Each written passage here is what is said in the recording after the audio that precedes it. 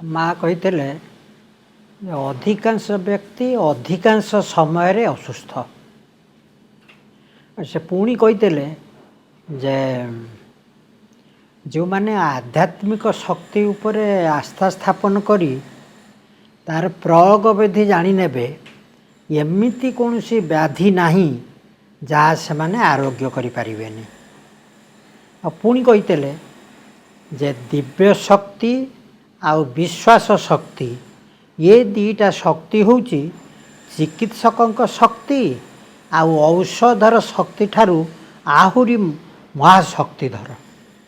तार तो विश्वास शक्ति आउ दिव्य शक्ति या उपरे आस्था रखिले एपरी कौन सी रोग नहीं जहाँ को आरोग्य करा जाई परिबने। अच्छा आपण मैंने सब शुणी थे आम कही था जे चिकित्सा करती डाक्तर किंतु आरोग्य करती ईश्वर। आपण मैंने हुए तो कहीं कहीं राजी न हो पारती जे डाक्तर तो चिकित्सा करेंगे से ईश्वरंकर कौन भूमिका अच्छी किंतु जो मैंने ये विषय तो भल रकम जानी से तांकर कौन सी संशय नहीं से कथा भिन्न। जो मानकर संशय अच्छी ए विषय से मानक मु कहूँ गोटे घटनाटी या से हूँ श्वेतकेतु उपाख्यान। कौन श्वेतकेतु उपाख्यान? श्वेतकेतु होती ऋषिपुत्र। तांको जेतेबेले 12 वर्ष बयस सेतेबेले तांको पिता तांको पठेले आउ गोटे गुरु आश्रम को शिक्षा लाभ करने। श्वेतकेतु गले गुरु आश्रम रे 12 वर्ष रहिले। 12 वर्ष जेतेबेले जाइथिले सेतेबेले ताको एतला 12 वर्ष जेतेबेले फेरी आसिले गुरु आश्रम रु शिक्षा लाभ करि सारी सेतेबेले ताको 24 वर्ष शिक्षा लाभ करि जेतेबेले फेरी आसिले ताको पिता लक्ष्य कले जे यार ये केमती गोटे ज्ञानमत्त हो जाइछि केमती गोटे बड़ गर्वी हो जाइछि ता निज ज्ञान रे। तेणु से कहले अच्छा हो या गोटे शिक्षा देवा पड़ो। तेणु तांको दिने कहले अच्छा श्वेतकेतु आ जीवा तो टिके बाहर को। बाप पु दिजन जाक गले। ये पिता श्वेतकेतु को लेकर गोटे बरगछ मूल को गले। बरगछ मूले बरफल सब पड़ी था। गोटे बरफल नहीं आइलु। श्वेतकेतु गोटे बरफल उठे आनले कहता फटई दे। फटई देले कहते कौन देखुचु ना बरफल आपण मैंने सब देखी थे। बरफल को फटई देले रिबी रिबी रिबी रिबी ता भीतरटा थाए। सी कहले हाँ एमती बिंदु बिंदु बिंदु बिंदु ये सब कौन सब देखुची ना तो गोटाए उठे आने से सब केमी बा उठेब कौन प्रकार नखरे श्वेतकेतु गोटाए नहीं आइले कहले ताकू फाड़ करदे। से को फाड़ हम तथापि से कौन प्रकार ताको फाड़ करदे। कहले या पर कौन देखुचु ना ना किसी देखिपारूनी ना कि देखिपारून ना ना ना ज्ञान होची एया। तू किंतु निश्चित भाव में स्वीकार करू जे यही जो बिंदु मात्र जो दानाटा तारी भितर एडे बड़ महाद्रुम एडे बड़ बरगछ होइछि। अच्छा तू मुझे पचारुचे कहलु तू जहाँ किछि शिखिनु ताकू केमिति शिखिबु जानिचु ना ना मैं जानी आमको गुरुदेव एमती किसी पढ़े ना जहाँ किसी जानिनु ताकू केमिति जानबू ता किसी शिखिचु ना ना गुरुदेव ता भी पढ़े ना एपर्यंत जहाँ कहीं चिंता करना ताकू केमिति चिंता करूँ से विषय शिक्षा लाभ करूँ ना गुरुदेव या भी किसी कही ना। अच्छा या भी जानीचु जे आमर जो सब ज्ञान प्रत्यंकर रही से सीमित ज्ञानर बाहर आउ गोटे वास्तव ज्ञानर एक विराट भंडार रही ज्ञानर महाबारिधि ये विषय तोर कौन से ज्ञान अच्छे कि ना मु तो ए विषय किसी जानी ना। ठीक ठीक सेमती तू जमी बर्तमान बरफल टिके देखी तार गोटे बिंदु मात्र दानारू ये महाद्रुम हो पारि बोली कल्पना करूँ किंतु होइछि। ठीक सेमती ज्ञान से या ज्ञान अकलनीय या कई कल पारे। तेणु श्वेतकेतुंकर सेठी शिक्षा हो गला आमे समस्ते जहाँ जानीचे ता बाहरे आहुरी गोटे विराट अजणा ज्ञानर गोटे अजणा राइज रही। तेणु ईश्वर रोग भल करि पारंती कि ना ଯାହାର ସେଇ ପ୍ରକାରର ଦୃଢ଼ ବିଶ୍ୱାସ ଅଛି ସେ ଭିନ୍ନ, ଯାହାର ସେ ବିଶ୍ୱାସ ନାହିଁ ସେମାନେ ଏଇ ବରଂ ଏଇଆ କହି ସନ୍ତୁଷ୍ଟ ହେବା ଉଚିତ ଯେ ମୁଁ ଜାଣିନି। ଇସ୍ରାଏଲର ଡାକ୍ତରମାନେ ଧର୍ମଘଟ କଲେ, ଧର୍ମଘଟ କରି ଡାକ୍ତରଖାନାକୁ ଯିବା ବନ୍ଦ କରିଦେଲେ। ଗଲା 7-8 ଦିନ ଆଉ ଡାକ୍ତରଖାନାକୁ ଚିକିତ୍ସକମାନେ ଗଲେନି, ଚିକିତ୍ସା ଚାଲିଲାନି। ସେଠି ଆମର ଯେମିତି ଏଠି ଯେଉଁ ପାରଲୌକିକ କାମ କରିବା ପାଇଁ ଯେଉଁ ଦଶାହ ଏକାଦଶାହ ଏମିତିଆ ସବୁ ପାରମ୍ପରିକ ପାଳନ ସବୁ ପାଇଁ ଯେମିତି ପୁରୋହିତମାନେ ଥାଆନ୍ତି, ତାଙ୍କର ବି ସେମିତି ଇହୁଦୀମାନଙ୍କର ବି ଥାଆନ୍ତି। ସେ ଇହୁଦୀମାନଙ୍କର ଯେ ପୁରୋହିତ, କେହି ଲୋକ ମଲେ ନେଇ ବୋଲି ତାଙ୍କର ଆଉ ଭଲ ବ୍ୟବସାୟ ଚାଲିଲାନି, ରୋଜଗାର ହେଲାନି। ସେମାନେ ସେଇଠୁ ଯାଇ ସରକାରଙ୍କ ସହିତ ସେମାନେ ନିଜେ ଡାକ୍ତରଙ୍କ ତରଫରୁ ଯାଇକିରି କେମିତି ଏଟା ସମାଧାନ ହେବ ସେମାନେ ଯାଇ ସମାଧାନ ପନ୍ଥା କରି ଡାକ୍ତର ଆଉ ସରକାରଙ୍କ ଭିତରେ ମିଳାମିଶା କରାଇଦେଲେ। ଧର୍ମଘଟ ଭାଙ୍ଗିଗଲା। ଜଣାପଡ଼ିଲା ଯେ ଯେଉଁ ସମୟରେ ଡାକ୍ତରମାନେ ଧର୍ମଘଟ କରିଥିଲେ ସେଇ ସମୟରେ କମ୍ ଲୋକ ରୋଗାକ୍ରାନ୍ତ ହୋଇଥିଲେ, କମ୍ ଲୋକ ମୃତ୍ୟୁବରଣ କରିଥିଲେ। ଆଶ୍ଚର୍ଯ୍ୟ କଥା, ଡାକ୍ତର ରୋଗୀ ଦେଖିନି, ଡାକ୍ତରଙ୍କ ଦ୍ୱାରା ଚିକିତ୍ସା ଚାଲିନି, ଅଥଚ ରୋଗ କମ୍ ହେଲା ଆଉ ରୋଗୀଙ୍କ ମୃତ୍ୟୁ କମ୍ ହେଲା। ୟା କେମିତି ସମ୍ଭବ? ତେଣୁ ତାକୁ ବିଶ୍ଳେଷଣ କରି କୁହାଗଲା ଯେ ନାଇଁ, ସେଇ ସମୟଟାରେ ଯେତେବେଳେ ଲୋକମାନେ ଦେଖିଲେ ଯେ ବର୍ତ୍ତମାନ ଡାକ୍ତର ଆଉ ନାହାନ୍ତି, ଚିକିତ୍ସା ଚାଲିବନି, ସେମାନେ ହୁଏତ ଅତ୍ୟନ୍ତ ଆର୍ତ୍ତି ଭାବରେ ଈଶ୍ୱରଙ୍କୁ ପ୍ରାର୍ଥନା କଲେ ଯେ ଆମକୁ ରକ୍ଷା କର। ନିଜର ବି ଚେତନା ଶକ୍ତି, ନିଜର ବି ଯେଉଁ ଶକ୍ତି ଅଛି ଚିନ୍ତା ଶକ୍ତି, ତାକୁ ମଧ୍ୟ ନିଜ ଉପରେ ପ୍ରୟୋଗ କଲେ ମୋତେ କେମିତି ରୋଗ ନ ହେଉ। ସେଇଆ ବୋଧହୁଏ କାରଣ। ଆଚ୍ଛା, ଆପଣମାନେ ଜାଣିଥିବେ ଯେ ଗୋଟେ ଗୋଟେ ରୋଗୀ ଥାଆନ୍ତି, ଯେତେବେଳେ ଡାକ୍ତର ରୋଗୀଙ୍କୁ ପରୀକ୍ଷା କରି କହିଦିଅନ୍ତି ଆଉ କିଛି କରିହେବନି, ତମେ ରୋଗୀକୁ ଘରକୁ ନେଇଯାଅ, ଭଗବାନଙ୍କୁ ଡାକ। କିନ୍ତୁ ଯେତେବେଳେ ଡାକ୍ତର ଶେଷ ବାଣୀ ଶୁଣେଇ ଦେଇଥାନ୍ତି ଆଉ କିଛି କରାଯାଇପାରିବନି, ଦେଖିଲା ବେଳକୁ ହଠାତ୍ କେତେକ ରୋଗୀ ଅଛନ୍ତି ସେ ହଠାତ୍ ତାଙ୍କର ଉନ୍ନତି ହୁଏ, ସ୍ୱାସ୍ଥ୍ୟର ଉନ୍ନତି ହୁଏ, ସବୁ ଭଲ ହୋଇଯାଆନ୍ତି। ଏମିତି ବି ଘଟଣା ଘଟିଛି ବା ଘଟୁଛି, ଯେମିତି ଡାକ୍ତରମାନେ ସନ୍ଧ୍ୟାବେଳେ କହିଯାଆନ୍ତି ତମେ ତ ପୁରା ଭଲ ହୋଇଗଲଣି, କାଲି ସକାଳେ ଘରକୁ ଚାଲିଯାଅ, ମୁଁ ଆଜି ଡିସଚାର୍ଜ ଟିକେଟ୍ ଲେଖିଦେଉଛି।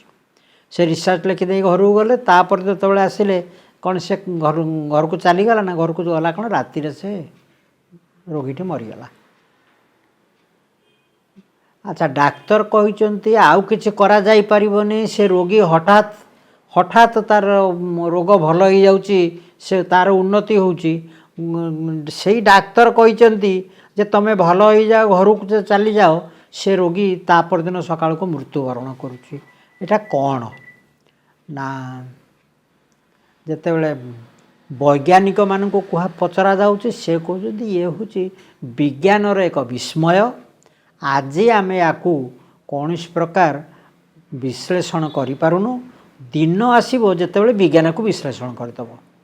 ଆଉ ଥୋକେ କହୁଛନ୍ତି ଘଟଣାଟା ତା ନୁହଁ, ଇଏ ହେଉଛି ବିଜ୍ଞାନର ସୀମିତତା ଉପରେ ଗୋଟେ ଉଚ୍ଚତର ଶକ୍ତିର ବିଜୟ। ତେଣୁ ଗୋଟେ କ'ଣ ଉଚ୍ଚତର ଶକ୍ତି ଅଛି ଯିଏକି ସେ ଆମର ସବୁ କ୍ରିୟାକୁ ସେ ନିୟନ୍ତ୍ରଣ କରୁଛି, ପ୍ରଭାବିତ କରୁଛି। ଆଚ୍ଛା, ଆମେ ଆଜି ଆଲୋଚନା କରିବା ଏତିକି କହି, ଏଇଟା ହେଉଛି ଏ ଆଲୋଚନାର ଉପକ୍ରମ।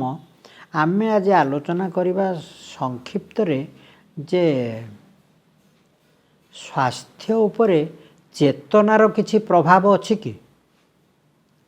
ଦେଖନ୍ତୁ, ସ୍ୱାସ୍ଥ୍ୟ ଉପରେ ଚେତନାର କିଛି ପ୍ରଭାବ ଅଛି କି? ଦୁଇଟା ଶବ୍ଦ, ଗୋଟାଏ ହେଉଛି ସ୍ୱାସ୍ଥ୍ୟ, ଗୋଟାଏ ହେଉଛି ଚେତନା। ସ୍ୱାସ୍ଥ୍ୟ ହେଉଛି ଚିକିତ୍ସା ବିଜ୍ଞାନୀମାନଙ୍କର ଶବ୍ଦ, ଚେତନା ହେଉଛି ଅଧ୍ୟାତ୍ମ ବିଜ୍ଞାନୀମାନଙ୍କର ଶବ୍ଦ। ଅଧ୍ୟାତ୍ମ ବିଜ୍ଞାନୀମାନେ ସେଇମାନେ ଚେତନା ଶବ୍ଦକୁ ବାରମ୍ବାର ବ୍ୟବହାର କରିଥାନ୍ତି, ଡାକ୍ତରମାନେ ତ ସ୍ୱାସ୍ଥ୍ୟ ଶବ୍ଦକୁ ବାରମ୍ବାର ବ୍ୟବହାର କରିବା ସ୍ୱାଭାବିକ। ତେଣୁ ଚାଲନ୍ତୁ प्रथमे आमे परिचित होबा यही दीटा शब्द विषय रे स्वास्थ्य आउ चेतना। स्वास्थ्य कौन? स्वास्थ्यर एमती गोटे संज्ञा दि जाइए जहाँ को देइचंती विश्व स्वास्थ्य संस्था संपूर्ण शारीरिक सुस्थता, संपूर्ण मानसिक सुस्थता, संपूर्ण सामाजिक सुस्थता। आउ थे कहूँ शारीरिक मानसिक एवं सामाजिक यही तीनिटार संपूर्ण सुस्थता होची स्वास्थ्य। अच्छा कहले आपण संपूर्ण शरीर संपूर्ण भावरे शारीरिक दृष्टिकोण सुस्थ रही पारिबे, संपूर्ण भावरे मानसिक दृष्टिकोण सुस्थ रही पारिबे, संपूर्ण भावरे सामाजिक दृष्टिकोण सुस्थ रही पारिबे। यह संभव नुहे कहीं ना अड़ुआटा हूँ संपूर्ण। आमे सबू किछि परिमाण रे शारीरिक दृष्टि सुस्थ, किछि परिमाण रे मानसिक दृष्टिकोण सुस्थ, किछि परिमाण रे सामाजिक दृष्टिकोण सुस्थ, संपूर्ण सुस्थ न।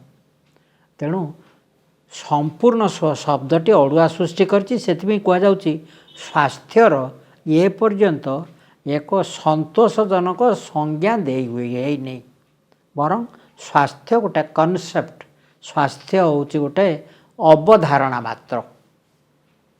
ये तापरे आमर जड़े भारतीय विज्ञानी चिकित्सा विज्ञानी से संयुक्त कले जे नाई शारीरिक सुस्थता, मानसिक सुस्थता, सामाजिक सुस्थता सांग को दरकार आध्यात्मिक सुस्थता। अच्छा जे अष्टादश शताब्दी आरंभ करी विंश शताब्दीर प्रथमार्ध पर्यंत ताहा थिला डाक्तर मानक पई सुवर्ण सुजोग, सुवर्ण जुग। सेटा कौन ना माइक्रोस्कोप उद्भावन हो गला, एंटीबायोटिक आविष्कृत हो गला, नाना प्रकार आधुनिक औषध सब आविष्कृत हो गला, विटामिन आविष्कृत हो गला, एंजाइम आविष्कृत हो गला, नाना प्रकार एक्सरे भाया परीक्षा निरीक्षा उपकरण सब बाहरी पड़ला ना, अति आधुनिक धरणर ऑपरेशन शल्योपचार आरंभ हो गला। तेणु डाक्तर माने यही जो 1.5 वर्ष काल डाक्तर माने हेंडी मारी बुलिले जे रोग बर्तमान आम काबू को आसीगला, कारण जहाँ को छुईले से रोगी भल होगा। बीतीगला विंश शताब्दीर प्रथमार्ध, कौन है द्वितीयार्धरे ना द्वितीयार्धरे उभाई पड़ा जहाँ को एबे कहा जाउची अणसंक्रामक आरोग्य होई पारु नथिबा व्याधि, जेमिति हृदरोग, उच्च रक्तचाप हाइपरटेंशन, तापरे होउची स्ट्रोक, गंठीबात, डायबिटीज, कैंसर, एमती रोग सब जो रोग गुड़ाक बर्तमान सब चली समस्ते आतंकित से रोग सब उभाई पड़े। अच्छा जो आंटीबायोटिक दिन गोटाए बटिकार रोगी भल हो जाऊला से आंटीबायोटिक को ये कौन से जीवाणु मानुना सी आउ काम करूनी, सी गोटे आतंक सृष्टि कलानी जे आंटीबायोटिक रेजिस्टेंट जीवाणु। अच्छा ये सेठू बर्तमान डाक्तर को आश्चर्य जे सबुठ बड़ समस्या होची स्ट्रेस, अस्वाभाविक मानसिक चाप आ सांकु ए रोग। तेणु जिते बड़े पचरागला कौन होइछि असुविधा ना, असुविधा होची आमे यही थिरे एकाग्र होई भूलीगले मन कथा, आमे मनु को पासरी पकईले। स्ट्रेसटा कौन वर्तमान बेल ना, आमे सकाळ उठी आगे कहूतले गुड मॉर्निंग गॉड, हे ईश्वर सुप्रभात, एबे कहूचु ओ गॉड इट इज मॉर्निंग, हे भगवान सकाळ हला मु कौन करी, एतिकी समस्या मते अपेक्षा करिछि। तेणु वर्तमान या परे वर्तमान आसीगला जे माइंड बॉडी मेडिसिन, मन ମାଇଣ୍ଡ ବଡ଼ି ମନ ଶାରୀରିକ ଭେଷଜ, ମନ ଆଉ ଶରୀରକୁ ନେଇକିରି ଯେଉଁ ଚିକିତ୍ସା ବିଜ୍ଞାନ ଏଇଟା ଆସିଗଲା। ଆଚ୍ଛା, ଯେତେବେଳେ ଏତିକି ଏବେ ଜାଣି ରଖନ୍ତୁ ଏହା ଯେ ମଣିଷର ରହିଛି ଦୁଇଟା ସତ୍ତା। ଗୋଟାଏ ସତ୍ତା ହେଉଛି ଦୃଶ୍ୟମାନ ସତ୍ତା, ଆଉ ଗୋଟିଏ ହେଉଛି ଅଦୃଶ୍ୟମାନ ସତ୍ତା। ଦୃଶ୍ୟମାନ ସତ୍ତା ହେଉଛି ଶରୀର, ଅଦୃଶ୍ୟମାନ ସତ୍ତା ହେଉଛି ମନ। ଯେଉଁ ଯାହା ଶରୀରଟାକୁ ଆମେ ଦେଖିପାରୁଛେ ବୋଲି ତାର ଆମେ ବେଶୀ ଯତ୍ନ ନେଇଥାଉ। ମଇଳା ଲାଗିଲେ ସଫା କରିଦେଉ, କେଶ ବଢ଼ିଗଲେ କ୍ଷୀର ହେଇଯାଉ, ଲୁଗା ମଇଳା ହେଇଗଲେ ତାକୁ ସଫା କରି ପକାଉ। ତେଣୁ ଆମେ ଶରୀରର ଯତ୍ନ ନେଉ, ଏଟାକୁ ଆମେ ଦେଖିପାରୁଛୁ। ତେଣୁ ମନକୁ ଦେଖିପାରୁନା, ମନର ଆମେ ଯତ୍ନ ନେଇପାରୁନା। ଆଉ ମନ ଅଧିକାଂଶ ସମୟରେ ଏବଂ ପ୍ରାୟତଃ ମନ ସବୁବେଳେ ଅବହେଳିତ ହେଇ ରହିଛି। ସବୁଯାକ ଇନ୍ଦ୍ରିୟ, ସବୁଯାକ ଅଙ୍ଗ, ସବୁଯାକ ସ୍ନାୟୁ ଏବଂ ମସ୍ତିଷ୍କ, ଏ ସବୁଯାକ ମିଶେଇଲେ ୟାର ଯେଉଁ ସମଷ୍ଟି, ଏ ସମଷ୍ଟିଠାରୁ ବହୁ ଊର୍ଦ୍ଧ୍ୱରେ ହେଉଛି ଚେତନା। ଆଚ୍ଛା, ଚେତନା ପୁଣି କ'ଣ? ଚେତନା ଶବ୍ଦଟାକୁ ଏ ପର୍ଯ୍ୟନ୍ତ କେବଳ ଅଧ୍ୟାତ୍ମ ବିଜ୍ଞାନୀମାନେ ତାକୁ ବ୍ୟବହାର କରି ଆସୁଛନ୍ତି। ଏବେ ବିଜ୍ଞାନୀମାନେ ଚେତନା ଭିତରକୁ ପଶିଲେଣି। କ'ଣ ନା ମନୋବିଜ୍ଞାନୀ, ଜୀବବିଜ୍ଞାନୀ, ମାନସିକ ରୋଗ ବିଶେଷଜ୍ଞ, ପଦାର୍ଥ ବିଜ୍ଞାନୀ, ଗଣିତ ବିଜ୍ଞାନୀ, ଦାର୍ଶନିକ, ଏ ସମସ୍ତେ ବର୍ତ୍ତମାନ ଚେତନା କ'ଣ ତାକୁ ଜାଣିବା ପାଇଁ ଚେଷ୍ଟା ଚଳାଇଛନ୍ତି। କିନ୍ତୁ ସେମାନେ ସିନା ଚେଷ୍ଟା ଚଳାଇଛନ୍ତି ଜାଣିବା ପାଇଁ, ଚେତନା କିନ୍ତୁ ଧରାଛୁଆଁ ଦେଉନି, ଚେତନା ତାର ଗୁମର ଖୋଲୁନି। ତେଣୁ ଚେତନା କ'ଣ ତା ଏ ପର୍ଯ୍ୟନ୍ତ ବିଜ୍ଞାନୀମାନେ ସମ୍ପୂର୍ଣ୍ଣ କ'ଣ ଆଂଶିକ ଭାବରେ ବି ଜାଣିନାହାନ୍ତି। ଖାଲି ଏତିକି କହୁଛନ୍ତି ଚେତନା ହେଉଛି ବୋଧହୁଏ, ହୁଏତ ଆମ ମସ୍ତିଷ୍କରେ ରହିଛି କୋଟି କୋଟି ସଂଖ୍ୟକ ସ୍ନାୟୁକୋଷ। ଚେତନା ବୋଧେ ସେଇ ସ୍ନାୟୁକୋଷ ଗୁଡ଼ିକର କେଉଁ ଅନ୍ଦି କନ୍ଦିରେ ତିଷ୍ଠିକିରି ରହିଛି, ବା ସେଇ ଯେଉଁ ସ୍ନାୟୁକୋଷ ଗୁଡ଼ିକର ଯେଉଁ ସୂତ୍ର ବାହାରିଛି, ଯେଉଁ ସୂତା ଭଳିଆ ସ୍ନାୟୁସୂତ୍ର ବାହାରିଛି, ତାରି ଭିତରେ ବି ବୋଧେ କେଉଁଠି ଚେତନା ରହିଛି। ତେଣୁ ଚେତନା ସ୍ନାୟୁ ତନ୍ତ୍ର ସହିତ ଜଡ଼ିତ, କିନ୍ତୁ କେଉଁ ପ୍ରକାରେ ଜଡ଼ିତ, କେଉଁଠି ଅଛି ତା ବିଷୟରେ ଏପର୍ଯ୍ୟନ୍ତ ବିଜ୍ଞାନୀମାନେ, ସ୍ନାୟୁ ବିଜ୍ଞାନୀମାନେ ଜାଣିପାରିଲେନି। ତଥାପି ସ୍ନାୟୁ ବିଜ୍ଞାନୀମାନେ କହୁଛନ୍ତି ଯେତେ ଚେତନା ହେଉଛି ମଣିଷର ସର୍ବୋଚ୍ଚ କ୍ରିୟା। ଯେତେବେଳେ ସ୍ନାୟୁକୋଷ ଗୁଡ଼ିକ ପାରସ୍ପରିକ କ୍ରିୟା ଆରମ୍ଭ କରିଦିଅନ୍ତି, ସେମାନଙ୍କର ଏ ପାରସ୍ପରିକ କ୍ରିୟାରୁ ଉଦ୍ଭବ ହୁଏ, ଉତ୍ସରିତ ହୁଏ ଚେତନା।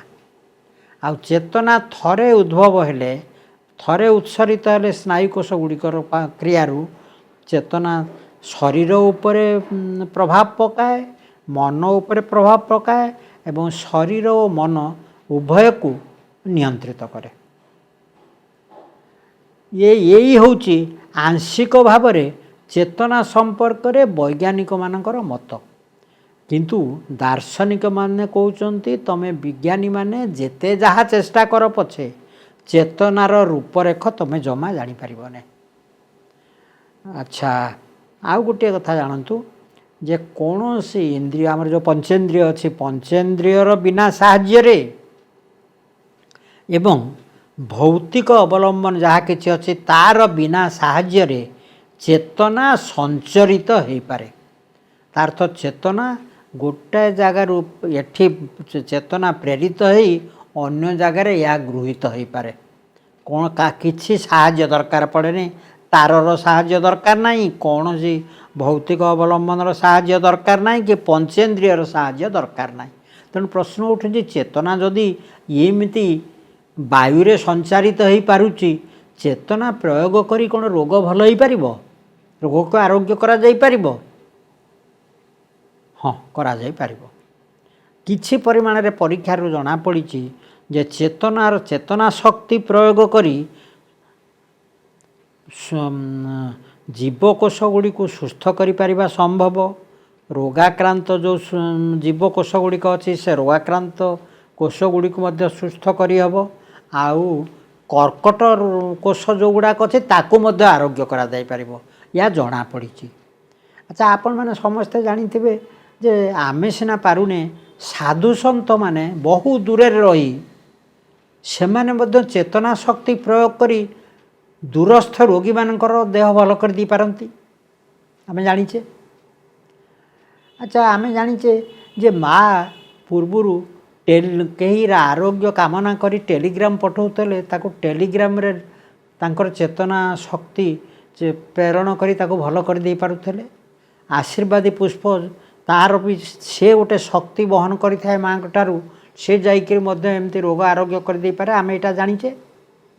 तेणु शक्ति चेतना शक्ति बा इच्छा शक्ति चिंता शक्ति याकू यही भाव में प्रेरण करा जाई दूरस्थ दूरस्थ कौन सी रोगी उपरे क्रिया करिपारे। सेथिपे ताकू याकू कहा जाउची यही प्रकार चिकित्सा को चेतना प्रेरण द्वारा चिकित्सा याकू कहा जाउची कॉन्शसनेस बेस्ड मेडिसिन चेतना भित्तिक चिकित्सा कॉन्शसनेस बेस्ड मेडिसिन याकू जेणु याकू गोटाए जगार प्रेरण करा जाई तार प्रभाव जना पड़ुची दूर रे थिबा अन्य कोनसी रोगी उपरे। तेणु याकू मध्य कहुची non local medicine. Local medicine वाला डाक्तर जाइकरी मो बेड पाखरे ठिया आइकरी मते परीक्षा करी चिकित्सा करुचंदी लोकल मेडिसिन। डाक्तर जै ताको घरे रही कौन प्रकार चेतना शक्ति प्रयोग करी मते भल करिवे एटा नॉन लोकल मेडिसिन। तेणु यहीटा हला consciousness based medicine non local medicine. आमे भी जदि खूब एकाग्र ही आम निज उपरे शक्ति प्रयोग करि परिबा ताहले कैंसर कोष गुड़ा को नष्ट कर दउथबा जो जीवकोष आम शरीर अछंती तांको संख्या वृद्धि पाइजिवो। आमे जदि तीव्र अभिप्सा करिबा अति आकुल भाव में चाहिबा ताले आम भी निज रोग को आमे भल कर दे परिबा। अच्छा एबे दि तीन उदाहरण शुणु। उदाहरण तांको ना होचे काशे। काशेंकर घर अमेरिकार केंटुकी रे। काशे को जेतेबेले 2 वर्ष 3 वर्ष बयस पिला सेतेबेले से ता बाप माँ को कहले जे माँ मु देखुची जण जनकर मुंड चारिपटे गोटे ज्योति बलय देखुची। से माने या पर कोनसी गुरुत्व देलेनी। तापर किछि दिन परे जड़े ज्योतिषमान सत्ता आसे आविर्भाव हेले से पिलाटी सामने आविर्भाव हेई ताकले तुमठो कौन चाहूचु ना मु चाहूची मु केमती रोग भल कर दे पारिबी ना। अच्छा थिले जने आल लेनी बोली से समोहन चिकित्सा करते से आल लेनी से ये जो काशेंको उपरे समोहन शक्ति प्रयोग कले एवं काशेंकर होता गोटे गला रोग और कंठस्वर परिवर्तित हो जाता तांकर ये समोहन शक्ति प्रयोग फल तांकर गला रोग भल हो गला आउ तांकर कंठस्वर साधारण हो गला सुस्थ हो गला। तापरे आल लेनी कहले काशे को एबे तू तो जानिदेलु तू एबे यही शक्ति प्रयोग कर रोगी मानक प्रति। से रोगी मानक प्रति निजर ये समोहनी शक्ति प्रयोग कले जहाँफल रोगी एते हेले जे लिखी जे प्रथम प्रथम रोगी दिन को होते 6टा दिने दिने आसिले 1380टा रोगी। से रोगी एते पर चाप पड़ला से अचेत ही मरीगले काशे। आ गोटे पिला तार होता ग्लायोब्लास्टोमा मल्टीफर्मी बोली गोटे कैंसर। से कैंसर मस्तिष्क रे ग्लायोब्लास्टोमा मल्टीफर्मी ये कैंसर हेले रोगी मरिबा निश्चित से शैशव ही मरिबा निश्चित। से तार माँ पिलाटी नहीं कि न्यूरोसर्जन पाक गले न्यूरोसर्जन तार खपुरी खोली तार ऑपरेशन कले 3-4 थर ऑपरेशन है किसी फायदा हलानी। सेतेबेले जड़े थिले पदार्थ विज्ञानी तात्विक पदार्थ विज्ञानी तांको ना होची निकोलाई लेभासोव। से निकोलाई लेबासोव पाखु गले सी से चेतना शक्ति प्रयोग कले यही झीटी उपरे जहाँ होता ग्लायोब्लास्टोमा धीरे धीरे देखागला जे से जो ट्यूमरटा होता जो कैंसरटा होता मस्तिष्क पिलाटर मस्तिष्क से आस्ते आस्ते तरलिबा को आरंभ कलानी तापर किछि दिन परे से अर्बुदटा जो आबुटा ट्यूमरटा से पूरापूरी भल हो गला तेणु ये जो लेभासोव निकोलाई लेभासोव जो चेतना शक्ति प्रयोग कले से पिलाटी उपरे से चेतना शक्तिर प्रभाव रे तार कैंसर भल हो गला यदि डाक्तर माने कहले जे नहीं यार किछि प्रभाव पड़बने डाक्तर माने भी कहीते जे हुए तो हो पारे तार ट्यूमरटा मिलगला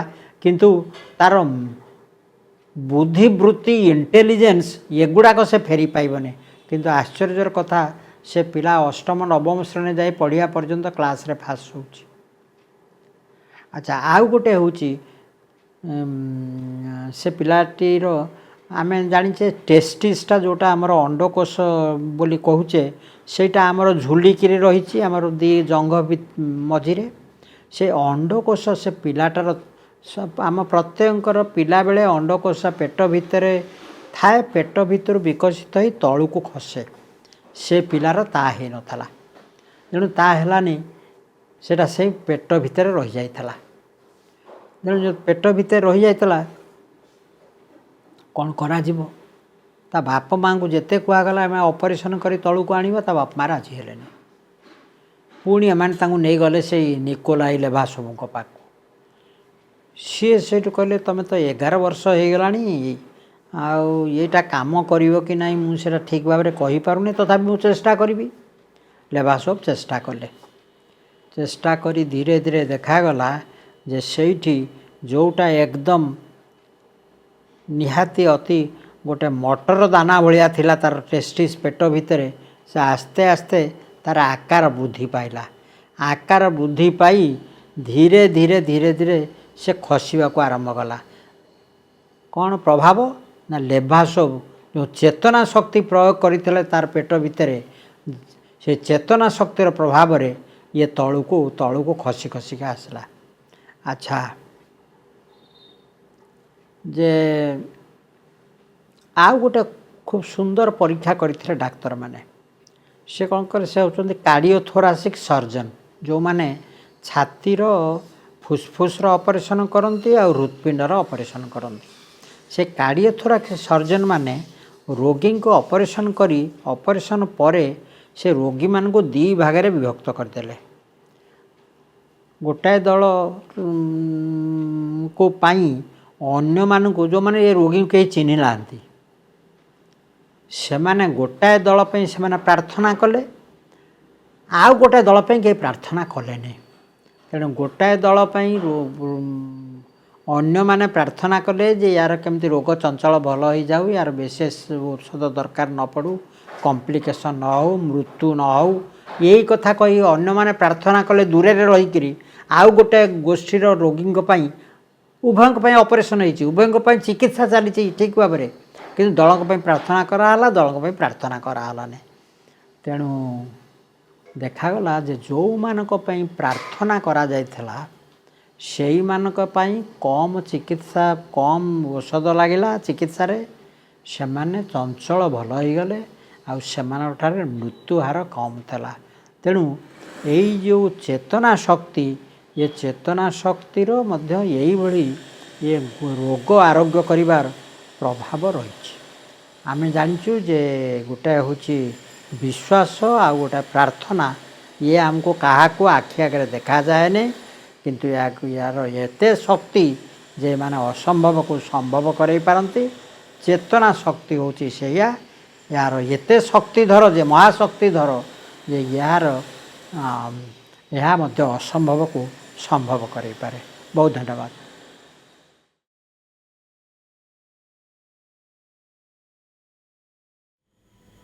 श्रीमा श्री अरविंद आज समस्त मातृप्रेमी भाई भौणी मान मोर सादर अभिनंदन। आम आज जो विषय वस्तु आलोचना करने जाऊँगी ताकि जनस्वास्थ्य समस्या गुड़ को मुकाबला करने चेतनार भूमिका कौन। प्रथम बुझा पड़ो जे जनस्वास्थ्य अर्थ कौन एवं चेतना अर्थ कौन एवं चेतना आमको केमिति जनस्वास्थ्य समस्या गुड़ी को समाधान करिबार साहाय्य करिवो। आमर पार्थिव जगत रे जो जीवन यात्रा चली तार दुईटी मुख्य द्वार अच्छी। गोटे अच्छे जन्म जो थे आम पृथ्वी पृष्ठ को आसुचु, आ गोटे हूँ मृत्यु जो आम मोर पंचभूतर शरीर पंचभूत लीन हो जाऊँगी। जन्म पूर्व और जन्म पर घटना आमको जना ना। यही दुईटी द्वार जन्म मृत्यु द्वार मध्य समस्ते चाहती जीवन यात्राटी अत्यंत सुखकर हो, सुस्थतर हो एवं जड़े मनीष केवे भी चाहे ना अल्प दिन में मृत्युवरण करू बोली, रोग बागरे पड़ू बा जंत्रण दग्ध हो, हंतसंत हो जीवन बंचापी कहीं चाहती ना। एवं उपनिषद लिखाई ईश्वरपनिषद लिखाई जे जड़े काम करू करू ये जीवन रे धराधाम 100 वर्ष बंचापी इच्छा पोषण कर 100 वर्ष से ये सुस्थ बंचब जे यही परमेश्वर जगत टी खूब सुंदर भाव उपभोग कर। आमर बहुत दिन आगु जदि आम जनस्वास्थ्य कथा कहवा, जनस्वास्थ्य विज्ञान जड़े रोगीर रोग आरोग्य विधान को बुझाए ना, यह बुझाए गोटे गोष्ठी गोटे समाज रे बा गोटे देश रे जेते लोक रोचंती बसवास करछंती समस्ते केमिति सुस्थ रे बंचिबे और समस्ते को खुशी रे बंचिबे।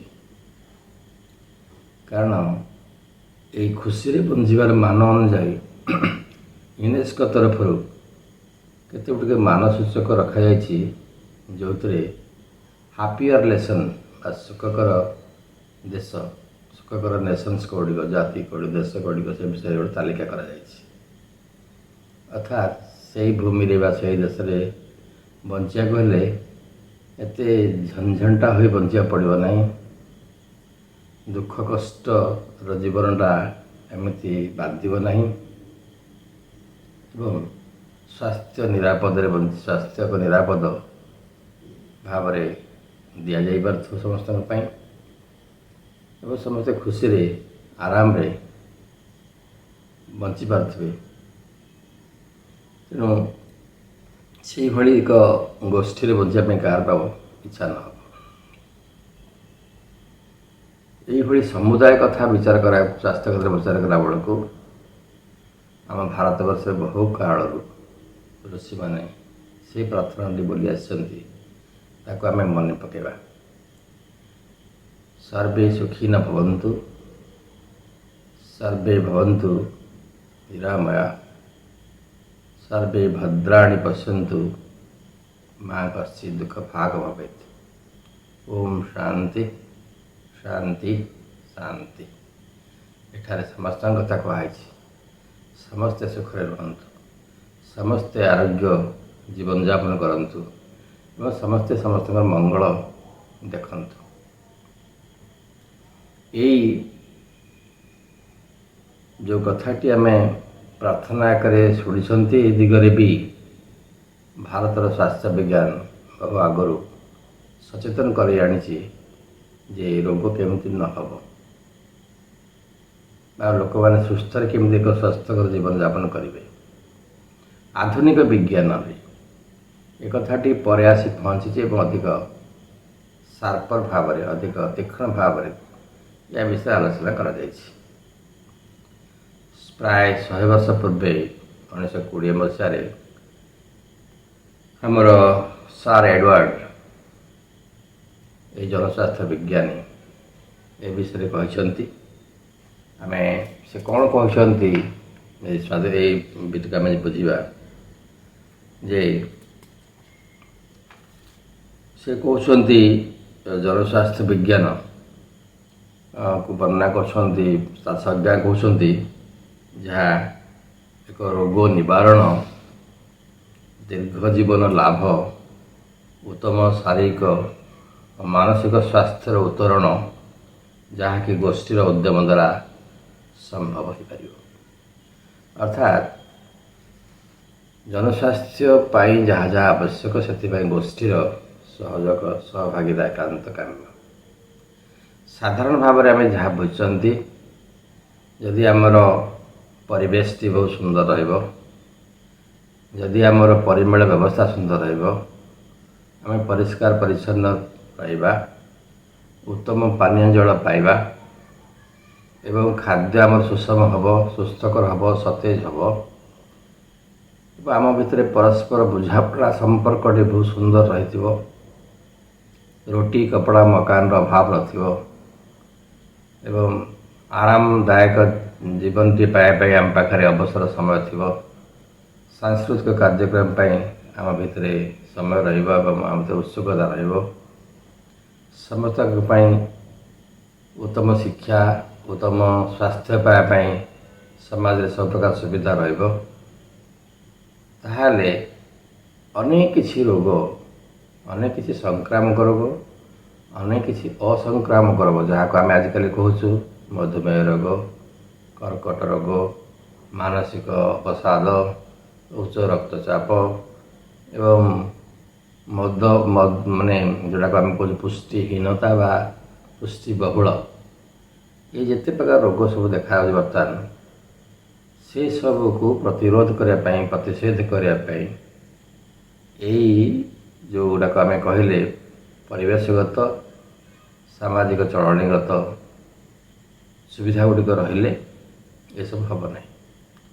ଅର୍ଥାତ୍ ରୋଗ ନ ହେବା ଉପରେ ବହୁତ ଜୋର ଦିଅନ୍ତି ଜନସ୍ୱାସ୍ଥ୍ୟ ବିଜ୍ଞାନରେ।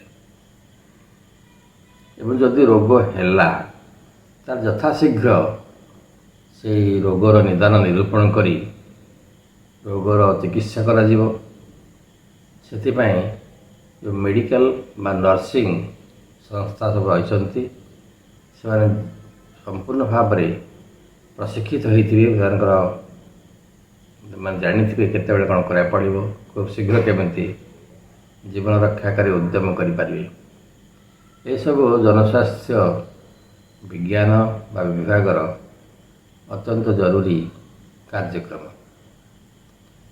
ଏବଂ ଆହୁରି ଅନେକ ବହୁତ ଖୁବ୍ ଅଳ୍ପ ଦିନ ଭିତରେ 100 ବର୍ଷ ଭିତରେ ଅନେକ କିଛି ଘଟଣା ଘଟିଛି ଜନସ୍ୱାସ୍ଥ୍ୟ ବିଜ୍ଞାନରେ।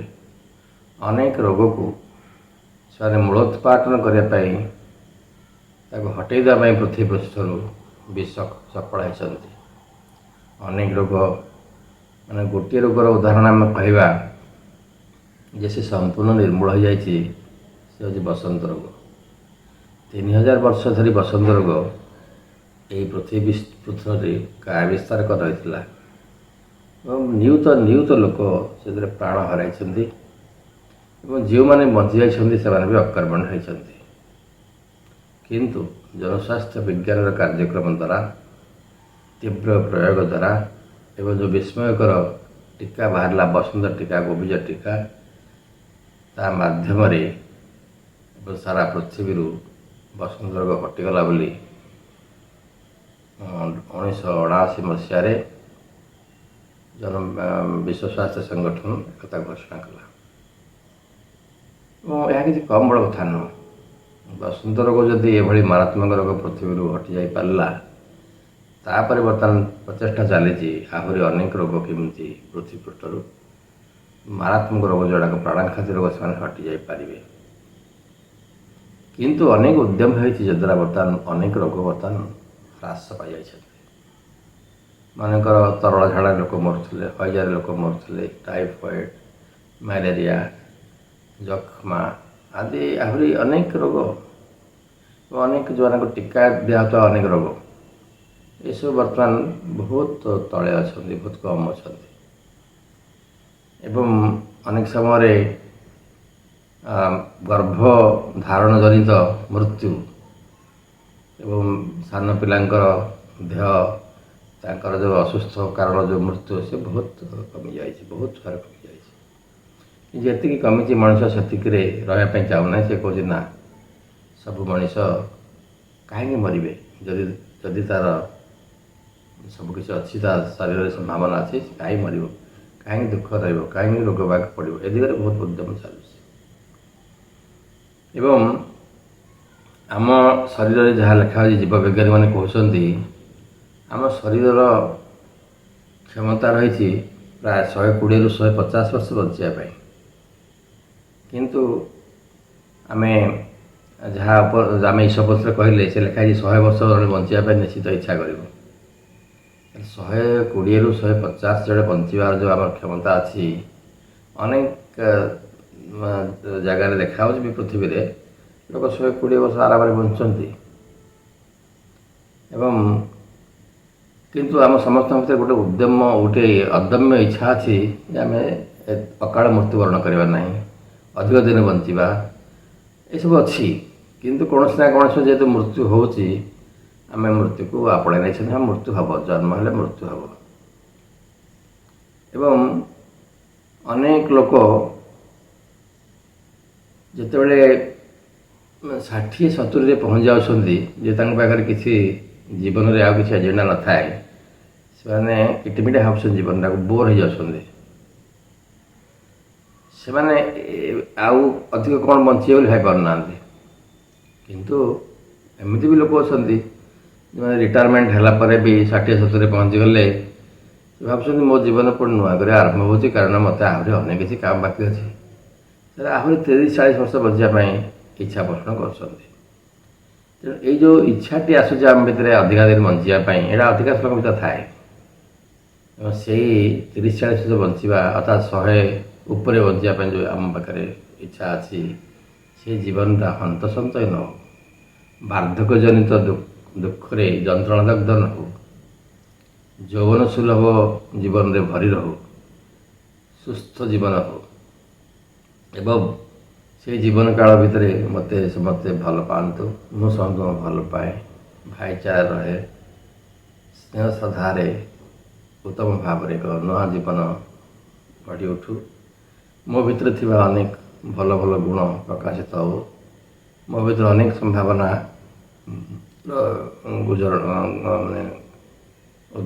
ଉତ୍ତରଣ ହେଉ। ଏସବୁ ଯଦି ହେଲା ତାହେଲେ ଜୀବନଟି ସଫଳ ଜୀବନ ବୋଲି ଆମେ କହିବା। ଏବଂ ଏଇଭଳିଆ ଏକ ଜୀବନ ପାଇଁ,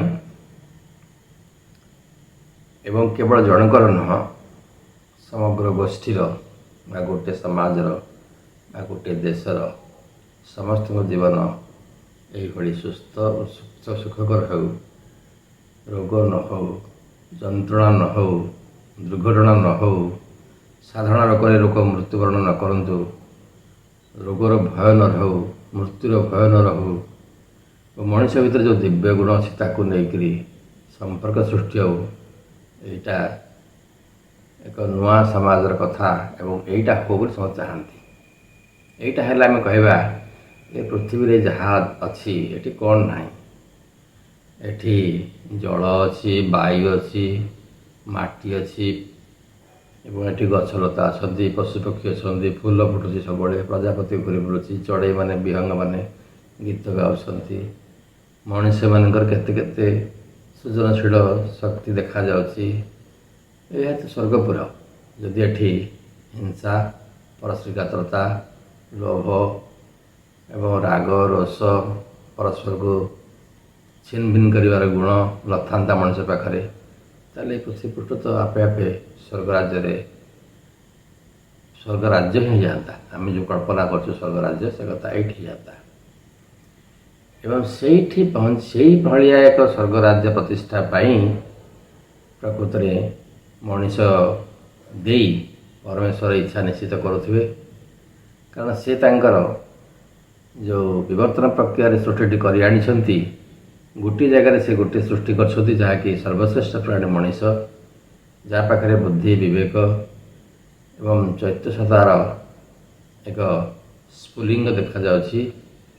ସେଇଠି ସେ ଭାବୁଛନ୍ତି ଏଇଠି ଗୋଟେ ଗିୟର ବକ୍ସ ଲାଗିଗଲା, ଯଦ୍ୱାରା କି ସେଇ ତାଙ୍କର ବିବର୍ତ୍ତନ ପ୍ରକ୍ରିୟାଟି ବର୍ତ୍ତମାନ କ୍ଷୁଦ୍ର ଗତିରେ ଆଗକୁ ଉତ୍ତରଣ କରିବ ଏବଂ ଯେଉଁ ସ୍ୱର୍ଗ ରାଜ୍ୟ କଥା ମଣିଷ ପରିକଳ୍ପନା କରିପାରୁଛି, ସେହି ସ୍ୱର୍ଗ ରାଜ୍ୟ ଏଠାରେ ପ୍ରତିଷ୍ଠିତ ହୋଇପାରିବ।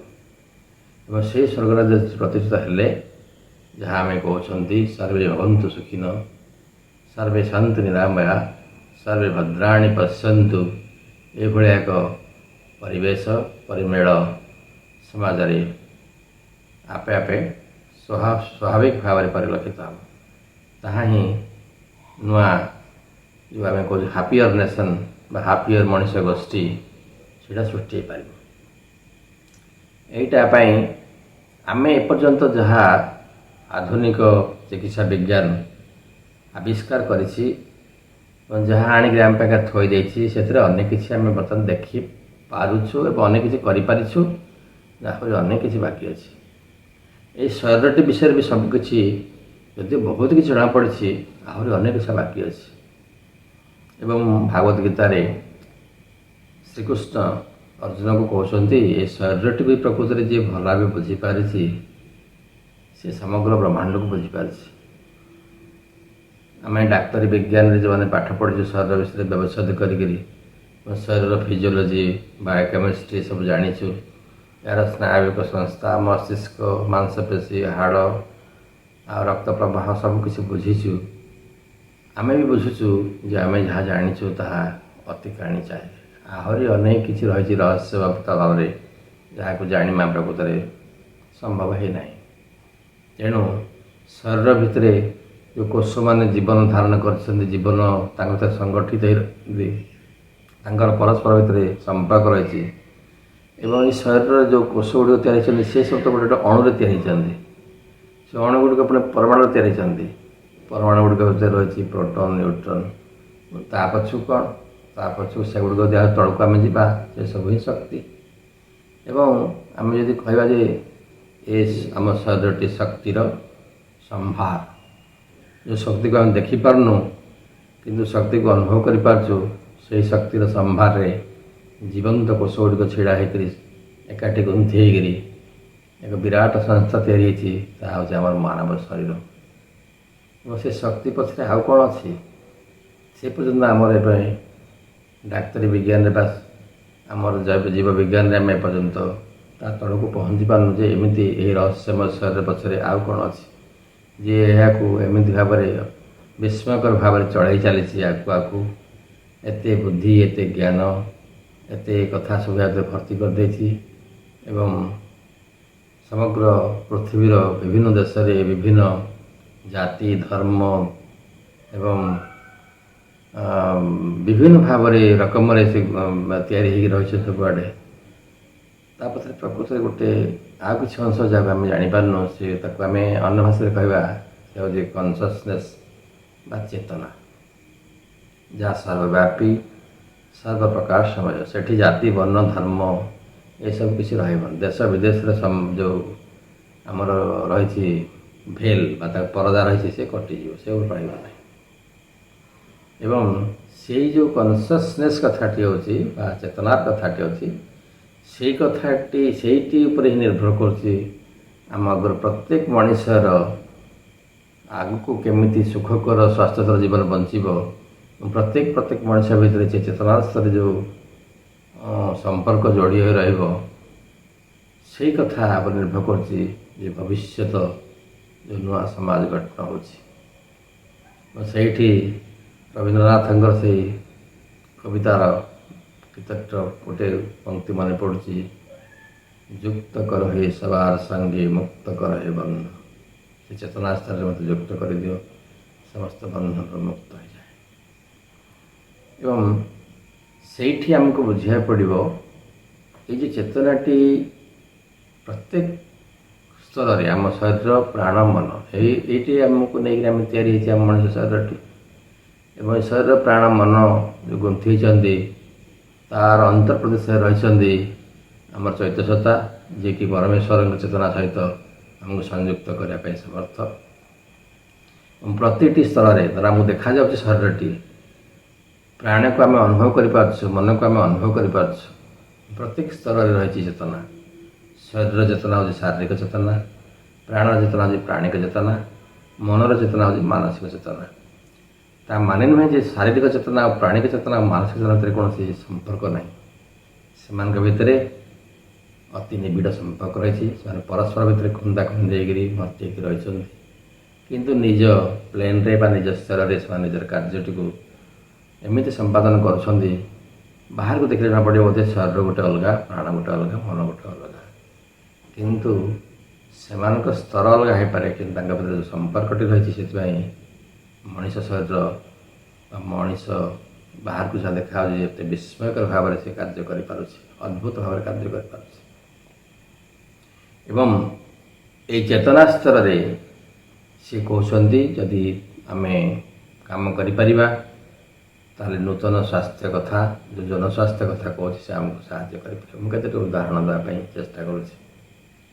ମନେକର ଗୋଟିଏ ସମାଜରେ ଏଭଳି ଏକ ଚେତନାର ସ୍ତର ସୃଷ୍ଟି ହେଲା ଯେଉଁଠି ପରିବେଶଟି ଅତି ଶାନ୍ତ, ମଧୁର, ସୁନ୍ଦର ହୋଇ ରହିଲା।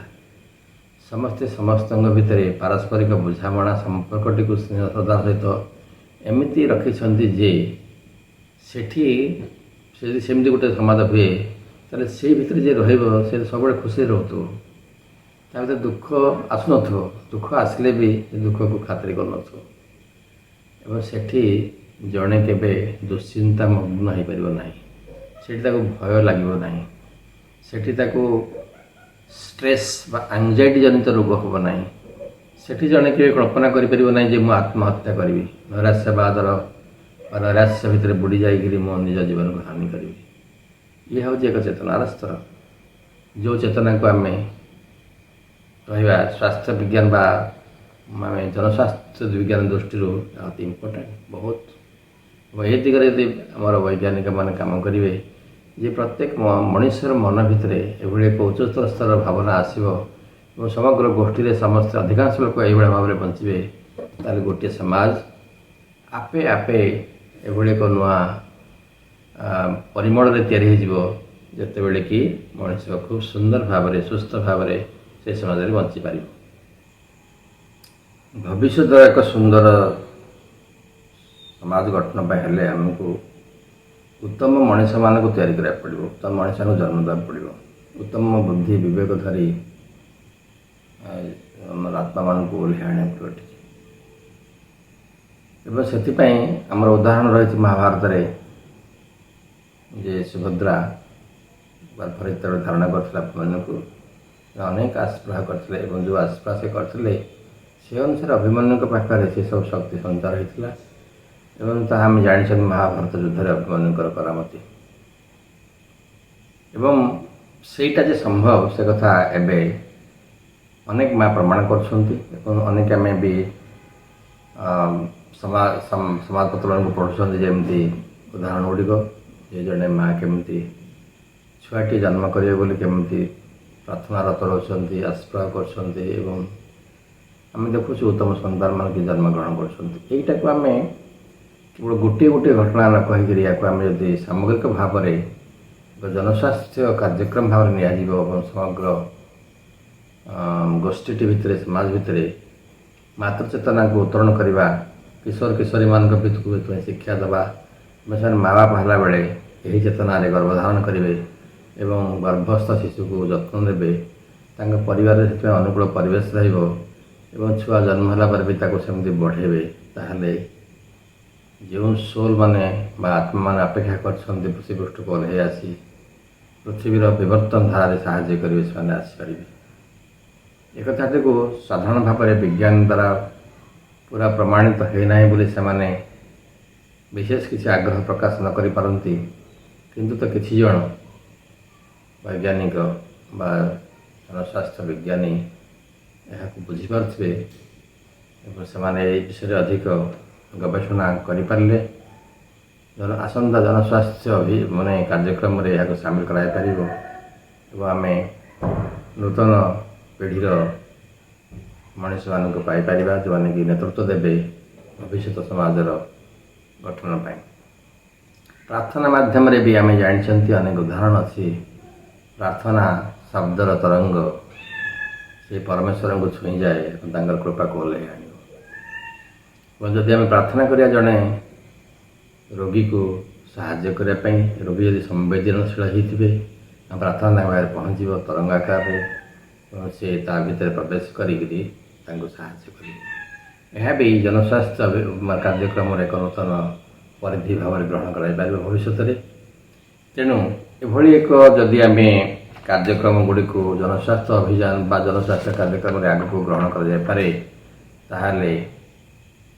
आम जो नुआ भविष्य सुंदर सुस्थतर समाज भी गठन करने चाहते भावुँ आसो निश्चित भाव में आसो।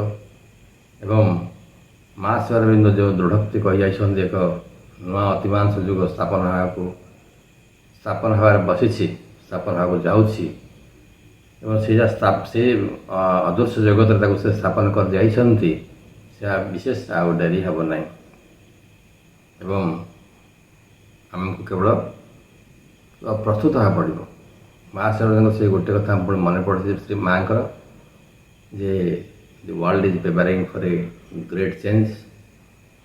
Will you help?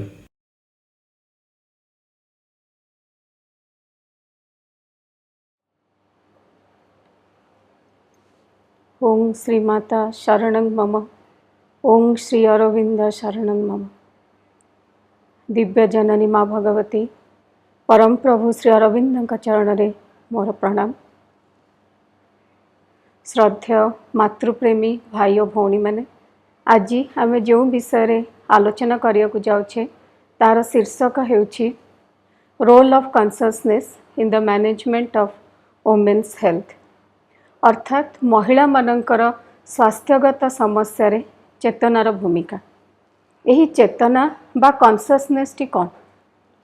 आम मस्तिष्कर सचेतन जाग्रत अवस्था, आम मनर विविध चिंताराजी, आम इंद्रिय मानकर अनुभूति सकल, परिवेश और परिस्थिति उपरे आमर निजस्व मतामत, ए सबुर समाहार को आम चेतना बोली कहि परिबा कि? साधारण व्यावहारिक अर्थरे यह आमर चेतना, किंतु आध्यात्मिक अर्थरे चेतना को एक अन्य रूप रे प्रकाश करा जाए।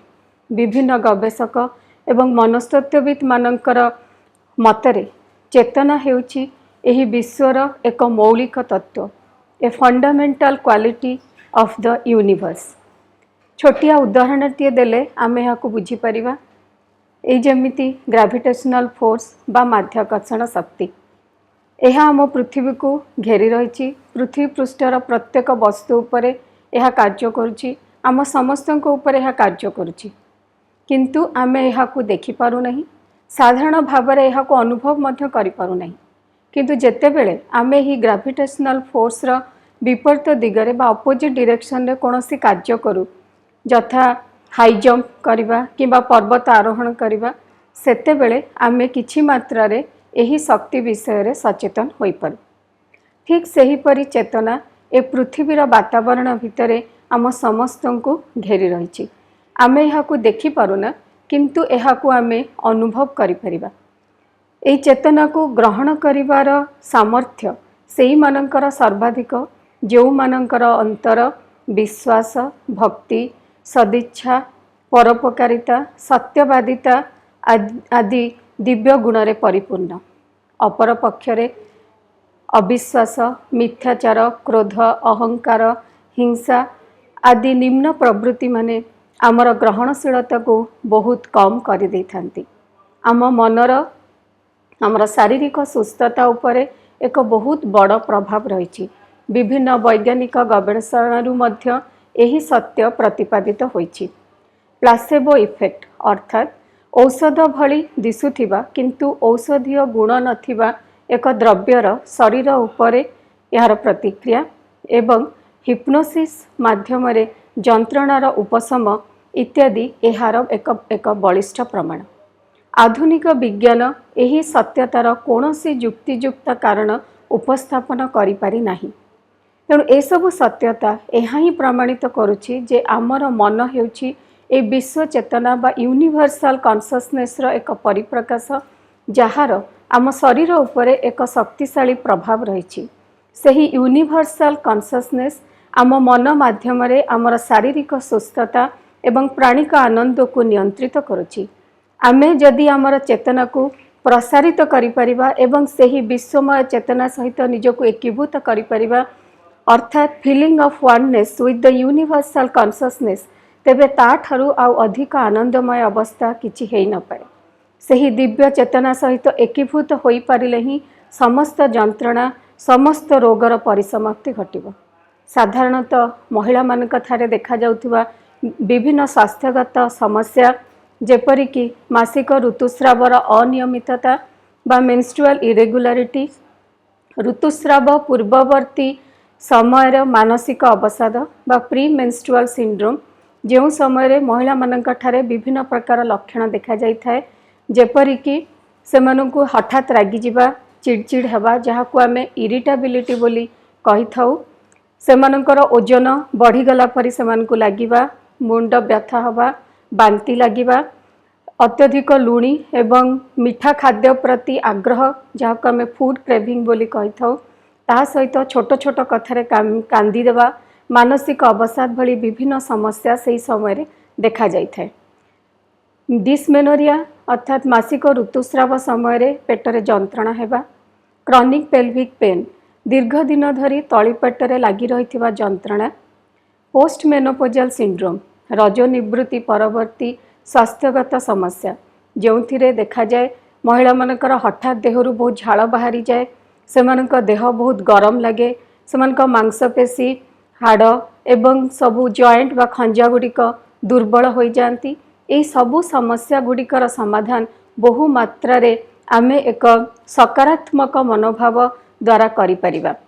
सकारात्मक चेतना बा पॉजिटिव कॉन्शसनेस आम शरीर उपरे कार्य करि परिबो जदि आमर मन एहा प्रति ग्रहणशील बा रिसिप्टिव हेबो जो शक्ति आम भितर कार्य करिबो आमे ताहाकू निज भितरे अंतरे स्वागत करिबा ताकू आम भितरे निर्विघ्न रे कार्य करिबाकू देबा एवं यह सेतिकी बेले संभव जेते बेले आम मन संपूर्ण रूप से नीरव रहिबो एवं भगवत कृपा उपरे आमर संपूर्ण अखंड विश्वास रहिबो।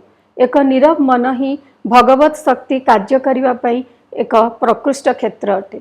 आमे आम मन मध्यरे कोनोसी प्रकार नेगेटिव थॉट्स बा नकारात्मक चिंता को प्रवेश करने को देबा नहीं।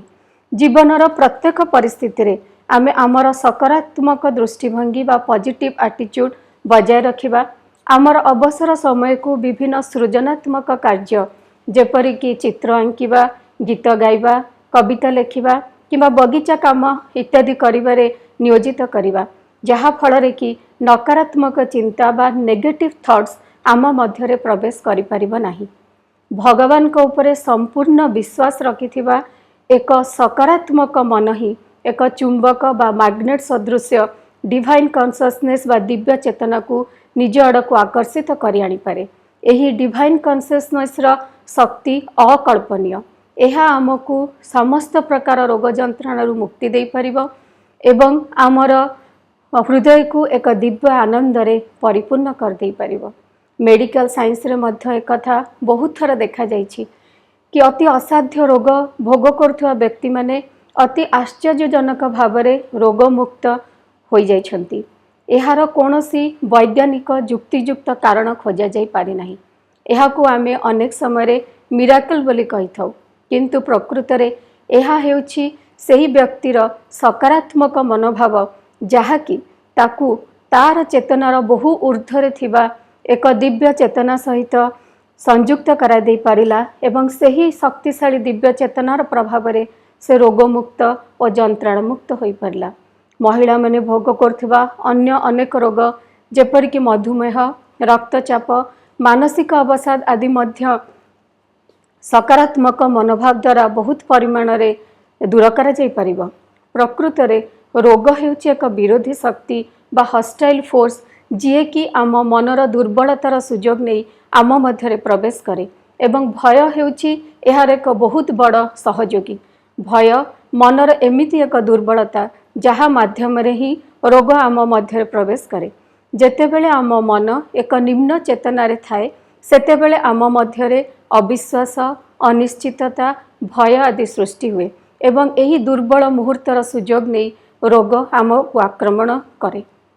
तेणु आमे ए प्रकार निम्न तर चिंता आम भितर सृष्टि हेबा मात्रे आमे से सब को प्रत्याख्यान करदबा एवं आमर चेतना को एक उच्चतर दिव्य चेतना आड़ को खोली धरिबा, जहा फल से ही डिवाइन कॉन्शियसनेस आमको पॉजिटिव वाइब्रेशंस जेमिति कि आमर उत्साह, उद्दीपना, आग्रह एवं आनंद रे भरी देबे।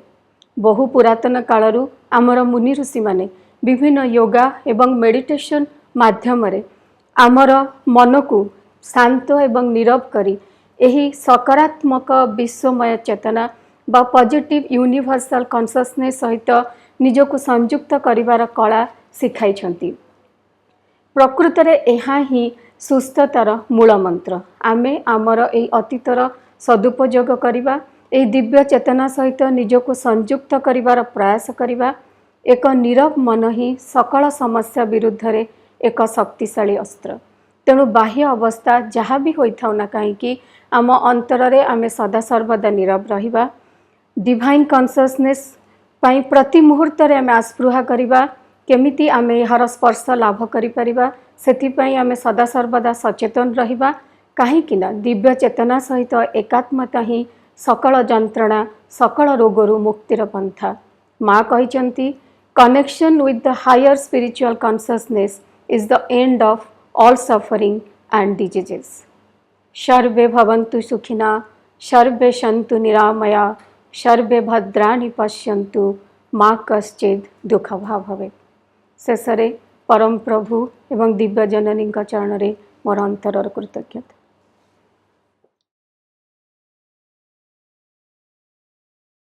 परमा दिव्य जननी माँ परम प्रभु श्री अरविंद उपस्थित समस्त मातृ अभिप्सु भाई भौणी माने मोर हृदयर प्रणाम, स्वागतम, वंदे मातर।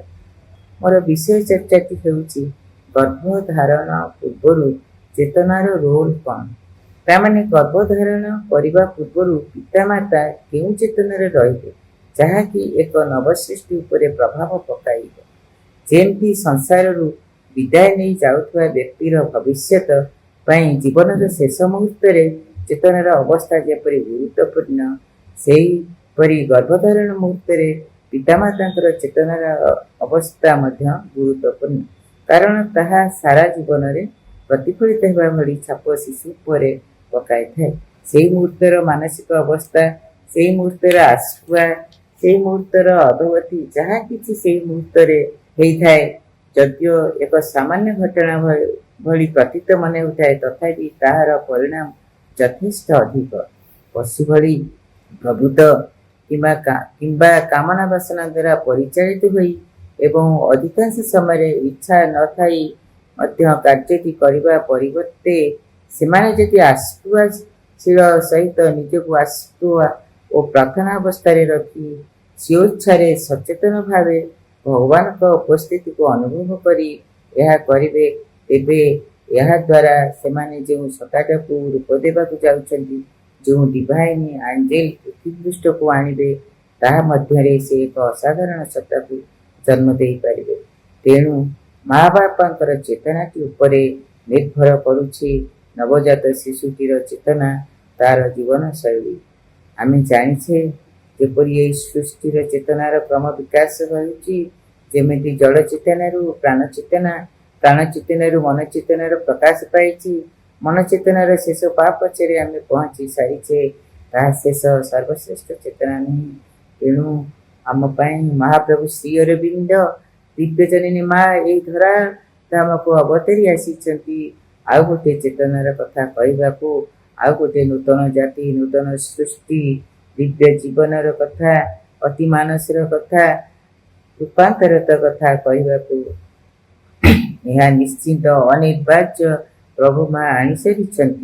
से आमको सहज आमर सहयोग चाहूँगी, जो मैंने सहयोग दे पारिबे, सेथिपाई से दिव्य सत्ता मानकू आनिबा पई माँ बापांकर अवदान बहुत आवश्यकता सेमानक पई यह एक ग्रेट चैलेंज यही प्रयास करबा दरकार गोटे सुंदर सुस्थ मूल्यवान सचेतन सत्ताटी आनिबा पई सेमानकर संपूर्ण डिटरमिनेशन और डेडिकेशन दरकार गोटे गोटे दिव्य सत्ता को पृथ्वी पृष्ठ को आनिबा ठारू आउ एमिति किछि स्पेशल नाही माँ बापांकर सचेतन हेई एई कार्यटी करिबा दरकार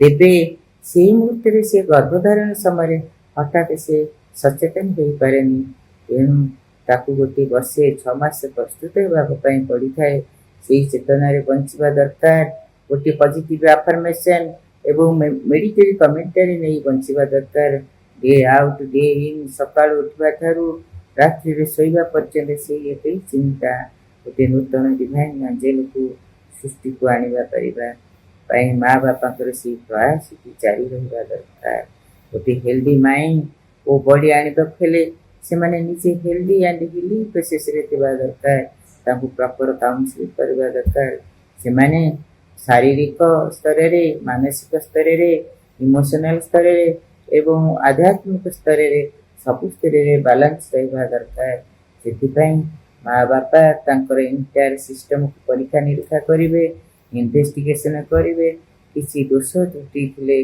ताकू रेक्टिफाई करिवे आमे जानिछे जेमति मेदबहुल मधुमेह रक्तचाप थायराइड एनीमिया पीसीओडी भली कॉमन डिजीज रे आजिकल समस्त प्राय पीड़ित होती ताहा गर्भावस्था एवं प्रस्तुति समय माँ और शिशु पर बहुत इम्पैक्ट पकाई थाए विपद संकुलित अवस्था को नहीं आए जदि ठीक नकरिबा तेबे माँ शिशुटीर जीवन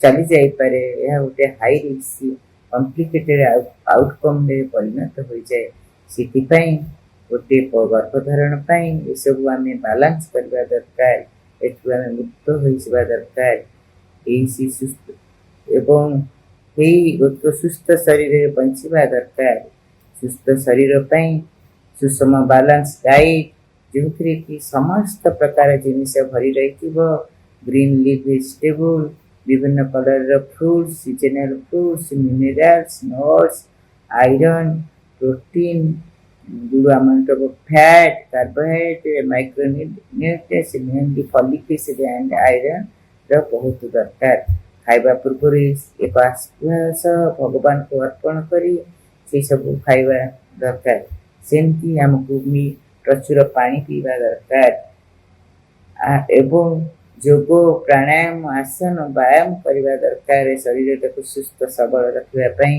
एटलिस्ट आधा घंटा चलिए ब्रीदिंग एक्सरसाइज करेंगे ओंकार नाम जप सब करेंगे सबुला शोवा भी भल से एटलिस्ट 7 घंटा शोवा दरकार जोटा कि आमर ब्रेन सेल को रेस्ट देव मस्तिष्क रे शांति एवं स्थिरता आनी पार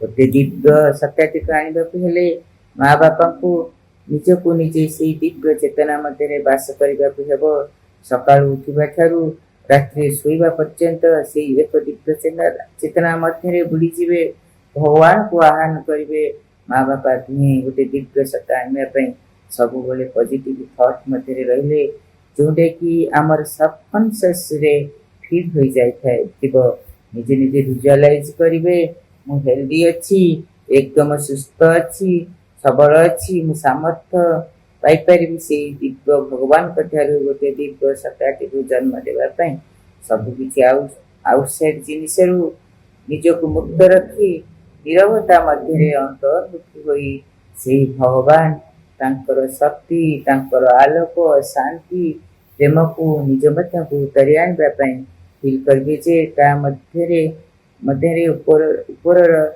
परमांकर शक्ति आलोक शांति प्रेम उतारी आसूची ता मुंडरू तल को बेक छाती पेट एंटायर शरीर मध्य से उतारी आणुछंती से भगवान को शक्ति उतारी आसूची से विजुअलाइज करिवो तार रिप्रेजेंटेटिव ऑर्गन से परम आलोक शक्ति शांति रे परिपापित होउची से ଭଗବାନଙ୍କର ଆଲୋକରେ ତାର ୟୁଟ୍ରସ୍ ଯେଉଁଠାରେ ତାର ବେବିଟି ରେଷ୍ଟ ନେବ, ସେ କି ହେଇପାରିବ ଗୋଟେ ପ୍ରସାଦରେ, ଦିବ୍ୟ ପ୍ରସାଦରେ ପରିଣତ ହେଇଯାଉଛି। ସେ ହେଲ୍ଦି ଅଛି, ସାମର୍ଥ୍ୟ ଅଛି ସେଇ ଦିବ୍ୟ ସନ୍ତାନକୁ ଧାରଣ କରିବା ପାଇଁ। ତାର ବୋଥ ଟ୍ୟୁବ୍ ମଧ୍ୟ ସେଇ ଆଲୋକର ପ୍ରଭାବରେ ସୁସ୍ଥ ହେଇଛି, ଫଙ୍କସନ୍ କରୁଛି, ଓପନ୍ ଅଛି, ଯେଉଁଠାରେ ଓଭମ୍ ଓ ସ୍ପର୍ମ ଅତି ସହଜରେ ଯାତାୟାତ କରିପାରିବେ। ବୋଥ ଓଭାରିଜ୍ ହେଲ୍ଦି ଅଛି, ସୁସ୍ଥ ଓଭମ ପ୍ରସ୍ତୁତ କରିପାରୁଛି। ସିମେନ୍ ମଧ୍ୟ ସୁସ୍ଥ ସ୍ପର୍ମ ପ୍ରସ୍ତୁତ କରିପାରୁଛି। ସେ ଭିଜୁଆଲାଇଜ୍ କରିବ ଯେ ହେଲ୍ଦି ସ୍ପର୍ମର ହେଲ୍ଦି ଓଭମ ସହିତ ଗୋଟେ ଦିବ୍ୟ ମିଳନ ହେଉଛି, ଯାହାର ଫଳରେ କି ଭଗବାନଙ୍କର ଆଲୋକ ଶକ୍ତି ଦ୍ୱାରା ଦିବ୍ୟ ଇମ୍ପ୍ୟୁରିଟିରେ ପରିଣତ ହେଇଯାଉଛି ଏବଂ ଯାତ୍ରା କରୁଛି ସେଇ ଦିବ୍ୟ ପାଲେସ୍ ଆଲୋକିତ ହୋଇଥିବା ୟୁଟ୍ରସ୍ ପାଖକୁ, ମଦର୍ସ ୱମ୍ବ୍ ପାଖକୁ, ଏବଂ ସେଇଠାରେ ସେ ଆରାମରେ କମ୍ଫର୍ଟେବୁଲ ଭାବେ ରେଷ୍ଟ କରିପାରୁଛି। ଏମିତି ଡେଲି ମାଟି ଭିଜୁଆଲାଇଜ୍ କରିବା ଦ୍ୱାରା ତାହା ଅଟୋମେଟିକାଲି ତା ବ୍ରେନ୍ରେ ମେମୋରାଇଜ୍ ହୋଇ ରହିଯିବ, ଯେଉଁଟାକି ଗର୍ଭଧାରଣ ସମୟରେ ଇଜି ହେଇଯିବ। ସକାଳୁ ଉଠି 10 ମିନିଟ୍, ରାତିରେ 10 ମିନିଟ୍ ପଜିଟିଭ୍ ଥଟ୍ ମଧ୍ୟରେ ରହିବ। ତାର ବେବି ସହିତ ସେ କନେକ୍ଟ ହୋଇଯାଇପାରୁଥିବ, ମନେ ମନେ ଧାରଣା କରିପାରିବ ଯେ ତା ଛୁଆଟି ଗୋଟେ ଦିବ୍ୟ ସତ୍ତା ତା ମଧ୍ୟରେ ବଢୁଛି, ସେ ତାର ଗୋଟେ ଚ୍ୟାନେଲ ହେଇଯିବ ସେଇ ଭଗବାନଙ୍କର ଆଲୋକ, ଶକ୍ତି, ଆନନ୍ଦ, ପ୍ରେମକୁ ତା ମଧ୍ୟରେ ଅବତରଣ କରି ସେଇଟାକୁ ତାର ଦିବ୍ୟ ସତ୍ତାଟି ମଧ୍ୟରେ ଢାଳି ଦେଇପାରିବ। ସେଥିପାଇଁ ସେ ତାର ଘରର ପରିବେଶକୁ ଏକ ଶାନ୍ତ, ସମ୍ମିଳିତ, ସୁନ୍ଦର, ଆଧ୍ୟାତ୍ମିକ ବାତାବରଣରେ ପରିଣତ କରିବା ଦରକାର। ଘରେ ଭଗବାନଙ୍କର ଫଟୋ, ଆମର ତ ପ୍ରଭୁ ମାଙ୍କର ଫଟୋ ରଖିବା, ବଡ଼ ବଡ଼ ସୁନ୍ଦର ସିନେରୀ ରଖିବେ, ଫେମସ୍ ଆର୍ଟିଷ୍ଟ ମାନଙ୍କର, ଅବତାର ମାନଙ୍କର ଫଟୋ ରଖିବେ, ପରିବେଶକୁ ସରସ, ସୁନ୍ଦର, ସାବଳୀଳ, ସଫା ସୁନ୍ଦର କରି ରଖିବେ। ଏମିତି କାମ କରିବାନି ଯାହାକି ମାର ଚେତନାକୁ ଆଘାତ ଦେବ। ମାଟିକୁ ଭଲ ପରିବେଶ ମଧ୍ୟରେ ଷ୍ଟ୍ରେସ୍ ଫ୍ରି ରଖିବା ସମସ୍ତେ ସାହାଯ୍ୟ ସହଯୋଗ କରିବା ଦରକାର, କାରଣ ମାର ଯାହାର ଫିଲିଙ୍ଗସ୍ ତା ଛୁଆ ଉପରେ ଇମ୍ପାକ୍ଟ ପକାଇଥାଏ। ଯଦି ମା କିଛି ଅଶ୍ଳୀଳ ସିନେମା ଦେଖେ, କିଛି ଅଶ୍ଳୀଳ ବହି ପଢ଼େ, କିଛି ବାଜେ ସିରିଏଲ ଦେଖେ, ତାହା ମଧ୍ୟ ପିଲାର ମାନସିକ ଓ ଶାରୀରିକ ଉପରେ ପ୍ରଭାବ ପକାଇଥାଏ। ଆଗ କାଳରେ ସମସ୍ତେ ଭାଗବତ, ଗୀତା, ପୁରାଣ ସବୁକିଛି, ବାଇବେଲ ସବୁକିଛି ପଢୁଥିଲେ। ମାଟି ଗର୍ଭଧାରଣ ପୂର୍ବରୁ ଏସବୁ ସେ ଆରମ୍ଭ କରିଥାଏ। ଆମେ ତ ଜାଣିଛେ ଆମ ଆଗରେ ମହାପ୍ରଭୁ ଶ୍ରୀ ଅରବିନ୍ଦ, ମଧୁମୟୀ ଜନନୀ କେତେ ଅନେକ ବହି ଲେଖି ଦେଇ ଯାଇଛନ୍ତି। ଆମର ପ୍ରିୟ ବାବାଜୀ ମହାରାଜ ମଧ୍ୟ ଏଇ ପିଲା କେମିତି ସୁସ୍ଥ ସବଳ ଦିବ୍ୟ ସନ୍ତାନଟି ଆମେ ଆଣିପାରିବା ତାହା ବିଷୟରେ ମଧ୍ୟ ସେ ବହୁତ କିଛି ଲେଖିଛନ୍ତି। ତାକୁ ପଠନ କରିବେ, ଆଚରଣ କରିବେ। ଭଗବାନ ମାତୃଶକ୍ତିର ଏକାକ୍ଷରୀ ମନ୍ତ୍ର ମା ନାମ ନିରନ୍ତର ଜପ କରୁଥିବେ, ତାଙ୍କରି ସହିତ ସେ ଏକୀଭୂତ ହେଉଥିବେ। ଏମିତି ହେଲେ ତାର ଚେତନାର ବିକଶିତ ହେଉଥିବ, ଯାହାଫଳରେ କି ତାର ପିଲାର ଚେତନା ମଧ୍ୟ ବିକଶିତ ହେବ। ସେ କିଛି ଯେମିତି ପିଲାର ଶରୀରକୁ କ୍ଷତି କଲା ପରି ମାଦକ ଦ୍ରବ୍ୟ ସେବନ କରିବ ନାହିଁ, ଆଲକୋହଲ ପିଇବ ନାହିଁ, ଧୂମପାନ କରିବ ନାହିଁ, କିଛି ଉତ୍ତେଜିତ ଖାଦ୍ୟ ଖାଇବ ନାହିଁ, କଫି, ଚା ଏସବୁ ସେ ଦୂରରେ ରହିବ। ବେଶୀ କିଛି ଚିନି ଏସବୁ ବାଜେ ମେଡିସିନ ମଧ୍ୟ ସେ କିଛି ସେବନ କରିବ ନାହିଁ, ଯେଉଁଟାକି ବେବିର ଗ୍ରୋଥ, ମାନସିକ ଶାରୀରିକ ଗ୍ରୋଥ ଉପରେ ଇଫେକ୍ଟ ପକାଇବ। ଏସବୁରୁ ସେ ମୁକ୍ତ ରହିବ। ସେଥିପାଇଁ ମାକୁ କେତେ ଯତ୍ନଶୀଳ ହେବାକୁ ପଡ଼ିବ। ମା ସହିତ ତାର ପରିବାର ବର୍ଗ, ତାର ବନ୍ଧୁବର୍ଗ, ତାର ଚାକିରି ପ୍ଲେସ୍, ତାର ହଜବ୍ୟାଣ୍ଡ ସମସ୍ତେ କେମିତି ତାକୁ ସମସ୍ତେ ସହଯୋଗ କରିପାରିବେ। ଆମେ ଜାଣିଛୁ, ଆମେମାନେ ଶୁଣିଛେ ଗୀତା, ମହାଭାରତ, ପୁରାଣରୁ କିପରି ସେଇ ମହିଷୀ ମାତା ମାନଙ୍କର ତୀବ୍ର ସାଧନା, ଅନ୍ତର୍ମୁଖୀ ଚେତନା, ପ୍ରୟାସ ଦ୍ୱାରା ଅନେକ ଋଷିମୁନି ଯୋଗୀପତି ମାଙ୍କର ଜନ୍ମ ଲାଭ କରିଥିଲେ। ସେମାନେ ଆବିର୍ଭୂତ ହୋଇଥିଲେ। ମାତା କୌଶଲ୍ୟା ତାଙ୍କର ଅନ୍ତର୍ମୁଖୀ ଚେତନା ଓ ପ୍ରାର୍ଥନା ବଳରେ ଶ୍ରୀରାମଚନ୍ଦ୍ରଙ୍କ ପରି मर्यादा दिव्य पुरुष को जन्म देते माता लीलावती दिव्य शिशु प्रहलाद को जन्म देते सीता माता वाल्मीकि ऋषि का आश्रम रही लवकुश परी तेजस्वी बालक को जन्म देते माता मादळसा तीव्र साधना फल तीव्र आस्था फल 8टी ऋषि प्रतिमा को जन्म देते तापरे निज इच्छा बल से जड़े क्षत्रिय संतान को जन्म देते एमती अनेक अनेक ऋषि जीवनी कथा रही महान व्यक्तित्व मान कथा रही आमरी आगे आमर परम प्रभु श्री अरविंद स्वामी विवेकानंद छत्रपति शिवाजी कथा देखा से महिषी माता मान कथा भाविबा जो माने यही सब ऋषि मुनि योगी पुरुष मान को जन्म देइछन्ति गोटे एक क्षीण बीज मध्यरु छपी था एक वृक्ष बड़ ब्रह्म से मानकर प्रयास यही सब महान आत्मा मानकर जीवन तेणु माँ बापांकर प्रचेष्टा अधिक गुरुत्वपूर्ण केवल विवाह बंधन रे बांधी होई जाई उपभोग करने नुहे ताहा परमक रचित सृष्टि प्रक्रिया को बजाय रखापी उद्दिष्ट माटीर सुस्थ सबल निरोग सचेतन संतानटी आनिबा तार मुख्य काम से चेतनायुक्त प्रयास करी महान आत्मा को से जन्म दे पार शेष मु आशा करी यही मोर क्षुद्र मंतव्यटी समस्त पाखरे आपण मान द्वारा पहुँची पार माँ शिवरण को सहृदय प्रार्थना करुच्ची कोटि कोटि प्रणाम करुच्ची कृतज्ञता जनाऊँची यही महान यात्रा से कृपा करेंगे समस्त को अशेष शेष धन्यवाद कृतज्ञता ज्ञापन करुच्ची नमस्कार यही कही वक्तृता समाप्त करुच्ची वंदे मातरम श्रीमा शरण श्री अरविंद शरण दिव्य जननी श्री माता परम पुरुष श्री अरविंद पादपद्म मोर विनम्र भक्तिपूत श्रद्धांजलि जी निखिल उत्कल श्री अरविंद मेडिकल एसोसिएशन 32तम अधिवेशन रे वर्तमान मोर आलोच्य विषय है गर्भावस्था और प्रसव समय चेतनार भूमिका विवर्तन धारा आज मनुष्य समाज एक मध्यवर्ती स्तर रे अवस्थित मनुष्य समाज को पशुत्व देवत्व आड़ को आरोहण करने को पड़ो पृथ्वी इतिहास यही संधिक्षण रे अतिमानस रूपांतर जोगरे अतिमानव सृष्टि करिवार गुरु दायित्व नारी मानकर रही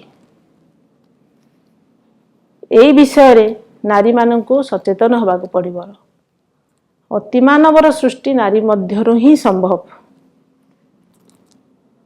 मातृत्व नारी जीवन रे एक गुरुत्वपूर्ण अंश यह भगवान एक सुखमय और मूल्यवान अवदान किंतु अज्ञ भाव गतानुगतिक भाव यांत्रिक भाव प्रवृत्ति परिचालित होई पशुसुलभ शिशु प्रसव कराइबा यथार्थ मातृत्व नुहे सचेतन भाव एक सचेतन सत्तार सृष्टि ही प्रकृत मातृत्व आरंभ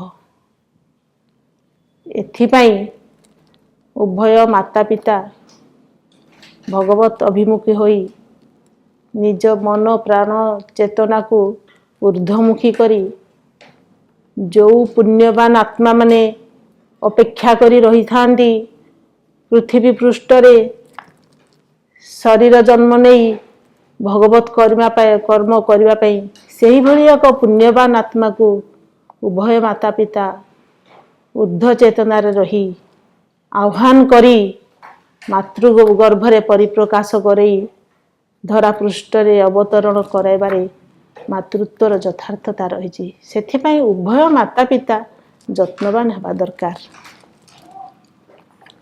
श्री माता श्री अरविंदंकर आलोचनारू आमे जानिचु चैत्य पुरुष ଯେତେବେଳେ ଏକ ଯୁଗ୍ମଜ ଗଠନ ହୁଏ, ଗର୍ଭାବସ୍ଥାରେ, ପ୍ରସବ ସମୟରେ ଶରୀର ମଧ୍ୟକୁ ପ୍ରବେଶ କରିଥାଏ।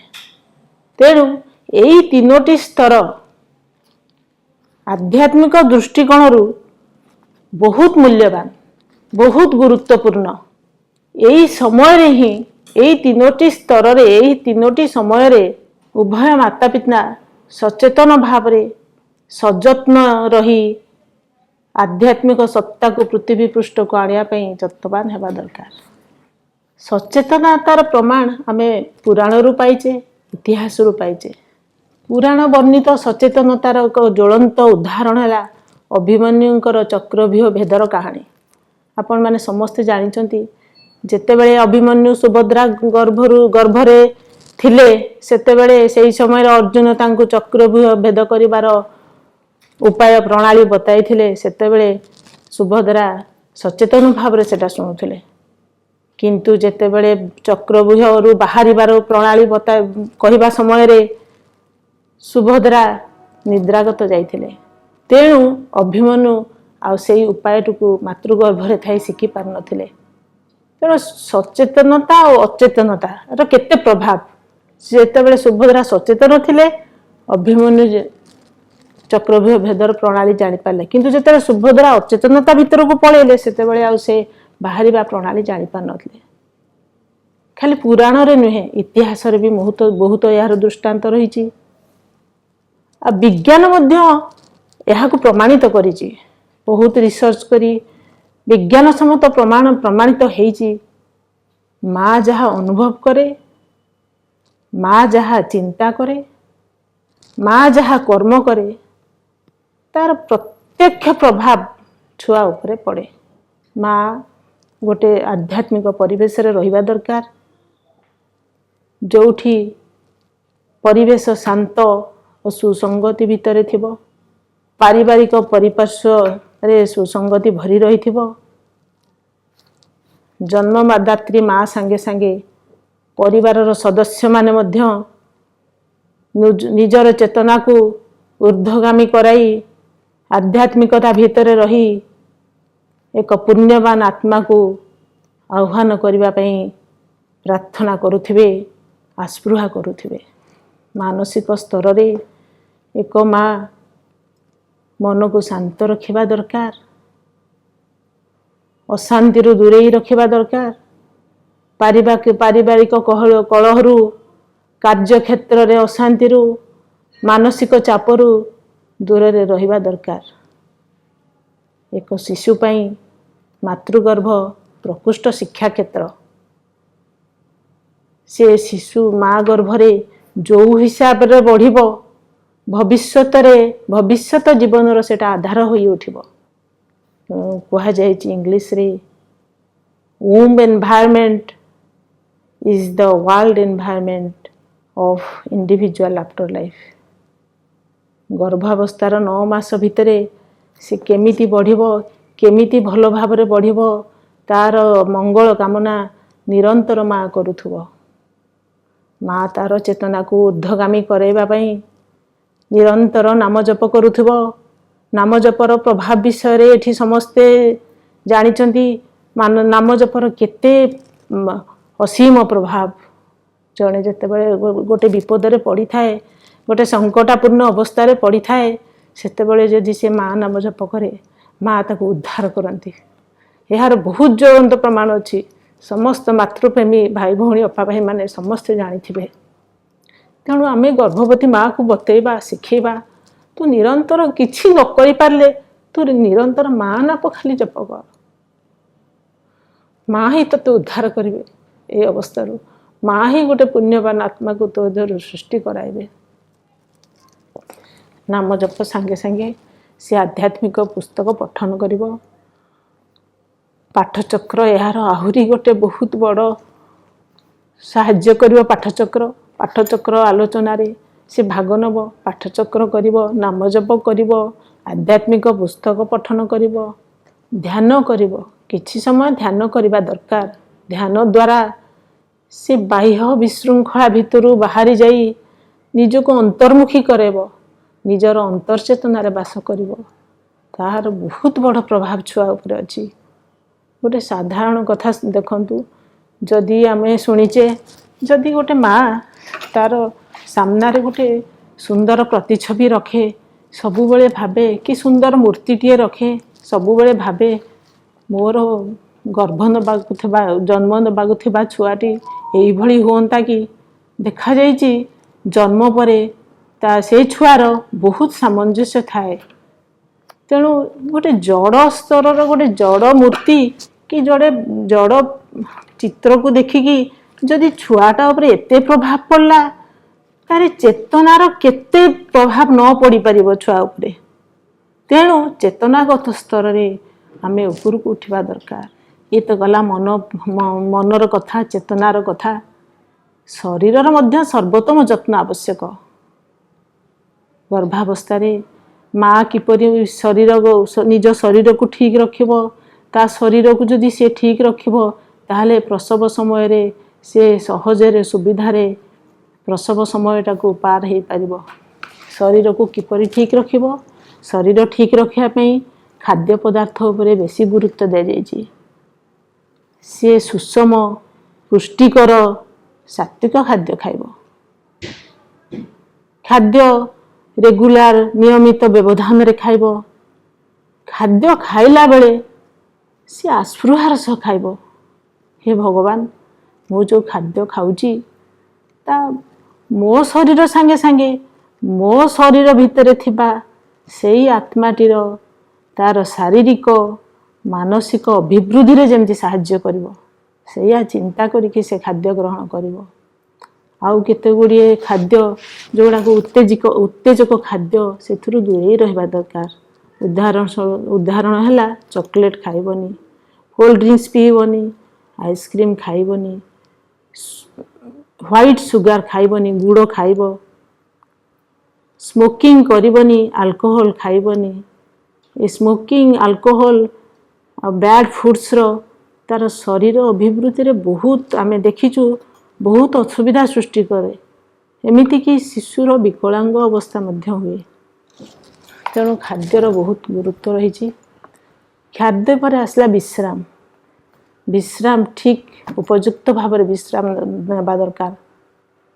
ଅଧିକ ବିଶ୍ରାମ ନେଲେ ବି ଅସୁବିଧା, କମ୍ ବିଶ୍ରାମ ନେଲେ ବି ଅସୁବିଧା। କୁହାଯାଏ ଗର୍ଭାବସ୍ଥାରେ ଏକ ମା ମିନିମମ୍ 7 ରୁ 8 ଘଣ୍ଟା ବିଶ୍ରାମ ନେବା ଦରକାର। ସେ ଯେତେବେଳେ ଶୋଇବାକୁ ଯିବ, ସେଇଟା ବି ଆସ୍ପୃହା ସହ ଭଗବାନଙ୍କୁ ଧ୍ୟାନ କରି ଶୋଇବ। ଭଗବାନ, ମୋର ଶରୀର ଦିନ ସାରା କାମ କରି କରି ଯେଉଁ ଦୁର୍ବଳ ହେଇଯାଇଛି, ପୁଣି ମୋ ଶରୀର ସତେଜ ହୋଇ ଉଠୁ, ପୁଣି ମୋର ସ୍ନାୟୁ ସତେଜ ହୋଇ ଉଠୁ, ପୁଣି ମୋର ମସ୍ତିଷ୍କ ଉପଯୁକ୍ତ ବିଶ୍ରାମ ପରେ ସତେଜ ହୋଇ ଉଠୁ। ସେଇଆ ଭାବି ସେ ବିଶ୍ରାମ ନେବ। ଶରୀର ଖାଦ୍ୟ, ତାପରେ ଆସିଲା ବିଶ୍ରାମ, ତାପରେ ହେଲା ବ୍ୟାୟାମ।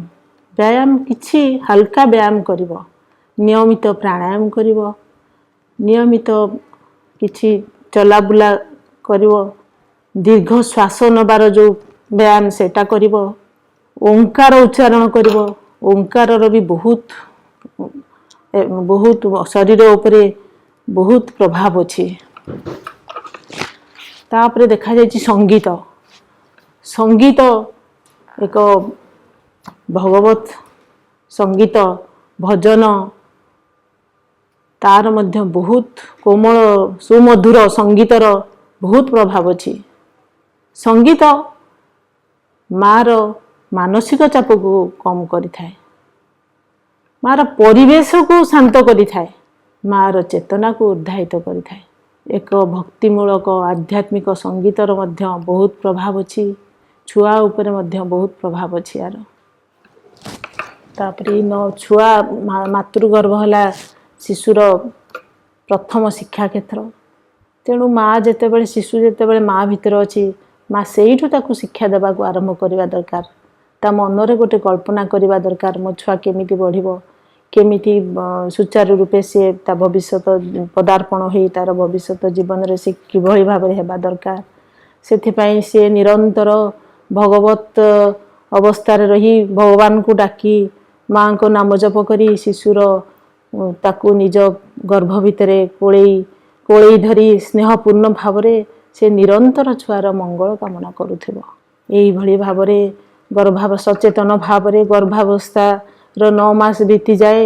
गर्भावस्थार 9 मासर यात्रा परे प्रसव अवस्था उपनीत हुए। देखा जाइछि प्रसव अवस्थाटा गोटे माँ पई गोटे कष्टकर अवस्था। तार शारीरिक मानसिक प्राण पई एक गुरुत्वपूर्ण परीक्षा। यही परीक्षा रे उत्तीर्ण होगा पई ता मन को दृढ़ करने को पड़िबो, शरीर को दृढ़ करने को पड़िबो, निजको संपूर्ण भाव में भगवान को चरण में समर्पण करने को पड़िबो। प्रसव समय रे मध्य निरंतर माँ नाम जप ताकू यही परीक्षा रे सहजरे सुविधारे उत्तीर्ण करदेव। 9 मासर यात्रा परे प्रसव अवस्था आसी उपनीत हुए। प्रसव अवस्था एक माँ पई बहुत कष्टकर अवस्था। ता शरीर पई मन पई प्राण पई एक कष्टकर परीक्षा। यह एक वेदनापूर्ण अवस्था। यही अवस्था मध्य सी जति निजको शरीर जो गर्भाशय संकोचन हुए से बहुत कष्ट होता है। गर्भाशय जितेबाला शिथिल हुए सेतेबेले से निजको शिथिल करने दरकार, निजको रिलैक्स करने दरकार। से समय रे मध्य निरंतर माँ नाम जप करने दरकार। भगवान को पाखरे निजको संपूर्ण समर्पण करने दरकार। भगवान मते ये कष्टकर परीक्षा मते उत्तीर्ण कर। मो भितरु प्रसव होबाक थुबा छुआ को तुम्हें भलरे पृथ्वी पृष्ठ को आण। यही भली भाव से जदि निजको संपूर्ण समर्पण कला ताले यही कष्टकर परीक्षा से उत्तीर्ण हो पारिबो एवं शेष से कष्ट कले कृष्ट मिले से जिनसटा तार हम। तेणु यही समय मध्य परिवार लोकंकर स्वास्थ्यकर्मी बहुत जत्न आवश्यक। से माने मध्य माँ को बहुत सांत्वना दे थांती एवं से माने मध्य भगवत अभिमुखी होई निजको भगवान को पाखरे समर्पण करी गर्भवती माँर जत्न नेबा आवश्यक। ये तो गला गोटे गर्भवती माँर कथा, किंतु चिकित्सा क्षेत्र में मध्य यह एक नूतन दिगंत। आमे डाक्तर माने मध्य ए विषय रे सचेतन हवा दरकार। एक गर्भवती माँर जितेबाला आमे चिकित्सा करूँ ताकू परीक्षा करी ताकू कौन कौन उपदेश दो, कौन मेडिसिन खाइबो, कौन औषध खाइबो, ये विषय रे उपदेश दे थाउ। किंतु आजिर जुगरे आमे आम मानकर प्रथम प्रेस्क्रिप्शन हवा दरकार सचेतनता। आमे प्रत्येक पेशेंट प्रत्येक रोगी को प्रत्येक गर्भवती माँ को जितेबाला आमे परीक्षा करूँ एवं उपदेश दो सेतेबाला आमर प्रथम उपदेश हबो केमिति माँ सचेतन रहिबो। सचेतन तार केते प्रभाव अछि ताकू ए विषय में शिक्षा देवा दरकार। ये आज मानव जाति पूर्ण जगरे प्रदर्शित यही दिव्यधारा को ग्रहण करी जदि निजर प्रचेष्टा जारी रखिबो तेबे मातृत्व सत्य अर्थरे पवित्र और सार्थक हबो। यह द्वारा आमे भगवानकर दिव्य कर्म रे सहयोग करि परिबा। नारीत्व पशु मानसिकता तथा प्रवृत्तिर ऊर्ध्व को उठी वास्तव मानविकता और आध्यात्मिकता आड़कू अग्रसर हबो। यही परिश्रम और प्रचेष्टा रे आमर वास्तव्य कर्तव्य निहित। यह निश्चित भाव रे पृथ्वी विवर्तन रे एक महान पदक्षेप। आसंतु समस्ते मिसी आमे एथिरे सहयोग करिबा। एतिके कही मु मोर वक्तव्य शेष करुछि। एथिपाई मु आजिर एई समावास रे आजिर एई पवित्र सुजोग रे मते कहिबाकू सुजोग देइथबारु मु सामियपा मामू बाबुल भाई को प्रति चिर कृतज्ञ। करुणामयी माँ प्रभु श्री अरविंद मेडिकल एसोसिएशन रो 32तम राज्य स्तरीय सम्मेलन रे भाग नौथुबा समस्त श्रद्धा और सम्मान रो भाई भौणी को मोर हार्दिक नमस्कार। वर्तमान जो अधिवेशन टी चली से आमे समस्ते आलोचना करुचे विभिन्न समस्या रे बा विभिन्न समस्यार समाधान पाई चेतनार भूमिका कौन रही बा चेतनार उपयोग रे विविध समस्यार समाधान किपरि भाव में करा जाई परिबो से विषय रे आलोचना। ସେହି କ୍ରମରେ ମୁଁ ଆମ ରାଜ୍ୟ ଆବାହିକା ଚିର ନମସ୍ୟା ପ୍ରଫେସର ଶ୍ୟାମା କାନୁନଗୋଙ୍କୁ ମୁଁ ମୋ କୃତଜ୍ଞତା ଜଣାଉଛି, ଯେହେତୁ ମୋତେ ସେ ବିଷୟ ଉପରେ ଯେଉଁ ଆଲୋଚନା କରିବା ପାଇଁ ସୁଯୋଗ ଦେଇଛନ୍ତି। ସେ ବିଷୟଟି ହେଉଛି ପିଲାମାନଙ୍କର ଯେଉଁ ସମସ୍ୟା ରହିଛି ତାର ସମାଧାନରେ ଚେତନାର ଭୂମିକା କ'ଣ ବା ଚେତନାର ଉପଯୋଗରେ ଶିଶୁମାନଙ୍କର ସମସ୍ୟାର ସମାଧାନର ସୂତ୍ର, ଏ ବିଷୟରେ ମୁଁ କିଛି ଆଲୋଚନା କରିବି। ତେବେ ଚାଲନ୍ତୁ ଆମେ ସେ ଆଲୋଚନା ପରିସରକୁ ଯିବା ଏବଂ ଜାଣିବା ପ୍ରକୃତରେ ବିଭିନ୍ନ ସମସ୍ୟା ଯେଉଁ ରହିଛି ଶିଶୁମାନଙ୍କର, ସେ ସମସ୍ୟା ସମାଧାନରେ ଚେତନାର ଉପଯୋଗ କିପରି ଭାବରେ ହୋଇପାରୁଛି। ଶ୍ରୀ ଅରବିନ୍ଦ କହନ୍ତି, the problem of consciousness is the central problem.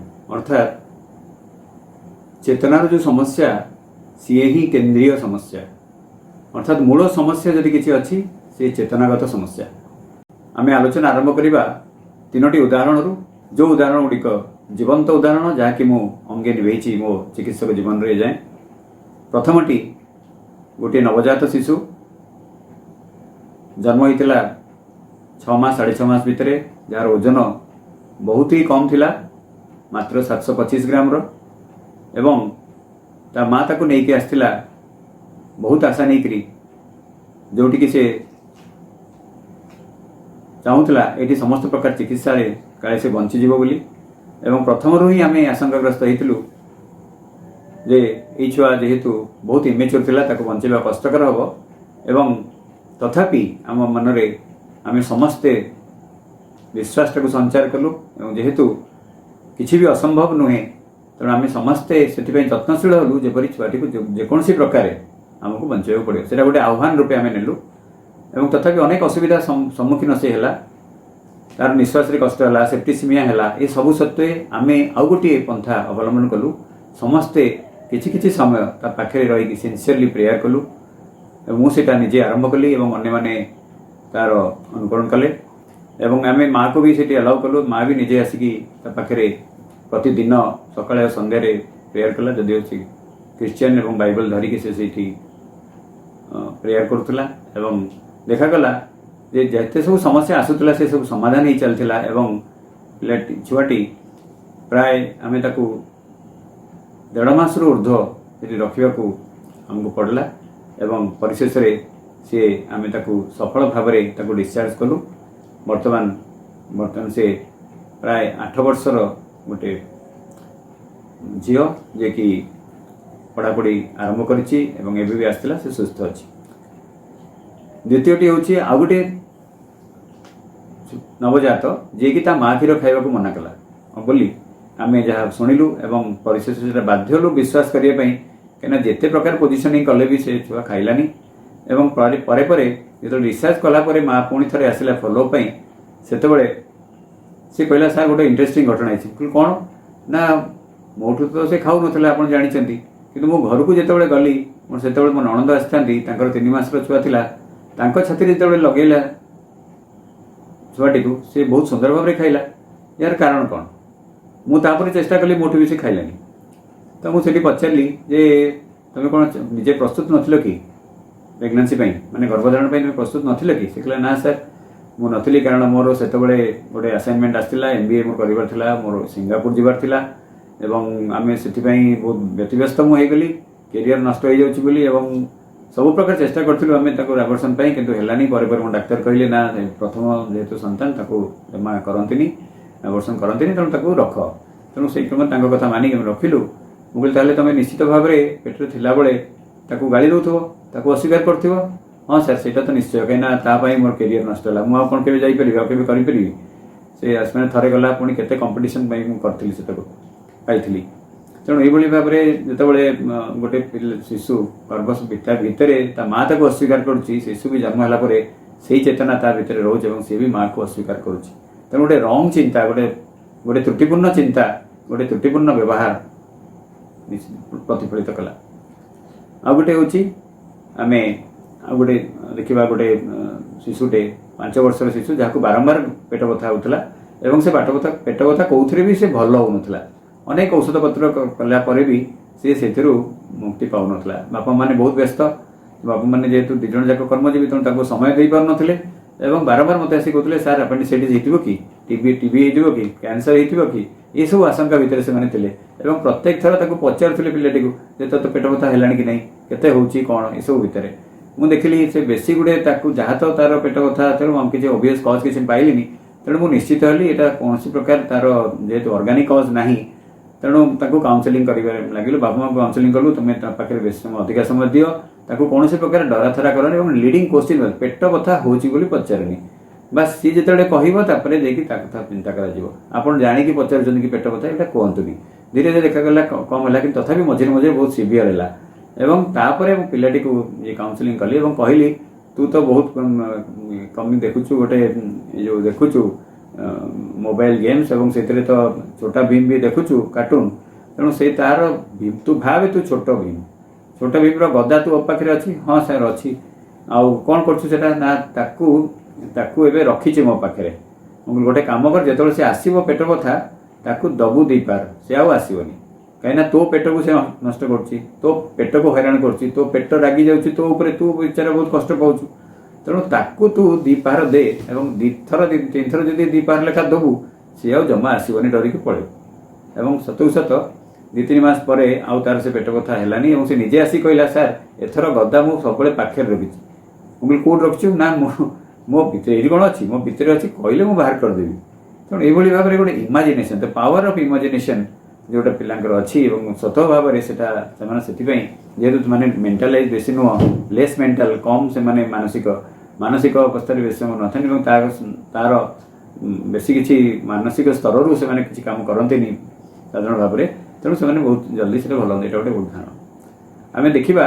ये सबूर आरंभ होची चेतनारू एवं चेतना जब मूल मूल व्यक्ति को जब सोर्स को आरंभ रू ताले conscious creation of a being जोटा ट्रू मैटरनिटी आम करवा जोटा कि प्रीनेटल एजुकेशन कहीं सचेतन भाव में माटी सृष्टि करने दरकार और से प्रेयर करने दरकार a child must be prayed for एवं से कहुए गोटे ठीक भाव में से जब चिंता कला ताले संतान भी ठीक हम जदि गर्भावस्था से भूल भाल बेसी चिंता कर खाली डर वितत्रस्त हम सब उद्भट चिंता कर पर निंदा पर चिंता ये सब अद्भुत चिंता सब रंग थिंकिंग ये सब भितर निश्चितली बॉडी सेल गुड़ाक बहुत सचेतन आम भाव गोटे हाँ बॉडी सेल तो अच्छी से कहीं निर्जीव पदार्थ भाया गोटे मैटर जदिव जड़ बॉडी सेल गुड़ा तथापि से भितर सचेतनता भरपूर होकर रही से गुड़ा को बहुत प्रतिक्रियाशील बनती और जिते गोटे रंग थिंकिंग भूल चिंता जदि बारंबार गोटे जिन हम ताले शरीर कोष गुड़िक से रूप प्रतिक्रियाशील हे विभिन्न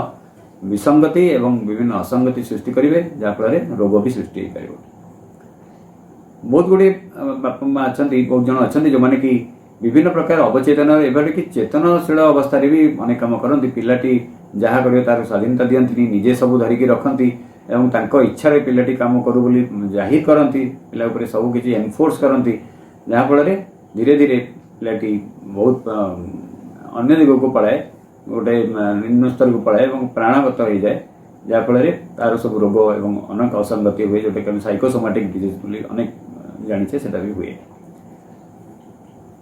child must be prayed for जोटा कहती एवं तापर हूँ जो प्रेयर कथा आम एग्जांपल देले जो शिशुटी जो क्षीणकाय शिशु आम जो करते जो प्रेयर करते हूँ बहुत बहुत तार power the power of prayer भाषा प्रकाश करहबनी जो अनुभव करने ही केवल कहींपर एवं आम जाचु सावित्री श्रीअरबिंदों से महावाक्य a prayer a master act a king idea can link man strength to a transcendent force तेणु गोटे बहुत उच्चतर शक्ति सहित से आमको जोड़ी दे पार ये भाव में प्रेयर पर प्रार्थनार शक्ति अच्छी एवं किसी प्रेयर नहीं जहाँकि ग्रांट हेनी सबू सिंसियर प्रेयर गुड़ा ग्रांट हम अर्थात सबू आंतरिक प्रार्थना सकल पूर्ण हम एवं सकल आह्वान सकल जो डाक निश्चित भाव में शुणा यहाँ माँ प्रतिश्रुति एवं ब्रेन हिलिंग एवं साइंस भी कहूँ जिते आम प्रेयर करूँ से ब्रेन रे गोटे जो एक्टिविटी गुड़ाक भी बहुत सुंदर भाव में हुए पेराइटल फ्रंटाल लोब रे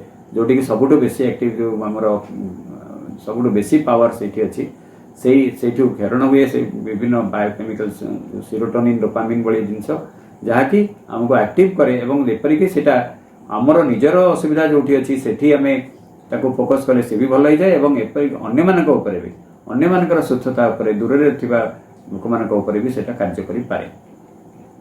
आ गोटे होची जोटा इमेजिनेशन हम देखिए पावर ऑफ इमेजिनेशन जोटा से उदाहरण दउतली रिलेटिव सेटा होची पावर ऑफ फॉर्मेशन। जदि कोठी भी तुमर कोठी किछि बथा अछि जे तुमे निजे भावरे चिंता करूछ जे ताकू बाहर कर दो बाबा ताकू ताठुरु मुक्ति पाइबो ताले तुम पावर ऑफ इमेजिनेशन सेठी काम लागि परिबो। तुमे ऑटो सजेशन कहि दबो नै तू पळा मु एमती चाहूनी आई डोंट वांट इट कहना दरजटा के भी चाहंतिनी किछि खराब जिंस के चाहंतिनी किंतु दरज हेले अटेंशन सीकिंग पई हो किबा निजे न जानिछु बोले अजाणतारे आमे अनेक प्रकार कलबल हो एवं कहीं ज्वर छाड़ुनी कहीं दरज छाड़ुनी ए विषय व्यस्त होला बेलू दरजटा बढ़ी बढ़ी चले से इनअटेंशन प्रथम कथा होची ता प्रति दृष्टि दियने आ जदि भी से दरज रहउची ताकू कोह तू पळा जेमति से गोटे आ गोटे खराब लोक जे पळी आछि बोलरे घरकू हम जबरदस्त पळी आछि ताकू बाहर करिया पई ताकू गेट आउट करिया पई हम भितरे से साहस से सचेतनता सबले रहितबा दरकार।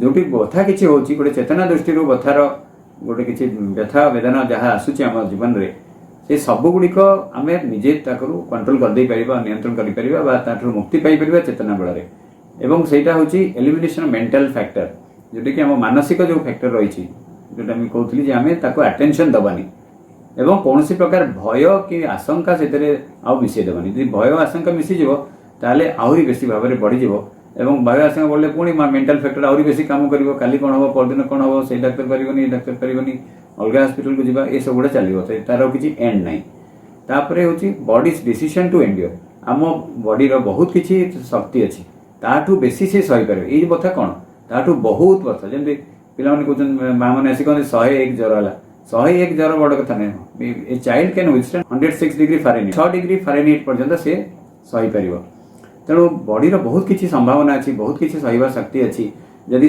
थरे ता भितर गोटे विश्वास आसी जोटा पिला स्वतः थाए निज शरीर उपरे बहुत विश्वास थाए से कॉन्फिडेंट जे शरीर पुणी बाउंस बैक कर तार पुणी आउ थे से जीवन अवस्था को पलि आस सुस्थ अवस्था को फेरी पाइब। तृतीय हूँ इनर काम निज भीतर गोटे शांत नीरवता यहाँ हूँ सब बड़ कथा जो थे आम जदि इनर काम टाक मेंटेन करें अवश्य बहुत कष्ट किंतु जदि आम रखिपारे ताहले से जो व्यथा वेदना हो धीरे धीरे तार पेन थ्रेशोल्ड बढ़ीज टिके दरज हेल्ले जोटा कलबल होतु एबे बहुत दरज हेल्ले भी आमको सेटा आउ प्रभावित करि परिबनी आम जदि इनर काम टाक बजाय रखि परिबा आउ सर्वशेष एवं सबुठु बेसी शक्तिशाली होची आमर विश्वास भगवान को ऊपरे माँ को ऊपरे सेवक को ऊपरे आमर गोटे स्वतःस्फूर्त विश्वास यदि रहिला ताहले निश्चित भाव में आम जेकोसी व्यथा वेदना अतिक्रम करि परिबा तापर विजय हासिल करि परिबा।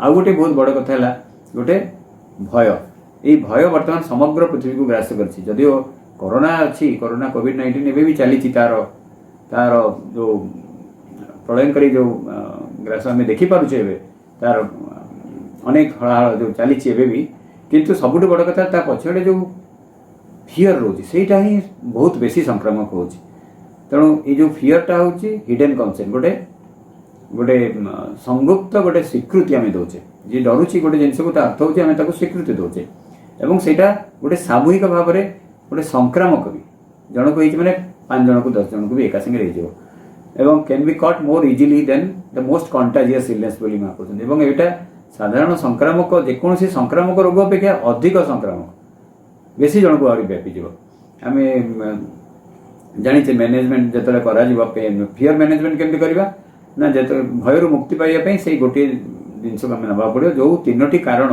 भयर मुख्य तार उद्देश्य भय हबार मुख्य कारण हूँ 3टी एवं से 3टी कारण उपर जब आम फोकस करवा आम भयर मुक्ति पाई। प्रथम कारण हूँ आम एक्सेसिव कनसर्न हो निजर एटा हूँ पूरा सेल्फिश एटीट्यूड मोर सिक्योरिटी मोर निरापत्ता मोर सुस्थता बेसी जदि अଯଥାରେ एवं अत्यधिक जदि मु व्यस्त हुई ताले एटा हूँ भयर मुख्य कारण से भाइब्रेशन जदि मोर आरंभ है मु निजर सिक्योरिटी केवल मु बचा चाहे मु भल रहा चाहे मत ही बचा पड़ो ये जो जिनस बेसी भय लगे एवं इग्नोरेंस गोटे हूँ आम जो जाणीनु से बेसी भय लगे एवं तृतीय हूँ भगवान को ऊपर स्वतःस्फूर्त विश्वास अभाव तेणु युवा आम जदि कौन नवा ताले आमे निज सिक्योरिटी ऊपर बेसी ध्यान देकी पूरा सामूहिक सिक्योरिटी जहाँ जोड़े समस्त हम मोर हम किंतु मोर किसी हम नहीं ये विश्वास बद्धमूल भावना रहा कथा कारण मो शरीर मो शरीर को मु भल पाऊँ तेणु मो शरीर मोर भल पाइबा भितर जेहेतु अच्छी मोर प्रेमर बलय भितर अच्छी तेणु से तरंग भितर जी भी अच्छी कई किसी कर ना ये गोटे बद्धमूल गोटे भावना आम भितर गोटे चिंता सब रहा दरकार एवं से मोर सिक्योरिटी मो माँ को छाड़ दे पारि तापर हूँ मोर जाना दरकार कहीं सब जिन गुड़िक हो कहीं कोविड-19 हो वैक्सीन देला कौन कहीं हो कहीं सब एवं भी अजଣା अच्छे आम पाखे तेणु अनेक जिन आम जानू बोली आम अଯଥା से जो डर गुड़िक अच्छे तेणु आम ज्ञानर परिसीमा को आम बढ़ेगा एवं तृतीय सब बड़ कथा जोटा भगवान माँ को स्वतःस्फूर्त विश्वास आम भितर रहा दरकार माँ ही सबकि आमको मुक्ति दे पारे और आमको आहरी उच्च स्तर को नहीं पारे जो किसी व्यथा वेदना भयर स्थान न गोटे शिशु तार निजक निजे भल कर दे पारिबो कहीं भीतर अनेक संभावना रही कहीं से बहुत सरल एवं निरीह तांकर मेंटल फॉर्मेशन बा मानसिक जो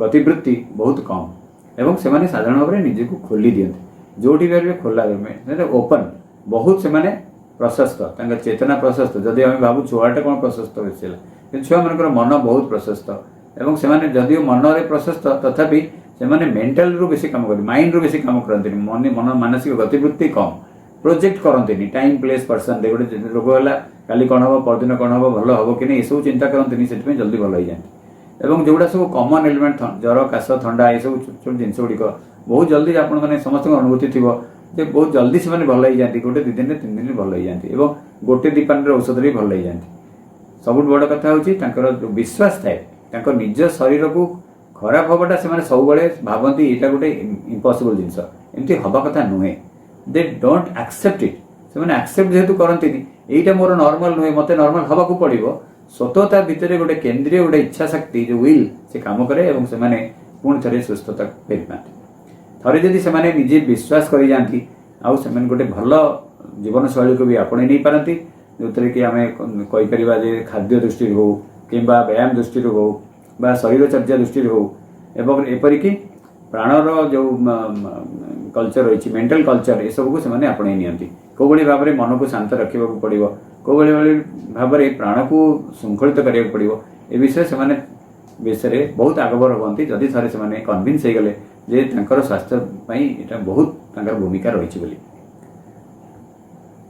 माँ कहते पिला को कह जहाँ तुम्हें कह मो भितर जहाँ अच्छी ये सब हूँ जहाँ मत असंभव लगुच जहाँ मत कुहुक भली लगुच ये सब गुड़ा हूँ सत्य जोटा को मत निश्चित पाइबा पड़ो अर्थात जो असुस्थता सुस्थ हवा जमी आमको लगुच यहाँ कौन सत्य बहुत भयंकर रोग जड़े पड़े ये सब जदि लगुच जे गोटे स्वप्न भली गोटे असंभव ता अर्थ हूँ सहीटा सत एवं सहीटा मत ही पाइबा पड़ो ये भाव में गोटे गोटे दृढ़ मनोभाव गोटे दृढ़ विश्वास आत्मविश्वास हम भर रखता एवं स्वयं तो कहते जदि आम बेसी भाविले मनरे कौन गोटे रोग तार बेसी प्रलंबित हो जाऊँगी कि कॉम्प्लिकेशंस तार जटिलता बढ़ी जाऊँगी कहीं तार मन तार शरीर गोटे विसंगति बा गोटे असुस्थता को लेकिन सब भितर घूरी रोचे भितर गुड़े रोचे मनटा सब जब देहर गोटे असंगति गुड़े रहा देहर गोटे पॉइंट उपर जो किसी असुस्थता अच्छी भितर गुड़े रहा ताहले ऑब्वियसली से सब असुविधा गुड़ा हूँ रोगटा बढ़ी जाऊँगी जटिलता होती एपरिक मृत्यु भी आसी जाऊँगी तेणु आमर सबुठ मन रखा कथा सबुठ महौषधि हूँ आम सब विश्वास रखा से परम कृपा उपरे दिव्य कृपा उपरे कहीं जाचु finally it is faith that cures कारण कृपा ही बा जो विश्वास ही ये श्रद्धा ये विश्वास ही आमको आरोग्यता आड़ को नहीं जीव एवं सेटा ही फाइनाल अल्टीमेटली सर्वशेष केवल विश्वास ही आमको आरोग्यता दिए जहाँकि जदि आम उपर विश्वास रहा दिव्य कृपा उपरे जदि आम ताकू ठीक भाव में आम भितर परिवर्तित करें आम भितर विश्वास दिव्य कृपा प्रति जो विश्वास जब आम भितर परिवर्तित हो चलला ताले तार जो डोज एते बेसी हम जे संसार समस्त औषध इंजेक्शन टू भी से बढ़ी एवं आ गोटे कथा मन रखा जे नेचर हूँ गोटे ऑलराउंड हिलर पिला माने जोटी नेचर भितर जोटी बेसी खेलाबुला करेंगे से जीवन चर्चा जब बेसी समय रे नेचर ताले सी अल्टीमेटली सी हूँ सबुठ आमर महौषधि भली काम देव एवं आमको सुस्थता फेर आने सहायक हम। आम ये आशा करवा जे आम ये जो शिशु मैंने आमर सबकि धरोहर आमर द इनभेल्युएबल रिसोर्स बोली कहे आमर समस्त उत्स आमर सबुठ अमूल्य उत्स जहाँ भविष्यतर जो अमूल्य उत्स जो शिशु मान से आमर प्रेम आमर जत्न द्वारा आम संरक्षित करवा एवं प्रोटेक्ट करवा सुरक्षित करवा जहाँफल सुस्थ समाज गठन हो पार एवं सुस्थतार वातावरण समग्र विश्व को आच्छादित कर। वंदे मातरम। स्किन देहर गोटे मेजर पोर्सन। स्किनटा दुई प्रकार थाए, गोटे बाह्य चर्म बा एपिडर्मिस, अन्यटी शुक्र चर्म बा डर्मिस। बाह्य चर्म एगेन 5 स्तर होता है। चर्म आम देहर सौंदर्य रक्षा करिथाए, बाह्य जीवाणु को चर्म भितर प्रवेश करने को बारण करिथाए, बॉडीर टेम्परेचर को से रेगुलेट करिथाए, बॉडी भितर थिबा टॉक्सिन प्रोडक्ट झाड़ आकार चर्म द्वारा बाहरी आसताए। सकाळे खरा चर्म रे बाजिया द्वारा विटामिन डी चर्म द्वारा सिंथेसिस होता है। समस्त प्रकार सेंसेशन चर्म द्वारा ब्रेन को पठा जाता है। चर्म न्यूरल क्रेस्ट डेभलप होता है, तेणु चर्म ब्रेन संगे अंगांगी भाई जड़ित हो रही है। तेणु आम समस्तंकर कर्तव्य जेहेतु चर्म गोटे नेचुरल गिफ्ट, तेणु आपको मेंटेन कर रखा उचित। जेहेतु चर्म गोटे बाह्य आवरण, चर्म रे खरा वर्षा पवन ठंडा सबुले बाजी थाए, तेणु चर्म रे विभिन्न प्रकार रोग देखा जाए। परिष्कार परिच्छन्न रहिया द्वारा चर्मर रोग परिमाण कमी थाए। चर्म रे विभिन्न प्रकार कॉमन रोग यथा एक्जिमा, टीनिया, जादू, स्कैबिज, काछु, कुंडिया, मुंडरे उकुणी, रूपी, नखपाचिबा, पाणीकंदा, धला छौ, कुष्ठ, लेप्रोसी, एक्जिमा, हर्पिस प्रभृति कॉमन रोग होता है। आमे जेते कॉन्शियस होबा, निजकू जेते संयत होबा, चर्मर जेते जत्न नबा, ताहले बहुत प्रकार चर्म रोगरू आमे भल होई परिबा। माँ कहते जेकोसी कार्य जिते बड़े करा जाए ताकू समर्पण भाव नहीं आम करवा, ताहले आमर समस्त प्रकार जिनस रु आम भल ही रहा। तेणु आम जदि समर्पण भाव नहीं चर्मर जत्न नवा, ताहले चर्म निश्चित रूपे भल रहिबो। जेहेतु स्किन न्यूरल क्रेस्ट डेभलप होइछि, तेणु ब्रेन सह स्किन रो क्लोजली रिलेटेड है। तेणु जेकोसी चर्म रोग हेले सांगे सांगे आमे मैंने समस्ते व्यस्त हो जाओ। कौन सी चर्म रोग जदि शीघ्र भल न हुए तेबे पेसेंट माने व्यतव्यस्त हो पड़ती और चिंतित हो जाती। साधारणतः चर्म रोग शीघ्र कहार भल हो न थाए। जेमती ज्वर, झाड़ा, काश, कफ, थंडा शीघ्र भल हो जाए, सेमती चर्म रोग शीघ्र भल हो न थाए। तेणु चर्म रोग अधिकांश जगह क्रोनिक हो जाए। क्रोनिक माने बहुत दिन पे लगी रही थाए। चर्म रोग क्रोनिक होगा द्वारा पेसेंट मान धैर्य हराई था। तेणु स्किन स्पेशलिस्ट माने चर्म रोगी को चिकित्सा कला बेले प्रथमे रोगी मानू काउंसलिंग कराई था। कहीं जेहेतु यहाँ गोटे क्रोनिक रोग शीघ्र भल हुएनी, तेणु तांको प्रथम काउंसलिंग करी तांको मनरू भय भावटा कमा जाए एवं तांको बुझा जाए तमें जदि रोग को भल करने को चाहूच ताहले निजे कॉन्शियस हो एवं रोग को स्पेशलिस्ट कहला पर्यंत चिकित्सा कर, मझिरे बंद करो नहीं। निज उपर विश्वास और आस्था रख। जदि निज उपर विश्वास और आस्था हराई दिया जाए ताहले चर्म रोग भल होगा कष्टकर होता है। एवं बेसी दिन रहा द्वारा चर्म रोग जेहेतु भल न होता है, तेणु बहुत लोगों मानसिक अवस्था भल न थाए। तेणु डाक्तर पाखे ट्रिटमेंट कला बेले निजको कॉन्शियस करा उचित एवं निजर शक्ति उपर विश्वास करा उचित। भगवत शक्ति उपर भरोसा रखी मेडिसिन की जदि आम रेगुलाली सेवन करिबा ताहाले निश्चित रूपे आमर चर्म रोगरू शीघ्र आम आरोग्य होबा। भगवत शक्ति उपर विश्वास न रखिबा रोग शीघ्र भल होई न थाए। डॉक्टर पाखे विश्वास रखी ट्रिटमेंट कला परे आमे माने जदि मेडिसिन खाइबा पूर्व समर्पण भाव नहीं मेडिसिन न खाइबा ताहले आम उपर थिबा विश्वास कमी जाए किंतु समर्पण भाव नहीं जदि मेडिसिन खाइबा ताल निज उपर विश्वास बढ़ी जाए थाए एवं यह रोग शीघ्र भल होवार साहाय्य करिथाए। तेणु आमे माने समस्ते परिष्कार परिच्छन्न रहिया द्वारा बहुत चर्म रोग कम होता है। प्रत्येक दिन देहरे तेल लगाई गाधोया द्वारा चर्म चिकण रही है एवं यार लोमकूप सफा रही है। लोमकूप सफा रहा द्वारा भितर थिबा टॉक्सिन जिनस झाड़ आकार लोमकूप दे बाहरी जाए एवं चर्म चिकण रहे। मुहरे बजार रे मिलुथिबा विज्ञापित फेस वाश रे मुह धोइबा अनुचित। आमे माने जदि मुह को पानी रे दिन को 7-8 थर धोइबा ताहले आमर मुह सफा रहिबो, धूलिमली बाहरी जिवो एवं मुह चिकन रहिबो एवं मुहर गोटे ग्लो आसीजिवो।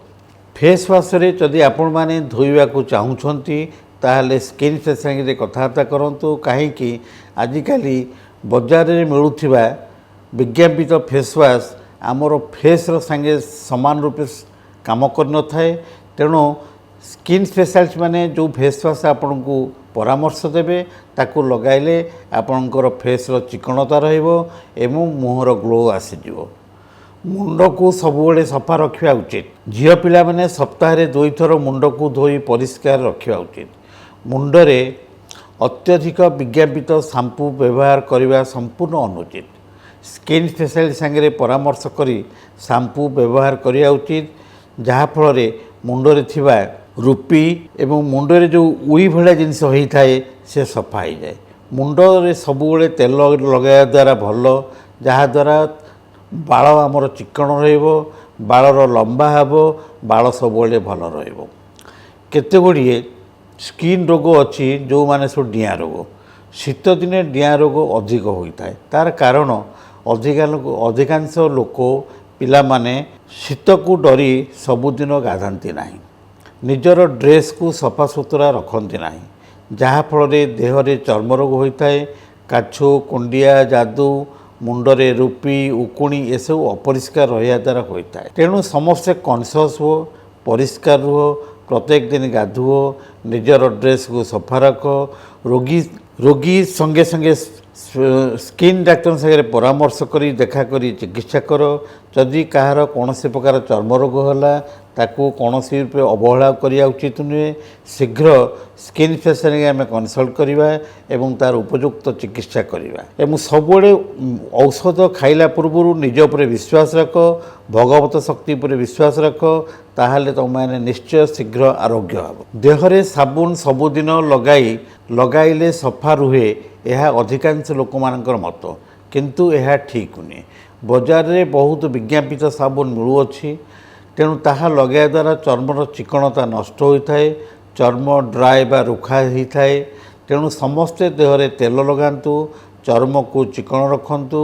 स्किन स्पेशलिस्ट संगे परामर्श करी चर्म को सूट कला भली सोप मासेके थरे लगातु। जेपर्यंत आमे माने कॉन्शियस न होबा, चर्म को प्रकृति बा नेचर होते अंश को सुरक्षित न रखा, बहुल प्रसारित विज्ञापित व्यवहार करने अवॉइड न करवा ताले स्किन स्कुरज रहिबो। अधिकांश रोगरू आमे स्किन रक्षा करिपरिबा, स्किन सुस्थ रहिबो, आमे माने खुशी रहिबा। यह केवल आमरी मानक पर निर्भर करे जेपर्यंत आमे माने आम उपर विश्वास रखी, भगवत शक्ति पर विश्वास रखी आमर निजर चिकित्सा करिबा। निजे परिष्कार रहा द्वारा बहुत प्रकार चर्म रोगरू आम चर्म को सुरक्षित रखिबा। Namaskar. Today I will be talking about role of consciousness in treatment of cancer. Cancer is uncontrolled growth of our body cells which are having a regulated life cycle and a controlled growth. When a person is affected by cancer, this uncontrolled growth happens to the controlled life cycle of a cell. It spreads to various organs of the body and it causes various physical problems. Cancer can be seen in a person before birth till the death of the person. In last 2 to 3 decades, the incidence of cancer has increased world over due to various lifestyle changes, exposure to toxins, and exposure to environmental toxins.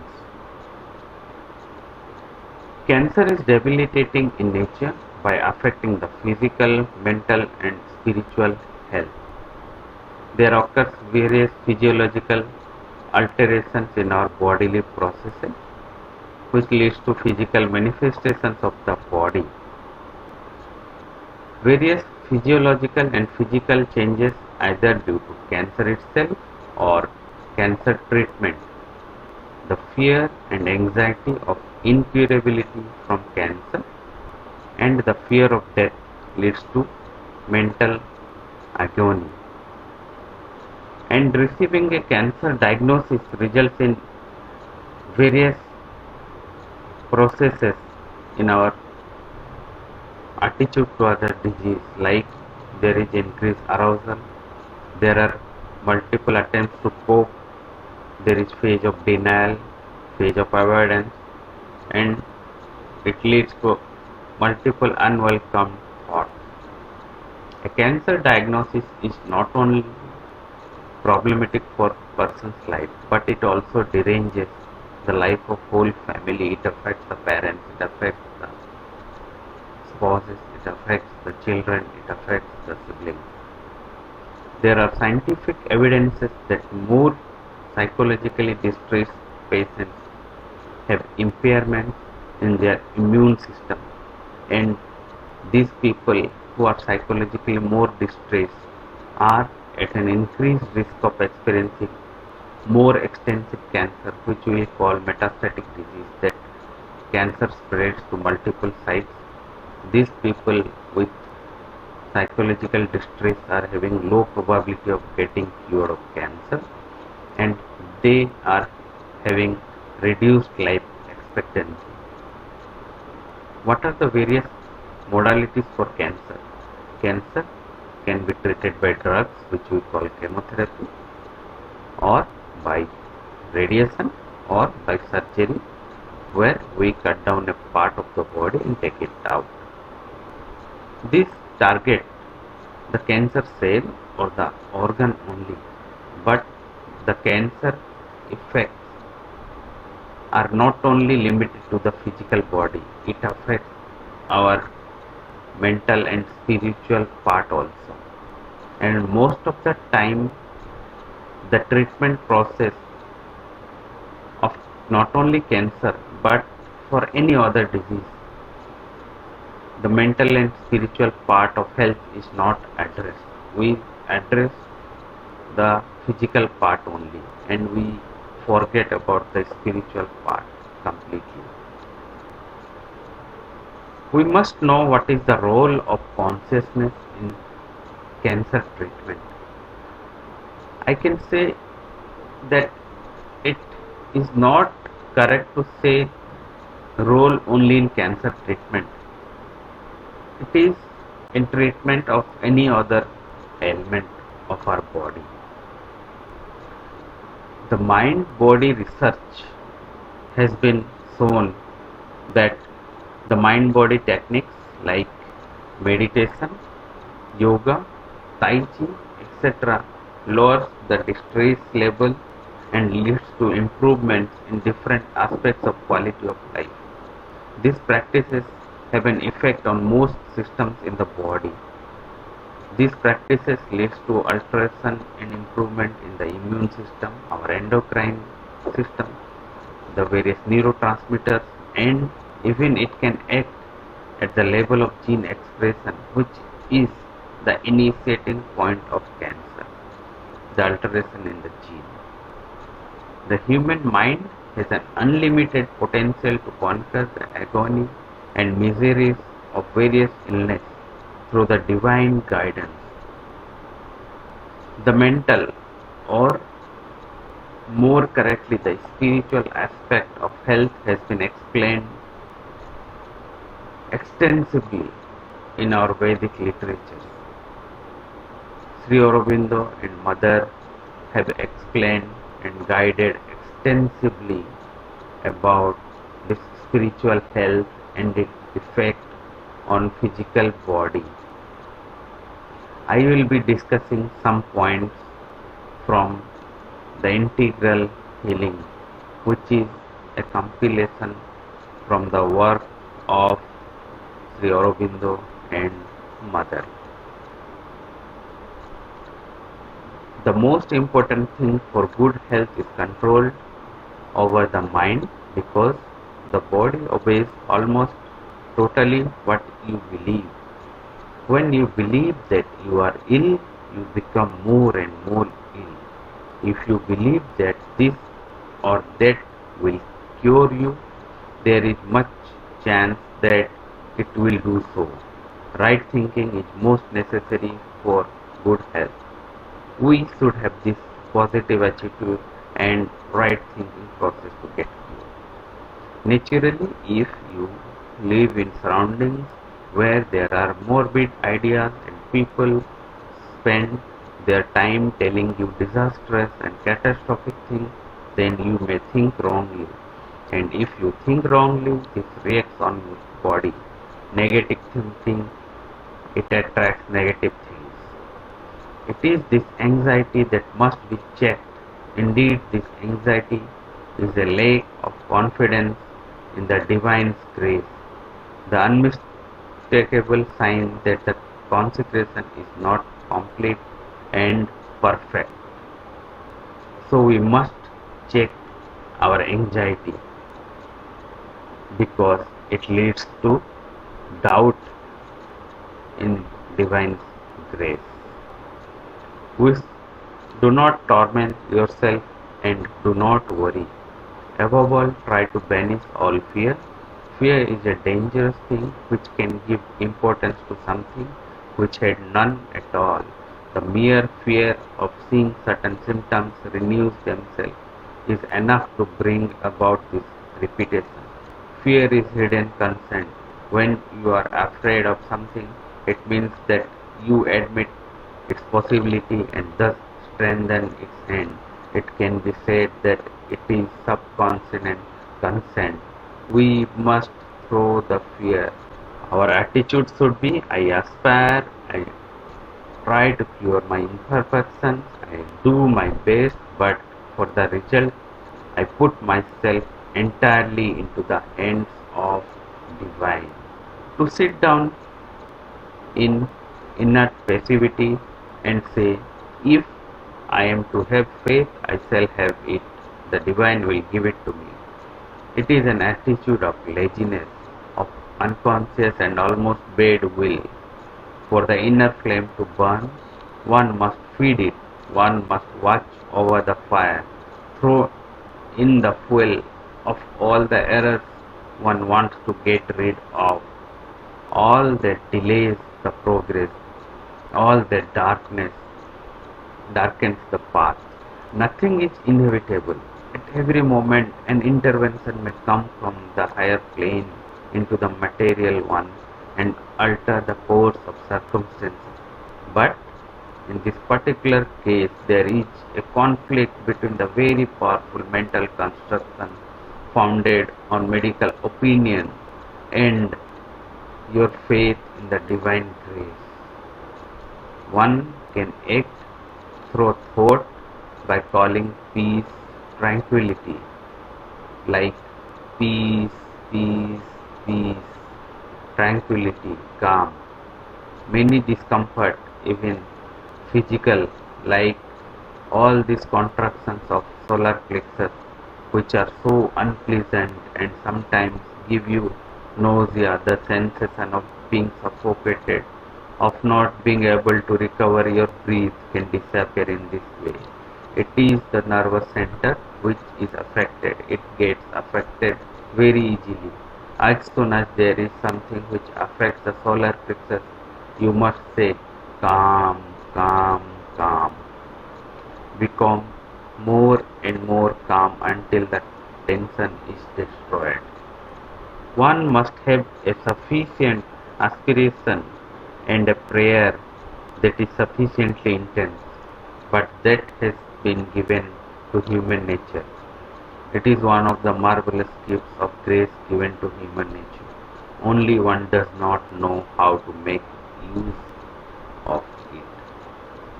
Instead of being upset and struggling, the best thing to do is to offer one's body to the divine with the sincere prayer. Let thy will be done. If there is any possibility of cure, it will establish the best conditions for it. And if cure is impossible, it will be the very best preparation for getting out of the body and the life without it. Turn your mind completely away from your difficulty. Concentrate exclusively on the light and the force coming from above. Let the Lord do for your body whatever He pleases. Hand over to Him totally the entire responsibility of your physical being. This is the cure. It is very good if one gets rid of illness entirely by faith in yoga power or the influx of the divine force. But very often this is not altogether possible because the whole nature is not open or able to respond to the force. The mind may have faith and respond, but the lower vital and body may not follow. Or if the mind and vital are ready, the body may not respond or may respond only partially because it has the habit of replying to the forces which produce a particular illness, and habit is a very obstinate force in material part of the nature.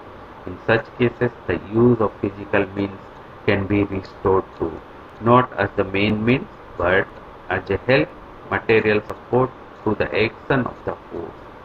Not strong and violent remedies, but those that are beneficial without disturbing the body. To go from one doctor to another is the same mistake as to go from one guru to another. One is on the material plane, what the other is on spiritual. You must choose your doctor and stick to him if you do not want to enter into physical confusion. It is only if the doctor himself decides to consult another or other that the thing can be done safely. As a general rule, I feel that when one goes to doctor for treatment, one should do what he says. These are the words of Sri Aurobindo. If you can get the preoccupation of death and grave illness out of head, that might help. It is the sense of being desperately ill that prevents the force work. Lastly, it does not follow that spiritual force must either succeed in all cases, or if it does not, that proves its non-existence. Of no force can that be said. The force of fire is to burn, but there are things it does not burn. Under certain circumstances, it does not burn even the feet of a man who walks barefoot on red hot coals. That does not prove that fire cannot burn or that there is no such thing as force of fire. The Agni. So to conclude, I would like to say we must keep ourselves calm. We should aspire for the divine grace. We should seek it actively. We should open for it. We should throw our fear, our anxiety and our doubt about divine grace, and we should let it work whatever way it wishes to work, and we should have an unshakable belief in the divine grace which should get cured us of all the ailments. प्रणाम मु आज श्रीमा श्रेवेन्द्र पाखे विनम्र प्रणति जनाऊँगी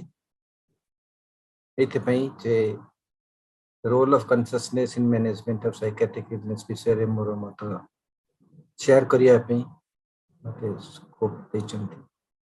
एवं यह सहित मध्य प्रणति जनाऊँची समस्त श्रोता मानक जो मैंने आज शुणुंट शुणवे यही कामना सहित जे प्रत्येक लोक मध्य डिफाइन एलिमेंट एवं प्रच्छन्न श्रीमा श्रविंद शक्ति को प्रणति जनाऊँची एवं ये जोगाजोग धन्य मन कर निजको जे मुझे साइकियाट्रिस्ट हिसाब से मोर एक्सपोजर अच्छी as a doctor as a psychiatrist एवं भाग्यवशत मुझे श्री प्रति उन्मुक्त हमार प्रचेषा कर जो सुजोग पाई से निजक धन्य मन कर समस्त आशीर्वाद कामना आमर आलोच्य वस्तु हूँ role of consciousness in management of psychiatric तीन टा इश्यू रहा consciousness what is consciousness management what is management psychiatric illness consciousness रो तीन टा एस्पेक्ट मेडिकल साइकोलॉजिकल स्पिरिचुअल प्रत्येक मत हिसाब तार संज्ञा भिन्न हो पारे एवं as a doctor and psychiatrist and being open to the Mother वो तीन टा को मध्य गुरुत्व देवा मैनेजमेंट रो मध्य तीन टा विभाग prevention treatment and proper management of the psychiatric disease और the problem and psychiatric illness जोटा कौन निर्दिष्ट डिजीज हो पारे साइकोलॉजिकल प्रॉब्लम्स हो पारे एवं इमोशनल प्रॉब्लम भी हो पारे देयर आर मेनी इश्यूज तेणु आम ये तीनोटी इश्यू विषय डिस्कशन करने पूर्व मो तीनोटी ट्रांजैक्शन थ्री एंटिटीज आमर आलोच्य वस्तु भर जन sufferer who is having psychiatric illness suffering the illness और psychiatric problem as such and the healer जी भी हीलर हो डाक्तर हो परामर्शदाता हो किंबा शुभाकांक्षी हो जी भी हो से हीलर जी की रोग को दूर करिवारे भगवान के निर्देश रे माध्यम हम से ये तीनोटी एंटिटी भितर तीनोटा इंटरेक्शन जमी त्रिभुजर तीनोटी बिंदु को तीन संयोग करे healer to sufferer sufferer to suffering and healer ये इंटरेक्शन हमको सब विषय देखा पड़ो प्रथम three concepts of consciousness medical psychological spiritual consciousness या निश्चित मैंने कहते is a medical consciousness psychological अनेक साइकोलॉजिकल स्पेशलिस्ट अनेक साइकोलॉजिस्ट विभिन्न प्रकार थियोरी कॉन्शियसनेस एवं स्पिरिचुअल अब spiritual consciousness is the main thing and topic of discussion today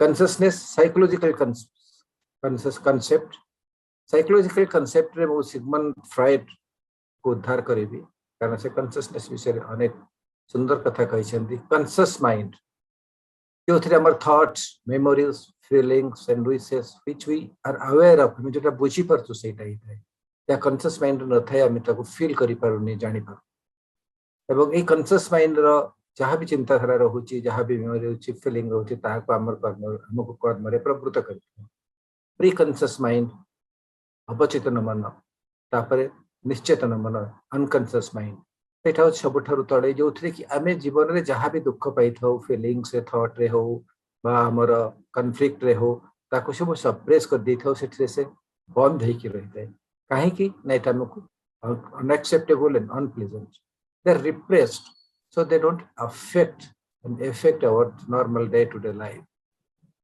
यही सब जिनिस भीतर जोगाजोग हो preconscious mind anything unconscious preconscious mind दे कि कॉन्शियस माइंड को आसी पारिबो ए होसी थ्री लेवल्स ऑफ माइंड जोटा सिगमंड फ्राइड कर थियोरी मैं गोटा सब टिके चुंबक रे कहूची because there three concepts of consciousness that influences the judgement of A psychiatrist consciousness medical concept गोटे सूक्ष्म definition awareness of oneself और one's own cognitive experience and the environment involving areas of brain, neural circuits and brain chemicals. आजिकालिक गवेषणा एबे सबु देश को नहीं गोटे बड़ प्रोजेक्ट चलती द ह्यूमन ब्रेन प्रोजेक्ट जो थे ब्रेन रो सबु प्रकार nerve cells all the neurons 1 trillion neurons तकर कनेक्शन को अनुशीलन करी ब्रेन प्रकृति रे केमते काम करछि जानिया पे प्रतिष्ठा कर दउछि एथिरे तीनोटी एस्पेक्ट भी रहिला गोटे है different brain structure different areas of brain एवं न्यूरल सर्किट्स से सब ब्रेन सेल गुड़ाक किभली संयुक्त होती फल से एत प्रकार प्रोसेसिंग कर केमिकल्स जे कि न्यूरल सिग्नल प्रोसेसिंग रे साहाय्य करे जे कि ब्रेन ट्रांसमीटर हिसाब से काम करे। एटा हूँ विलियम जोन्स का concept William James. Then consciousness spiritual concept भक्ति को उद्धार करने को चाहिए। Consciousness is a fundamental thing, energy, emotion, the moment of consciousness that creates the universe. Not only the macrocosm, but microcosm is nothing but consciousness arranging. सबु किथि चेतना विश्व चेतना एवं निजस्व चेतना से सब गोटे कंटिन्यूटी अच्छी गोटे माइक स्फीयर रे अच्छी। बहुत दिन तले मिलर बोली जने प्रपोज करथिले जनरल सिस्टम्स थ्योरी ता से मध्य या कहउतला से थ्योरी सबु जाक गोटाई सिस्टम रे अंग।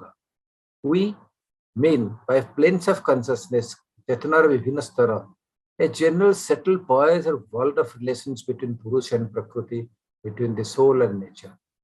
No, सबु जाक all are arrangements of the consciousness, all in the universe, individual to cosmic, it is but one. Just it has to be understood before we proceed on importance of consciousness in managing psychiatric problems. Universal consciousness, Vishwa Chetana. It is universal. This is universal means Sara total Brahmandhara Chetana. See gotiye, see cosmic atmosphere with समस्त असंति. कोटि कोटि तारा, कोटि कोटि नक्षत्र, कोटि कोटि पृथ्वी. एवं आमी समस्त जी सजीव निर्जीव फ्लोरा फेना समस्त स्थिति अछि. Mountains, rivers, woods, brooks, पर्वत, पहाड़, नदी, झरणा एवं ये सब सिचुएशन में विश्व चेतनार अनेक रोल रहुची। आमे समस्ते एनिमल मान का परसेप्शन विषय जानिछु। एनिमल मान जानि पारंती, कांदी पारंती, समवेदना ज्ञापन करि पारंती। आमर संस्कृति रे मध्य पहाड़, पर्वत, एनिमल, रिवर समस्त को वंदना करि थाउ। फूल सहित कथा कले, गछ सहित कथा कले गछर वृद्धि फल होई बुली आमे जानि। ये सब इंडिकेट करे यूनिवर्सल कॉन्शियसनेस ऑल परवेडिंग। केवल मनीष पाखे चेतना अच्छी, सबू जगह चेतना अच्छी एवं सबू यार पार्ट। आमर दत्तात्रेय थे, दत्तात्रेय 24 जन गुरु करते समस्ते थे सजीव निर्जीव साप गछ पहाड़ पर्वत सूर्य चंद्र समस्त 24टा गुरु करते। केवल सेठारे से समात्मिक चेतना ही उपलब्धि करि पारथिले एवं सबुथरे किछि थिला जाहाको से फॉलो करिया चाहिथिले। नेक्स्ट चाइल्डहुड स्पिरिचुअलिटी, पिला दिनर आध्यात्मिकता एटा संपूर्ण रूपे important. It lives in a world of innocent bliss, hence be a child curious innocent and blissful. जो दत्तात्रेय के विषय में जस्ट कहते तांकर उक्ति को उद्धार करूची।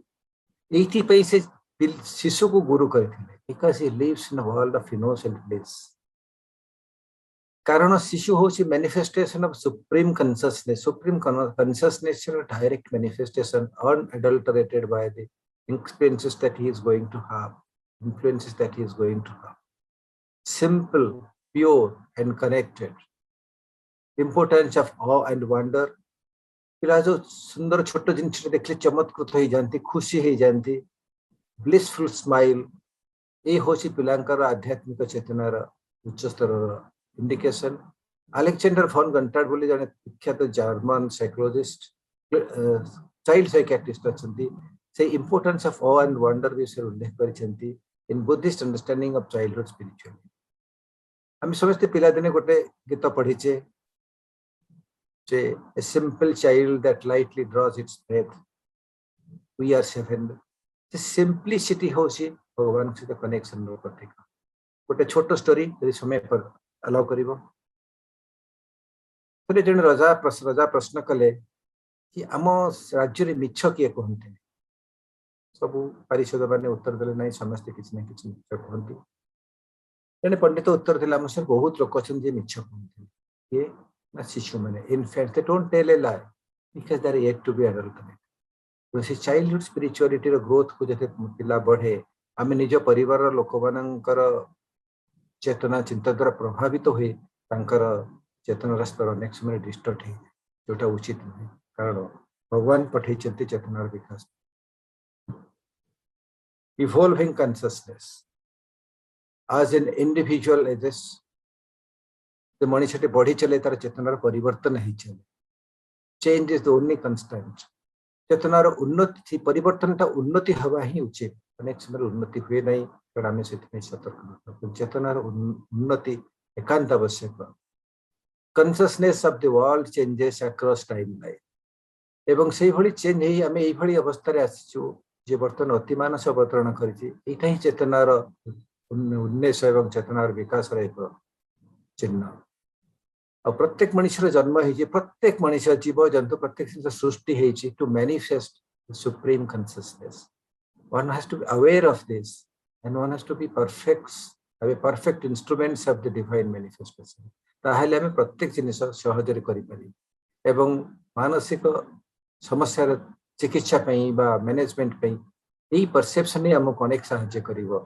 and it will help us to deal with the obstacles मनुष्य समाज एवं विश्व चेतना मध्य समय क्रमे विकसित हो चली तार प्रथम प्रमाण है सुप्रामेंटल मैनिफेस्टेशन अतिमानस शक्तिर अवतरण तार प्रथम प्रमाण और प्रत्येक व्यक्ति प्रत्येक जीव प्रत्येक जिनिस सृष्टि है भगवान ईश्वर सुप्रीम कॉन्शियसनेस परम चेतना को ही विकास करिया मैनिफेस्ट करिया एवं for this it is required that we have to be perfect instruments of the divine purpose of the divine will then only it will be possible and we will have immense power by that and we will have the power to deal with obstacles परिस्थिति कोन self becomes the world आत्मन ब्रह्मन है जे हम आत्मन को जदि निजर चेतना कहबा एवं ब्रह्मन को विश्व चेतना कहबा आत्मन ब्रह्मन भितर कोनोसी डिफरेंस है नहीं one does not exist in the universe one becomes the universe इटा होची transcendental stage ए ट्रांसेंडेंटल कंसेप्शन ऊपर मध्य अनेक गवेषणा होची जहा को एबे उल्लेख करिवार समय नहीं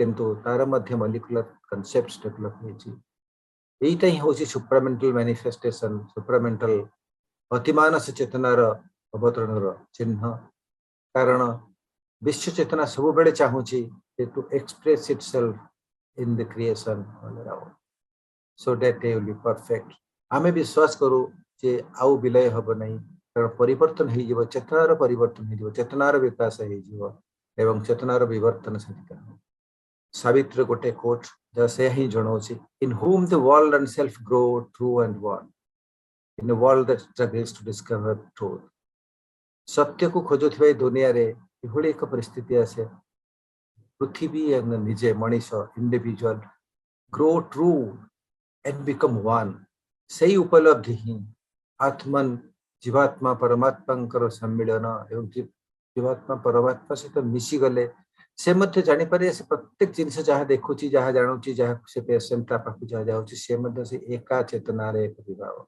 कम्युनिकेशन बिकम्स इजी चारोटी महावाक्य आमर स्क्रिप्चर रु प्रज्ञानम ब्रह्मम नॉलेज इज ब्रह्मम ब्रह्मम इज सुप्रीम चेतना अयम आत्मा ब्रह्मम this self the atman what I am my soul is the brahman it is also the paramatma it is the paramatma tattvamasi that you are aham brahmasmi I am brahman ei ज्ञान अर्जन होचे प्रज्ञानम ब्रह्म ये महावाक्य सही जिनिस को दर्शाउचे जहाँ हमें वर्तन सावित्री उल्लेख करें जे विश्व चेतनार परिप्रकाश हमें उपलब्धि करिया पड़े एवं से सम्मिलित हो जीवा पड़ो एवं से ईश्वर मांकर आशीर्वाद सर्वदा रही प्रथम फेरी आसवा से जो 3 ट्रांजैक्शन विषय कही जहाँ आजिकार आलोचनार मूल वस्तु 3 ट्रांजैक्शन सफरर जे सफर करुची रोगी सफरिंग रोगर प्रोसेस जो परिवेश होची जो बेसिस उपरे होची जो डिजॉर्डर जो होची जो विशृंखला जो होची ती हीलर चिकित्सक बा जे कल्याणकारी सही हीलर एवं ई 3 एंटिटी भितर तीनोटी इंटरेक्शन ही संभव as the 3 sides of a triangle healer sufferer sufferer suffering suffering healer ये प्रत्येक कम्युनिकेशन प्रोडक्टिव हुआ पे पॉजिटिव हुआ पे चेतनार उन्मेष चेतनार उन्नति नितांत आवश्यक आम धीरे धीरे देखा के सफरर एंड कॉन्शियसनेस ये कष्ट पाउची तार चेतना सफरिंग प्रथम कारण है फियरफुल डरी जाती आम किस समय पर जाना कही डर ही रोगर प्रथम कारण दे आर भलनरेबल से माने डरिकी निजक भलनरेबल कर दियंती रोगर अटैक पे एवं से need of faith and being open to the divine दिव्य चेतना प्रति एवं श्री मार्शल आशीर्वाद प्रति ओपन हवा को पड़ो जहाँ फल they can combat it they have to fight the obstacles and they have to remain connected all the time मु ना नै मोर दी जन अंतरंग सांग कथा कहबी से दी जन बहुत फेमस साइकियाट्रिस्ट दी जन को कैंसर हेतला एवं तांका सहित मैं इंटरेक्ट करी छी they have clearly told that we could stand it and we could get cured just because of spiritual connection. Both of them are spiritual and this is at least for me concrete proof. तांकर अनुमति बिना हुए तो तांकर ना नहीं करेंगे but they are great persons, international celebrities in psychiatry. The illness, रोगो एवं consciousness, श्री अरविंद गुप्ती को उद्धार करिबा. Forces of illness first weaken or break through the nervous central of the kara. Sometimes the vital mind or mind proper prepare for the illness by fear or thought of illness. रोगोर चिंता रोग विषय रे आशंका यही हमको vulnerable कर दे रोग attack करिबा. Adverse forces के entry, nothing to take away the resistance like fear. मनुष्य जो निजस्व चेतना निजस्व चिंता निजस्व शक्ति द्वारा जो रेजिस्टेंस अच्छी रोग विरुद्ध adverse forces विरुद्ध ताको डर ही वीकेन कर दे and one becomes the victim of diseases, be it physical, be it mental or mental. Resistance to evolution of consciousness. Consciousness रा उन्नति वा विवर्तन को ही resistant यानी दिए हमारा डर भय. So these are the reasons which make one vulnerable to the disease. से विषय रे हम गोटे केस mental illness पढ़िया पर we can remember in 1918 when there was the flu attack, Spanish flu. এবং ଶ୍ରୀ ମା ବର୍ଣ୍ଣନା କରିଛନ୍ତି କି ଭଳି adverse forces ଅତି ବିଭତ୍ସ ଭାବରେ ଲୋକମାନଙ୍କୁ ଆକ୍ରମଣ କରୁଥିଲେ ଯେଉଁମାନେ କି ସଜେଷ୍ଟିବୁଲ ଥିଲେ ଯେଉଁମାନଙ୍କର ଚେତନାରେ କିଛି ଅବନତି ଏବଂ ସେ ତାଙ୍କର ଦୈବୀ ପାୱାର ଦ୍ୱାରା କେମିତି ତାକୁ କନଫ୍ରଣ୍ଟ କରିଥିଲେ. ଗୋଟେ case example Shri Aurobindo describe କରିଛନ୍ତି which indicates the causes of mental illness. The present condition of passivity and indifference, those are the symptoms of the patient. This is a reaction to which he was brought by an internal effort not properly guided. The effort brought about a breaking of the veils to parda thila between the physical form and the psychic and vital ones. So what happened? His mind was unprepared and unable to understand and judge them by the light of fancy and imagination and the erroneous vital suggestions. Unprepared thila bale si jo break he gala, he became the victim of erroneous mental and vital suggestions jata bhitur prashrita hela. This gave the opportunity for a hostile power, each summary adverse power attack kala, and the result was disorganization and chaos. So coming back to fear, bhaya, what is fear? False evidence appearing real. This is acronym, this is symbolic. Ame fear सबुबले ही गोटे full कथा को भाभी नहीं कि हमें we create stories that stand for fear, and that is the biggest miracle in development of consciousness and our falling here. आमर रोगर प्रथम कारण है भय आशंका. Fear the devil. वर्तमान सबुठारु बड़ भय लोकंकर कोरोना भय. We can combat it because we have got only two choices. Choice is imperative. Face everything and rise. Face and win, or forget everything, surrender and run. भूली जाओ तमे combat करी परिबो and you run away, and you cannot run away. The devil will take you. So get rid of fear. The healer and consciousness. Healer एवं तार चेतना. Healers, the doctors are soldiers against falsehood, as the Madan Aurobindo. So most vitally weapon whose faith, विश्वास, ईश्वरीय शक्ति ऊपर विश्वास, निजर capacity ऊपर विश्वास, मांकर ब्लेसिंग्स आशीर्वाद ऊपर विश्वास. ये विश्वास रही one has to invoke the grace of the divine. and that will be the instrument that will help us to reach the consciousness of the person we are going to treat and connected to the divine and sufferer.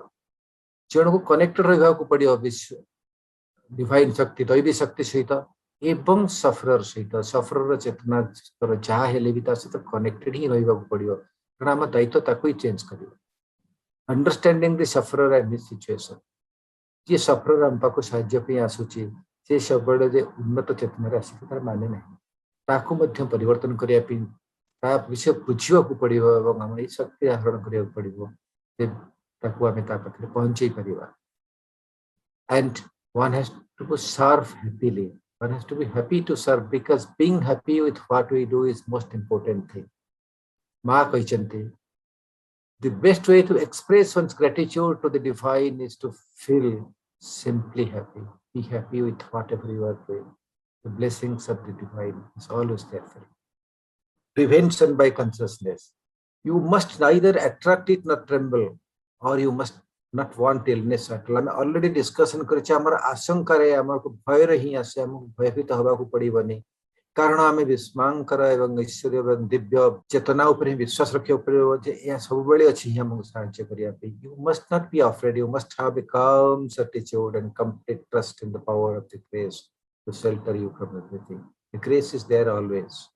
Communication in therapy हमें जे भली चिकित्सा करो psychotherapy दो cognitive therapy दो बा हमें medicine में treatment करो कम्युनिकेशन होची सबुठार इम्पोर्टेंट एस्पेक्ट एवं कम्युनिकेशन रे कॉन्शियसनेस रे इम्पोर्टेंस बहुत बेसी यूजुअली हमें ए भाव रे एग्जामिन करू normal medical examination observing listening and interacting with the patient these are the tools, initial tools, evaluation by test and other things, education of the patient and the caretakers, and measures to rectify perfectly.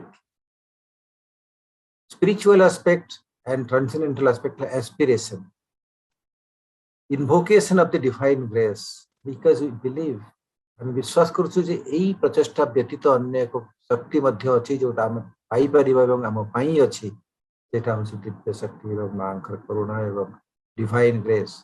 One has to invoke that and one has to surrender. आम सब किछि कले मध्य आम effort आम surrender कले it will be most effective एवं जहाँ भी अभिज्ञता अच्छी ताको हमें रिजेक्ट करिया पड़ियो प्यूरिफाई करिया पड़ियो bye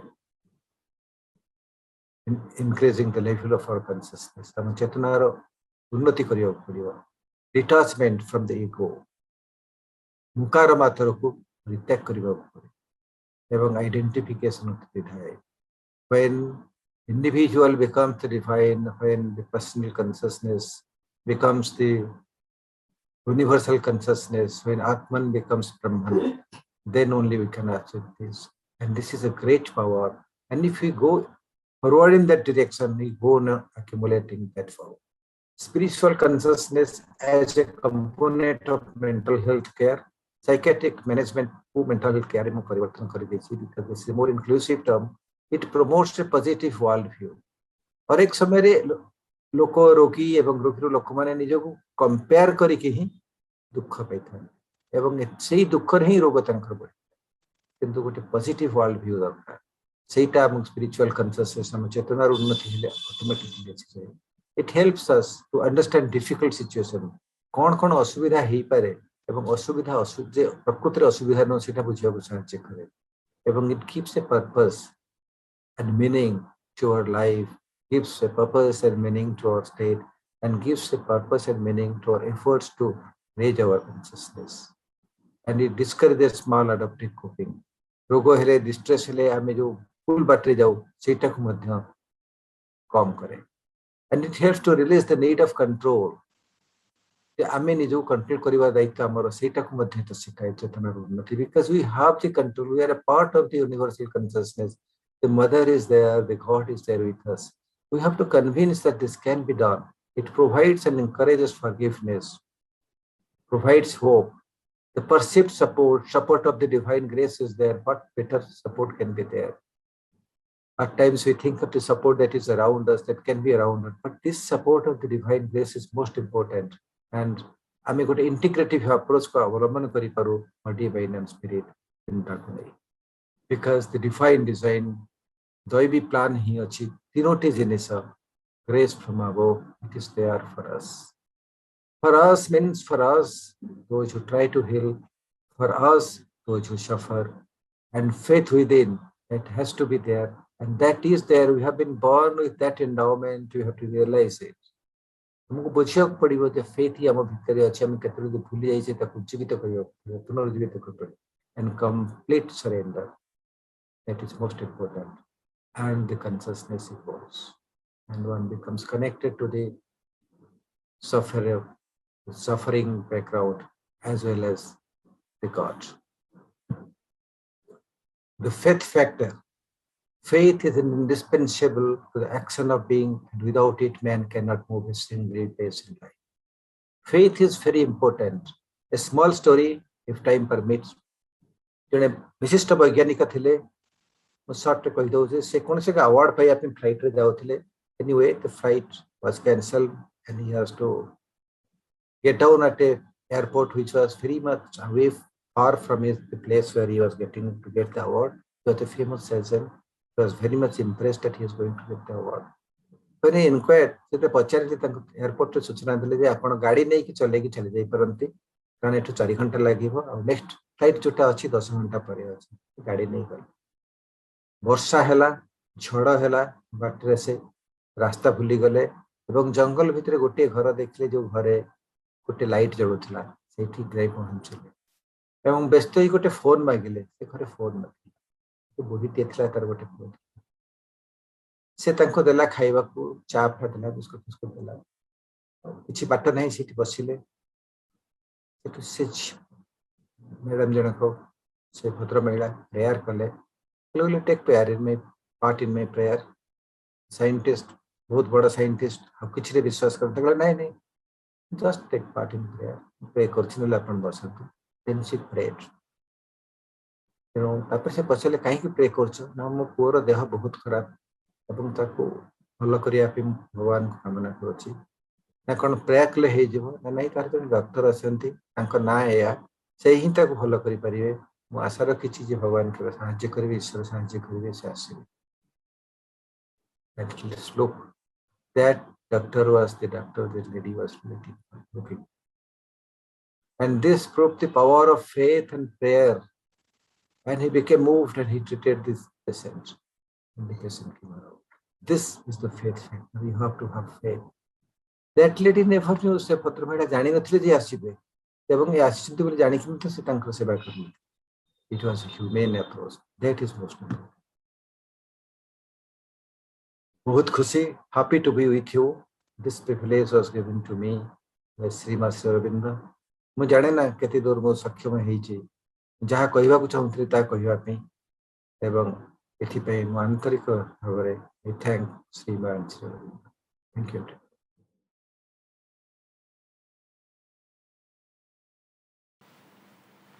Namaste. So the question is that how can we, this role of consciousness based approach, so how can we orient the healers, the workers in the field to this? It's a very interesting question, very practical one. I'm saying a question is the title of the talk, but nevertheless it's about how we can orient. First we must understand that the moment we try to bring in a system which is based on a yogic vision, yogic consciousness into the mental domain as a mental structure, it has already come down many steps. And there is a great risk in that. Risk is that it becomes like sometimes like a dogmatic phenomena, something imposed from outside. When people don't understand the inner state that has gone into everything that is being said, has been said, then it can create a lot of confusion also in the minds of people. The other day I was reading one of the interesting letters of Sri Aurobindo. Sri Aurobindo's letter, people were asked, they asked Sri Aurobindo. So there is a letter of Sri Aurobindo, he explains why she has said. And he says that the arrangement is because the mother has created an occult atmosphere of protection because she wants the children to be as safe as they can be. So she has created an atmosphere whereby now the dining room, all these things, like the swimming pool, that space in the sea which is meant for swimming. So when you go in that area, mother has said it's been protected because otherwise the sea is very rough, sea snakes come, jellyfishes come.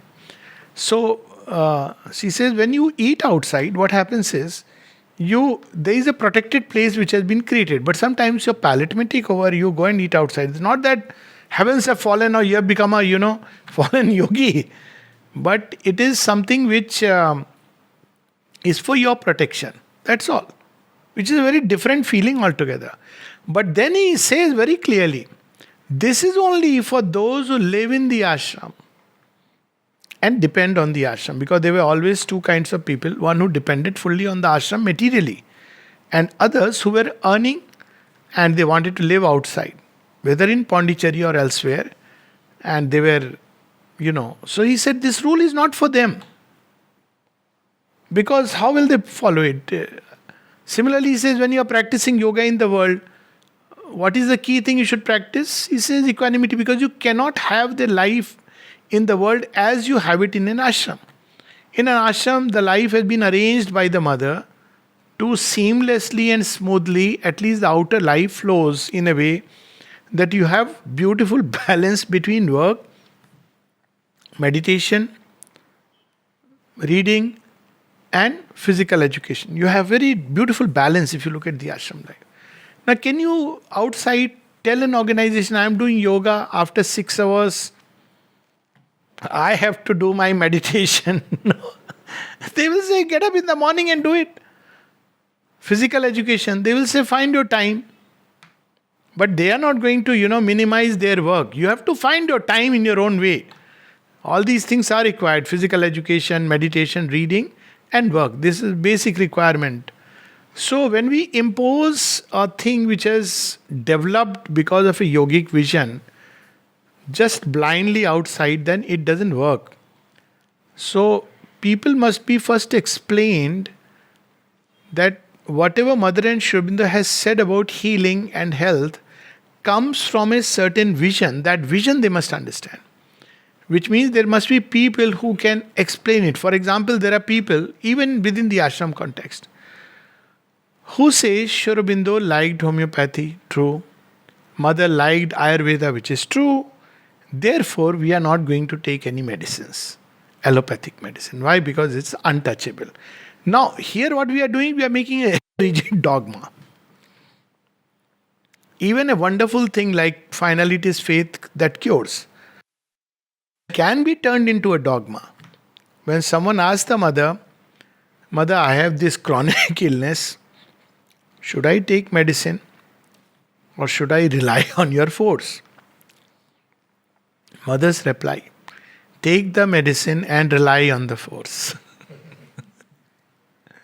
So what is the principle? The principle is you may have faith inside, but the body may not have enough faith. It needs some material medium. And that material medium is not just something. When Sri Aurobindo was asked, he said there is something like a dravya guna. This is a whole science that this particular medicine works in a certain way. Whether you take Ayurveda, homeopathy or allopathy, there is a process in it. So you have to respect that. The body may not have faith. The body may have habit. I know people who have lived forever on homeopathy. And they have lived long. Since childhood. Because parents, they just couldn't take allopathy. But equally there are people who have lived on allopathy. You tell them homeopathy because, there are people who say, oh, sugar-coated pills. No, it won't work like that because, the common element is gone. That common element is faith in any remedy. So, we must understand that what Mother and Sri Aurobindo has said comes from a very deep yogic vision. Ideal is that people should engage in yoga. There is no other way. And when we undertake to yoga, we become our own laboratory. Take, for example, in the field of healing. Now, one of the first things that I remember, I read that book which was a compilation, The Mother on Healing. health and healing. So I read that there is a way you can call the force and you can cure a disease. So I was suffering from something of related to skin for last 1 year. So I said, oh, let me try. So I tried it. Within a week it went away. So I said, this is wonderful. Then I observed how it comes back. What helps? What are the various things? So in yoga, we become our own laboratory. If we have just read it and we try to tell somebody, it won't carry that power of conviction. And because we have never tried anything, then if the person comes back and says, doctor, you said that, call in the force, peace. It didn't cure me. My temperature has gone up. What should I do? So it should be those who are at the core must have tried these things themselves. It is not transmitted like a mental knowledge. Yogic knowledge is never transmitted in a mental way. Even about talks and all, Mother has said spiritual talks must be inspiring and inspired. They're not meant as a scholarly study or a comparison that this person says so, this person. That is academics. But that is not spiritual, even spiritual philosophy. It's born of a yogic vision. If you read Ramanuja's Visishtadvaita, now people turn it into philosophy. But when you read it, you can see here is a man who has felt that kind of connect with God. And thereby he is saying what he is saying. He is not saying things as a thinker or philosopher. So it touches us. But when people do bhashyas on Ramanuja's philosophy, it is gone. You have lost it because you have not had the experience. I'm sure people who have touched, they know it. So there should always be in any organization a core of people who are yogis. By yogis, I don't mean puffed up yogis. I am a yogi. No. But people who are practicing yoga silently. Nobody should know that they are yogis. Otherwise, there is another problem. So quietly they should practice yogi. So yoga, this should be in a core. Then there should be those who are capable of transmitting this knowledge to others. It cannot be just because somebody is a doctor, therefore he can transmit this knowledge. No. But the ideal combination is, Mother says in one of her writings, somebody who knows the human body, its various workings, and is also understand the deeper things, then it's a perfect combination. She uses the word, such a person, I can do something, and that person is a divine doctor. So what is that combination? One is you say, oh no, genes and all is nothing. Just have faith and you'll be all right. Now it works very nice.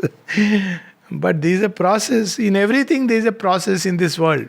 It may work. Why? Because it has either overridden the process or the process has taken place, but we have not understood it. It works like that. So it's like you switch on, light is there. Is it without a process? No, there is a process. Now for me it's a magic. It's a magic, you clap and the light comes on, magic. But there is a process. And there has to be somebody who understands this process and who understand the other one. And when they meet together, that's where we need such people in every field. In the field of healing. So what has happened till date in the field of healing, there has been a dichotomy in every field. Healing will continue the way we are doing. For that there are textbooks and everything. But yoga is only about inner life. Now this dichotomy is what created this everywhere. Religion is otherworldly.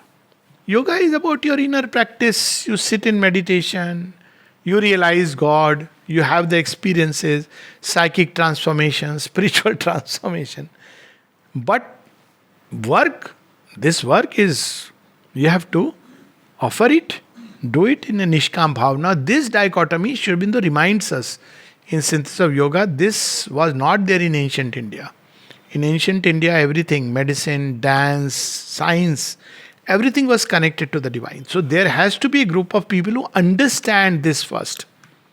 It is not like inwardly he uses the word that inwardly illumined but doing the twilight works in ignorance. And there are plenty within the Indian setting. It's so common because The moment you talk about the divine, we have this idea that divine is inside. Find him inside. Do nishkam karma. Be a good human being. But what is the karma? If I am a doctor, only my textbooks will tell me. Textbooks will tell you, add to it the knowledge which is missing in the textbook. It's not just that divine is there. That there is a knowledge how adverse forces work, how you can become quiet and you annihilate them, how you can, reinforce your subtle envelope. This is the entire science, and there is a need, subtle science, occult science, spiritual science. Bring them together. Third thing important is that there should be education, which is simply the best way is satsang and swadhyay. So those who are interested in the healing, they should have a group which should read together. I think in Orissa it is being done, which is wonderful. We had started this here also when I had come. So we had started this in nursing home in the group. So there were some people who came together and we had thought, we'll not read life, divine and other things. We'll read only what Mother and Sri Aurobindo has spoken about health and healing. So that we understand what is like in a place like guest houses where people are doing business. What Mother has said about money and business and all this. If you are in a cooking place, dining room, what Mother has said about cooking and how to understand what are the elements that go into cooking. In education, a group which meets together and understands what Mother and Sri Aurobindo have said about education. Otherwise, it's all left to individuals. You can all your life be somewhere without having opened a single book. So that's where we come to the word. So there should be regular, weekly, twice a week. There are schools I know which do it. I don't know about medical institutes, but schools which regularly read together Swadhyaya. So one day or the other this understanding comes. This is the second level. Fourthly, and that is at the most outer pragmatic level, this should be instilled into the culture of a place. And why it is important is because not everybody can read, understand. You can't force, come for Swadhyaya. That also you cannot do. People who can be at the core are very few. So what is meant by the culture of a place is, for instance, let's take a group which is living for, let's say, a higher truth. So when they start a work, you'll be surprised. Most people start their work just mechanically. It's all there in the inward devotion and offering, but how many people do it? It should be like this, that I'm speaking of the ashram setting. Now they will be all, ashram means people who are working outside. Let's say there is a hospital. People have to start work at 8 o'clock. Now at least in a department where somebody is keen to bring in this teaching, just tell them we'll have a moment of concentration either with some music or without a music. Just a moment of concentration. Make it as vast as possible. Don't bring in even a Sanskrit sloka if you want. But Sunil's music is something so beautiful. Mother's music is entirely, completely, Eastern, Western, everything is there. Sunil's music, just a few minutes. This was my practice in my Air Force days. And I know what effects it created. So every time I'll go, I'll sit 5 minutes, 10 minutes. Now, later on when I was head of department, I could just keep playing it. And people would come in and say, Sir, आधा बीमारी हमारी दूर हो गई. What was the music you were playing? To put in few things outside. Now in Arvindai hospital they have done this. So in a hospital setting, there should be like a message. So just like in the nursing home, it is faith that cures. Put in that, in harmony. If nothing, even if you don't want to put a sentence, just put harmony, just a word. Another place, put peace. You see, it'll start having an effect. Because words are magic. So this way people come, maybe some people will say, what is this peace? It's so nice. Some place put a flower with a little, maybe an image of a flower with a little description inside. Healing, health, there is a flower like that. And something that Mother has written about it. I'm speaking of the context of the Mother. Whatever. Different people will do different things. So, this way, it gets inbuilt into the culture of a place that before we start our work, we sit and pray. Whom do we pray? we pray to God. This God, that God, it's not important, because in a setting you'll have all kinds of people coming. Don't try to turn into a religion, but we just pray to God. Whatever is your highest aspiration, see how she brought it in Auroville. Perfection. We want this work to be as perfect as we can, because it's a service. And there should be inspiring leaders who can explain to them that while you are getting your pay, which people will get, you're not doing the work for the pay. It's a service. So when they see some people as role models, same way, now what do we have in organizations? How many hours have you finished after this? Put a thumb and go away. This is the worst kind of thing I have ever experienced. It means that you are basically breeding dishonesty. You believe that fundamentally people are bad, isn't it? Create an environment that they want to, they like to. Something beautiful. Make a little, corner which is like a space of silence. Make a little bookshelf where they can just go and pick up something. And then they should spontaneously feel. Before they depart, a music plays, when they feel so nicely that they are going from a place and they want to come back again. When people leave their bodies in medical places, must tell you, I was so happy that at least one medical college I know, Karamsad, my friend Dr. Bhalendu, Shri Krishna Medical College, where when people depart, they have a system that they don't just, okay, dead body. People come together, the team which has worked, and they stand for a while, they invoke the presence. It's not like now living, now dead. Same way, how to deal with the dead. It's not a dead body, not just another body count. So all these things, when a baby is born, maternity, how do you welcome a child? So it should be instilled into the culture of the place. And so that when people who work there, they automatically imbibe this deeper knowledge. And it should be as vastly done as possible, not to use too many, symbols that may, because there are two ways of imparting this knowledge. One is in a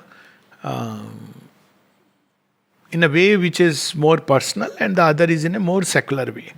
So when we are dealing with the world, it should be more secular. Because otherwise human beings develop resistance. Somebody who follows, let us say, Sai Baba, he sees the mother's picture and he may react in different ways. And we have a place where you have mother's picture. Let there be a core, maybe a meditation room. Every hospital should have a meditation room where people can go and pray. Or if they are very disturbed, they can be quiet. Outside every surgical unit, it's so horrible, the atmosphere of hospitals. Mother speaks about it. She says it's full of formations of disease. But the atmosphere should be such that when people walk, they don't feel they are going into a disease-burdened atmosphere, but in a healthy atmosphere. And this can be created in a variety of ways. The color of the wall, the flowers which are around. If you can't keep flowers because of infection and all, some nice, beautiful pictures.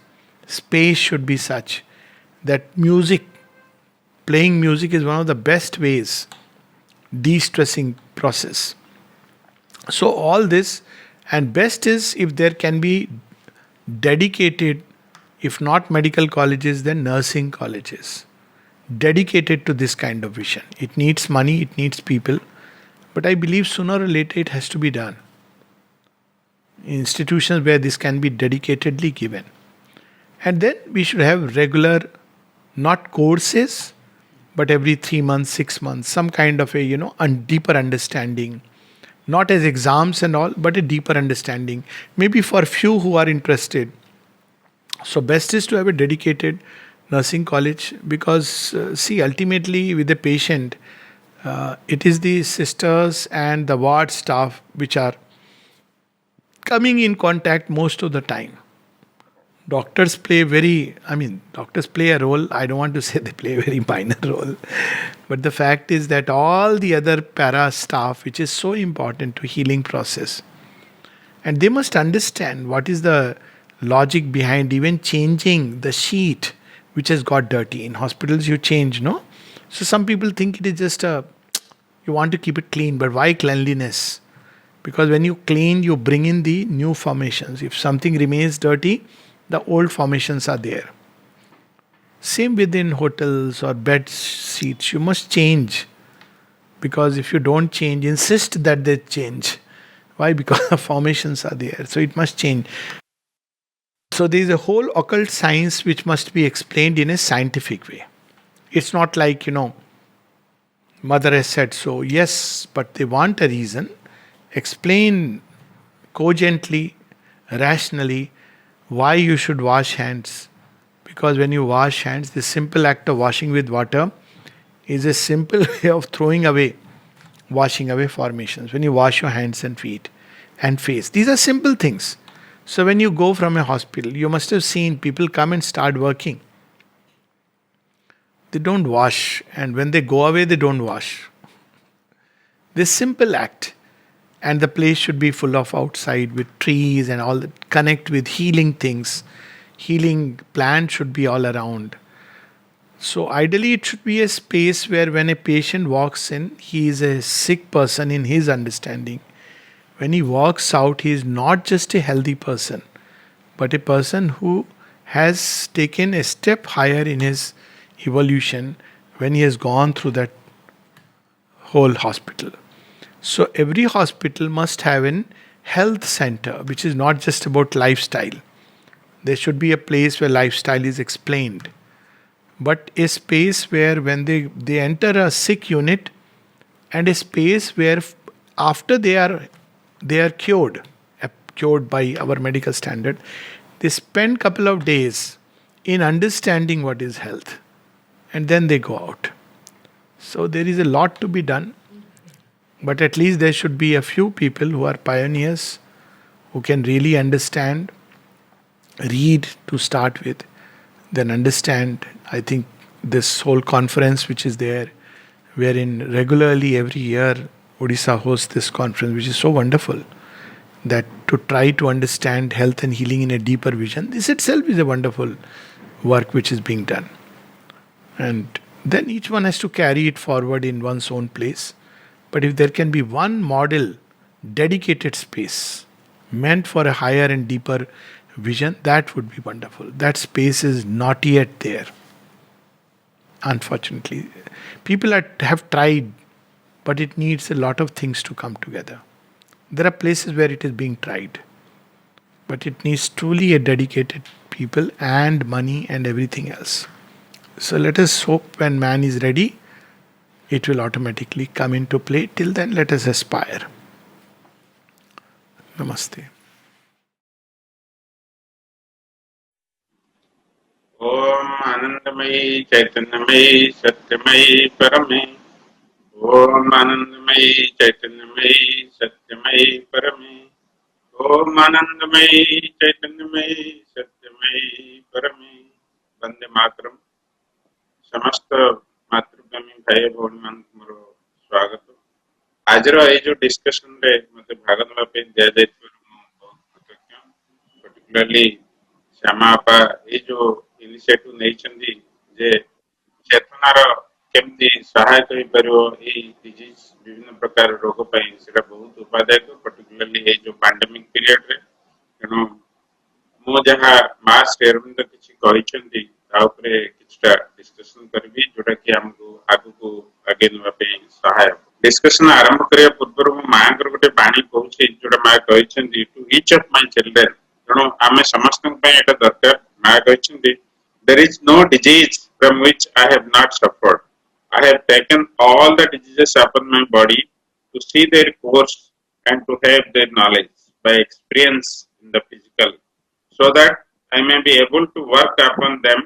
But as my physical have no fear and it responds to the higher pressure, it is easier for me to get rid of them. Dekhantu, केते मा कष्ट सहाय करछन जे सब प्रकार disease ताको there से नै आउ तार समाधान रो सूत्र तार केमती ट्रीटमेंट करिपरिया ताहा भी से गोटे सूक्ष्म लेवल रे करि जाइछन जोटा कि हमें medical science Etah advance to बाउचे किंतु it has not reached that stage जेमते हमें देखिबा एबी जो पैंडेमिक सिचुएशन हमें हमको जहाँ हमर मेडिकल नॉलेज थिला सेटा को से पूरा दुलिसात कर दैछि कौन सी गोटिए भी ट्रीटमेंट प्रोटोकॉल हम जहाँ करूचे सेटा किछि काम करनी व्हाटएवर आज भाबुचे दिस इज इफेक्टिव काली कि सेटा रॉन्ग बोली प्रूव होची बा ता द्वारा किछि कॉम्प्लिकेशन स्टार्ट होची again we are making a new strategy और जते भी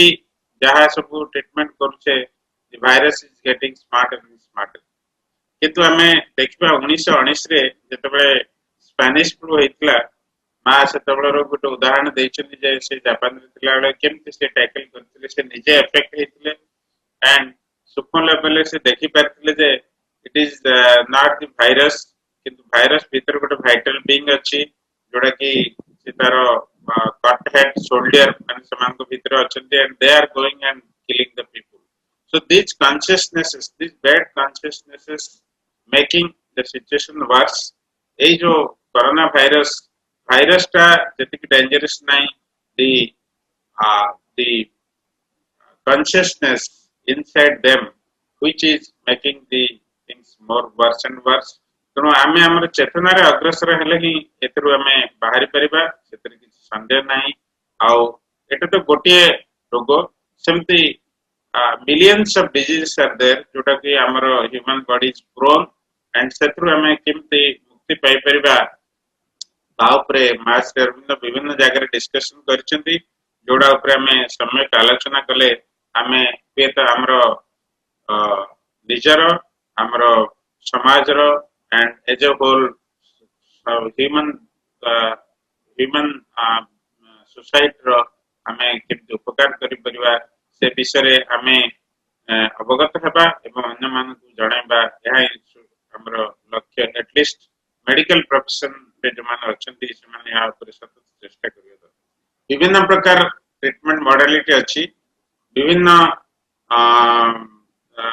जेमते एलोपैथिक होमियोपैथिक आयुर्वेदिक यूनानी बा डिफरेंट टाइप्स अछि किंतु मास अरविंद गोटे नुआ दिग हमको देखैछन जे चेतनार परिवर्तन द्वारा आमे समस्त रोग को निराकरण कर परबा एमती हबो जे the total correction from all the illnesses and possibility of physical immortality खाली disease free हम body हबनी it will lead to a physical immortality जोटा कि possible है परियो and no longer the diseases will be coming to the body and even coming of the diseases to the body will be an impossibility वर्तमान हमें गोटे transitional moment रे अच्छे जो हमें जानी छे एटलीस्ट जो माने मास के जानी छन जे the supramental force is working on the body working on the earth consciousness and the earth the matter is changing in a very rapid pace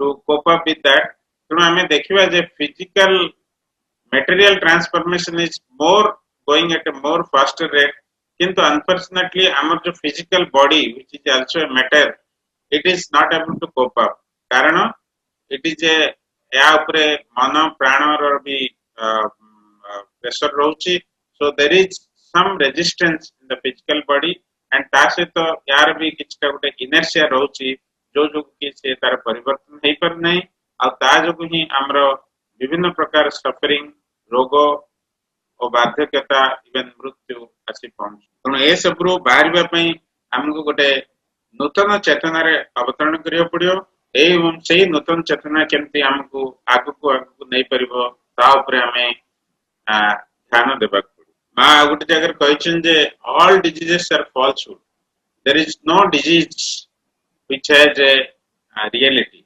सो हमें जदी फॉल्सहुड रो बाहरी आसीबा the diseases will automatically go out सेत्रे किछि संदेह नहीं तण से ऊपर हमें सतत चेष्टा करियो पड़ो मास अरविंद तक गोटे नुआ दिगो दैछथि हमें मास अरविंद जहा कहछथि जे causes of the disease and how to cure एटा बहुत इंटरेस्टिंग एंड बहुत उपायदायक और हमें डॉक्टर माने जदी हमरो डे टू डे लाइफ रे हमरो रोगी मान पई आम पई जदि सेटा उपयोग करि परिबा ताहले बहुत यूजफुल हे पर विभिन्न प्रकार कारण भितरु मा कहछन the first cause of disease is the disequilibrium of the being हमर जो being what we are thinking ourselves if there is a disequilibrium ता भीतर गोटे असमंजस्यता रहउची that only brings the disease तो कोडी असमंजस्य रहउची हमरो फिजिकल रो माइंड भितरे माइंड रो वाइटल रो physical भितरे even with in the physical भी हम असमंजस्य रहउची विभिन्न प्रकार हमर जो ऑर्गन अछि हमरो सपोज हार्ट को किडनी कोऑपरेट करबनी किडनी को लिवर कोऑपरेट करबनी बॉडी को हमरो जहा खाइबा दरकार हमरो डाइजेशन सिस्टम ताकू प्रॉपर्ली डाइजेशन कर परने ए सब जो विभिन्न प्रकार इति जे मल्टीपल लेवल ऑफ डिसइक्विलिब्रियम से थ्रू हमरो विभिन्न प्रकार रोग आछ और प्रत्येक रोग सब गोटे सूक्ष्म लेवल ले गोटे हमरो असमंजस्य को इंडिकेट करूची जदी हमें by the help of consciousness हम जदी सचेतन होई सेही जो डिसइक्विलिब्रियम पार्ट को जदी हमें if we can handle the disease will automatically get cured हमें तापे किछि मेडिसिन दरकार नहीं तापे किछि इन्वेस्टिगेशन दरकार नहीं we have to just tackle that disequilibrium एटा बहुत उपादायक सेटा को जदी हमें काम रे लगै परिबा ये तो बहुत गुडा रोग समाधान हे परिबो जोटा कि हमें हमरो रोगी मान को पाखरे भी सेटा को उपयोग करि परिबा किंतु दुर्भाग्यवशत हमें सेतिक समय रोगी के सहित देबा को हमें प्रस्तुत न कि रोगी माने भी सेमति प्रस्तुत नहंती समाने आसी केमति शीघ्र ट्रीटमेंट हे कर जिबे पाउचंदी हमें भी हमें केतटा ट्रीटमेंट दिन करि परिबा केते रोगी को भलो करबे सेमति भाउचेस ने रूट कॉज को जवा पई कार समय नहीं किंतु हमें योगिक वे रे देखिले से सेटा होची बहुत इंपोर्टेंट से दिगरे हमें सतत चेष्टा करिबो नेक्स्ट मोस्ट इंपोर्टेंट जोड़ा कि हमें डॉक्टर माने बहुत ध्यान देबा पड़ियो जोड़ा कि मैं कहिसेंती there is a nervous envelope there is a very strong sheath around our body जोड़ा कि विभिन्न जोगरे बा इथेरिक बॉडी कहा जाय पारे बा गोटे सूक्ष्म शरीर बोली कहा जाय पारे सेमति गोटे गोटे थिक आवरण हमर फिजिकल बॉडी बाहर अछि जोड़ा कि योगी माने गोटे ऑरा बोली भी हमें कहू पारू तेणु कौन सी भी रोग से नर्वस एनवेलप को पेनिट्रेट न करिकरी हम भीतर प्रवेश कर परिबो तेणु it is our primary duty to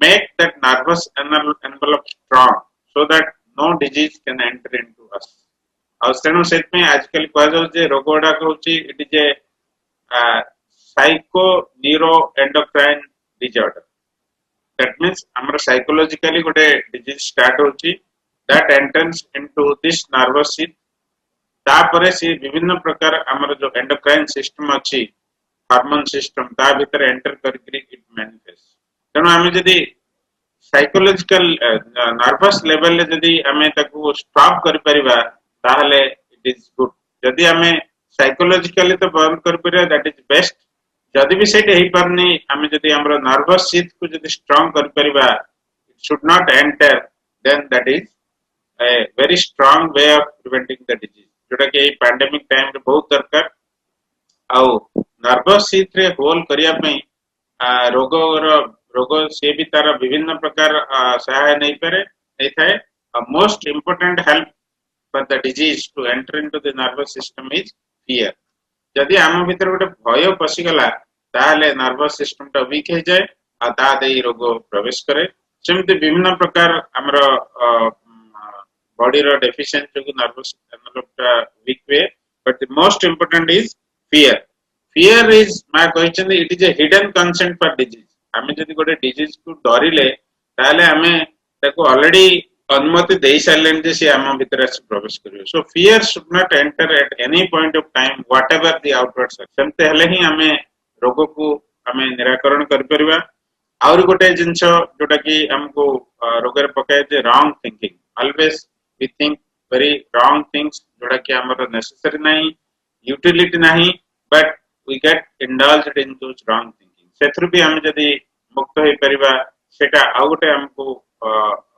सुस्त रहे पे सहाय हो एंड लास्ट जोड़ा कि very important माँ कहते जे सबकनसीयंट आमर अवचेतनाटा हूँ रोगर गंताघर से भितर सब गोटे पपअप भितर को आसो तेणु अवचेतना को आम जिते क्लीन करते आम रोगर निराकरण करटा आम सतत चेष्टा कर तेणु केमती आम सब रोगर क्योर करे पांचटा है कज तेणु क्योर करने आमको दरकार है we have to have a strong will power and constant faith in divinity आम फेथ टा जिते स्ट्रांग हम आम फियर से कमिबो नर्वस एनवेलप से स्ट्रांग हम आम we will be there in a state of equilibrium next होची डिटैच द माइंड माइंड को रोग रु डिटैच करिया पड़ो sometimes mind enjoys what we are suffering सेथरु हम बाहर आसीयो पड़िबो आउ we should bring down peace by doing different type of meditation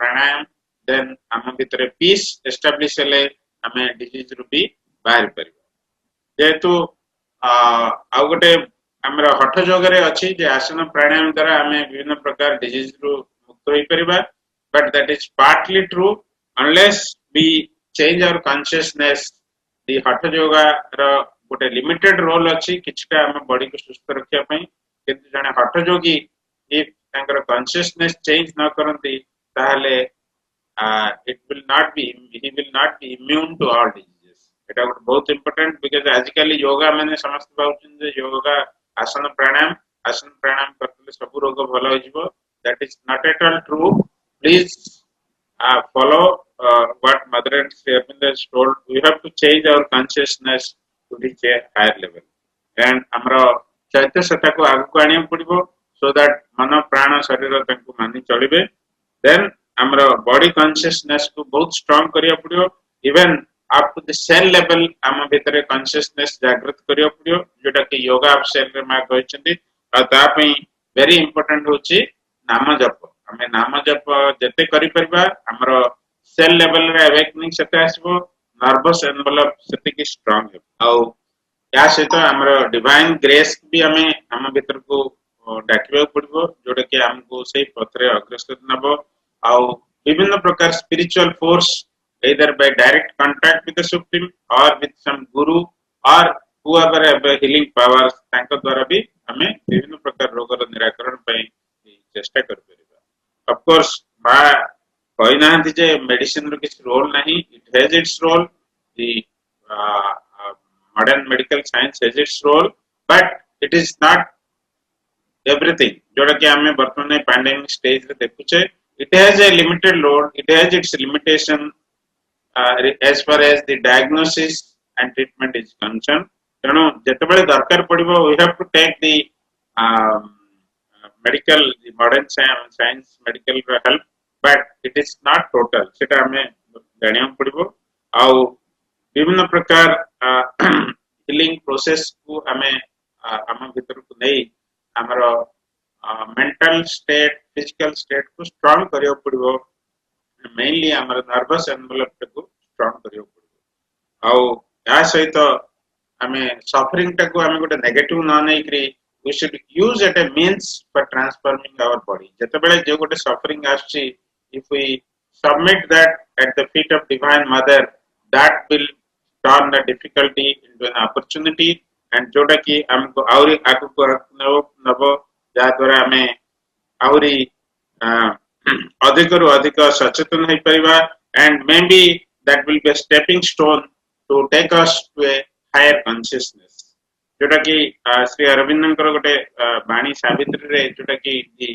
godhead of little life अछि all shall be captured by delight transformed in waves of undreamed ecstasy shall roll or minded life and sense and love in a light other than this hard limited human day the body's tissues thrill apothesize itself sustain bright metamorphosis ame jati setting kari pariba at cell level there will come a transformation jota ki will keep us disease free not only disease free it will prevent death and let take us to the immortality, physical immortality, which is the aim of our integral yoga. धन्यवाद। प्रिय भाई भौणी माने नमस्कार। आम आज आयुर्वेद परिप्रेक्षी स्वास्थ्य ଓ ଆରୋଗ୍ୟ କ୍ଷେତ୍ରରେ ଚେତନାର ଭୂମିକା ବିଷୟରେ ଆଲୋଚନା କରିବା। ଆୟୁର୍ବେଦକୁ ଆମେ ଯେପରି କେବଳ ଚେରମୂଳି ଚିକିତ୍ସା ଭାବେ ଜାଣୁ, ଏହା ସେଇଥିରେ ସୀମିତ ନୁହେଁ। ଏହା ଏକ ସଫଳ ଜୀବନଯାପନର ସଂହିତା। ବୈଦିକ ଋଷିମାନଙ୍କର ଦିବ୍ୟ ଦୃଷ୍ଟି ଓ ଉଚ୍ଚତମ ଚେତନାର ସାନ୍ନିଧ୍ୟରୁ ଏହାର ସୃଷ୍ଟି। ଚେତନା ବ୍ୟତୀତ ଆୟୁର୍ବେଦକୁ କଳ୍ପନା କରାଯାଇପାରେ ନା। ଏଣୁ ଆୟୁର୍ବେଦକୁ ଶାଶ୍ୱତ ଭାବେ ବର୍ଣ୍ଣନା କରାଯାଇଛି। ଆମେ ଜାଣୁ ଆୟୁର୍ବେଦ ଚିକିତ୍ସା ପଦ୍ଧତି ଏକ ସର୍ବପୁରାତନ ଚିକିତ୍ସା ପଦ୍ଧତି। ଶାସ୍ତ୍ରାନୁଯାୟୀ ସମୁଦ୍ର ମନ୍ଥନରୁ ଭଗବାନ ଧନ୍ୱନ୍ତରୀଙ୍କର ଆବିର୍ଭାବ ହୋଇଥିଲା ଏବଂ ସେ ଆୟୁର୍ବେଦକୁ ଧରାପୃଷ୍ଠକୁ ନେଇ ଆସିଥିଲେ। ଆୟୁର୍ବେଦର 8ଟି ଅଙ୍ଗ ଅଛି, ଯଥା କାୟ ଚିକିତ୍ସା, ବାଳ ଚିକିତ୍ସା, ଗ୍ରହ ଚିକିତ୍ସା, ଶଲ୍ୟ ଚିକିତ୍ସା, ଶାଲାକ୍ୟ ଚିକିତ୍ସା, ବିଷ ଚିକିତ୍ସା, ଜରା ଚିକିତ୍ସା ଏବଂ ବୃହଣୀୟ ଚିକିତ୍ସା। ଏ 8ଗୋଟି ବିଭାଗ ଶରୀର ଓ ମନର ସମସ୍ତ ବିକାର ପ୍ରଶମନ କରିବାରେ ଉପଯୋଗ ହୋଇଥାନ୍ତି। ଆୟୁର୍ବେଦ ଚିକିତ୍ସାର ଏକ ନିର୍ଦ୍ଦିଷ୍ଟ ଲକ୍ଷ୍ୟ ରହିଛି। ସ୍ୱାସ୍ଥ୍ୟସ୍ୟ ସ୍ୱାସ୍ଥ୍ୟରକ୍ଷଣମ୍ ଆତୁରସ୍ୟ ବିକାର ପ୍ରଶମନମ୍, ଅର୍ଥ ସୁସ୍ଥ ଲୋକଟିକୁ ସୁସ୍ଥତା ରକ୍ଷା କରିବା ଏବଂ ରୋଗୀଟିର ରୋଗ ନିରାକରଣ କରିବା। ଏ ଦୁଇଟି ହେଲା ମୁଖ୍ୟ କାର୍ଯ୍ୟ। ପୁନଶ୍ଚ ଏହା ଜୀବନ ସହିତ ଏକାନ୍ତ ଭାବେ ଜଡ଼ିତ। ତେଣୁ ମନୁଷ୍ୟର ପୁରୁଷାର୍ଥ ସାଧନ ପାଇଁ ସୁସ୍ଥ ରହିବା ଅନିବାର୍ଯ୍ୟ। ପୁରୁଷାର୍ଥ କ'ଣ ହେଲା? ଧନ ଅର୍ଜନ, ଧର୍ମ ଅର୍ଜନ, କାମନାର ପୂର୍ତ୍ତି ଏବଂ ଶେଷରେ ମୋକ୍ଷ ପ୍ରାପ୍ତି। ଏକୁ ପୁରୁଷାର୍ଥ ବୋଲି କୁହାଯାଏ। ଏଣୁ ଯେତେବେଳେ ଏହାର ଚରମ ଲକ୍ଷ୍ୟଟି ହେଲା ମୋକ୍ଷ ପ୍ରାପ୍ତି, ତେଣୁ ଏହା ସର୍ବୋଚ୍ଚ ଚେତନା ସହିତ ଜଡ଼ିତ। ଏହି ଚିକିତ୍ସାର ପ୍ରତ୍ୟେକ ସ୍ତରରେ ଏହି ସର୍ବୋଚ୍ଚ ଚେତନାର ସହିତ ଜଡ଼ିତ ହୋଇ ରହିବାର ପ୍ରୟାସ କରାଯାଇଛି। ଋଷିମାନେ ବନସ୍ପତି ଭିତରେ ଅନ୍ତର୍ନିହିତ ଗୁଣ, କର୍ମ, ବୀର୍ଯ୍ୟ, ବିପାକ ସମ୍ପର୍କରେ ଏକାତ୍ମତାରୁ ଜାଣୁଥିଲେ, ଯେଉଁଟାକୁ କୁହାଯାଏ ନଲେଜ ଅଫ୍ ଆଇଡେଣ୍ଟିଟି। ତାରି ମାଧ୍ୟମରେ ସେ ଜାଣୁଥିଲେ ତା ଭିତରେ କ'ଣ ଅଛି ଏବଂ ସେ ଅନୁସାରେ ଶାସ୍ତ୍ର ରଚନା କରିଛନ୍ତି।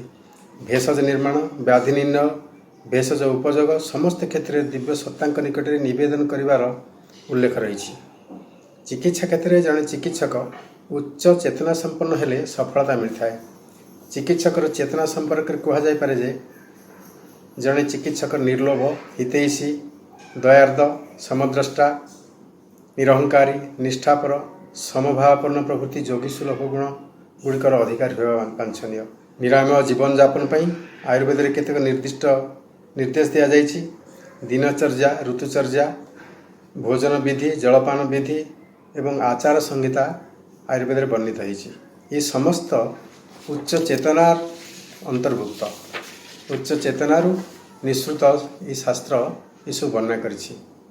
ଆୟୁର୍ବେଦ ଶାସ୍ତ୍ର ମତାନୁଯାୟୀ ସମସ୍ତ ଦ୍ରବ୍ୟ 5 ମହାଭୂତରୁ ଅର୍ଥାତ୍ କ୍ଷୀ, ତପ୍, ତେଜ, ମରୁତ୍, ବ୍ୟୋମରୁ ସମ୍ପନ୍ନ ଏବଂ ଜଗତର ସମସ୍ତ ଦ୍ରବ୍ୟ ଔଷଧ ପର୍ଯ୍ୟାୟଭୁକ୍ତ। ନାନୌଷଧି ବିଷମ ଜଗତ। ବାତ, ପିତ୍ତ ଓ କଫ ଏହି 3ଟି ମୌଳିକ ତତ୍ତ୍ୱକୁ ଦୋଷ ବୋଲି କୁହାଯାଏ। ଦୋଷମାନଙ୍କର ବୈଷମ୍ୟରୁ ବ୍ୟାଧି ଉତ୍ପନ୍ନ ହୋଇଥାଏ।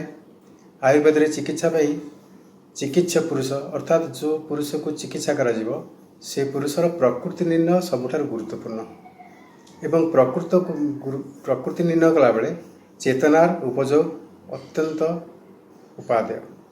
ଆମ ଶରୀରରେ 7ଗୋଟି ସଂଗୁପ୍ତ ମର୍ମସ୍ଥାନ ରହିଛି।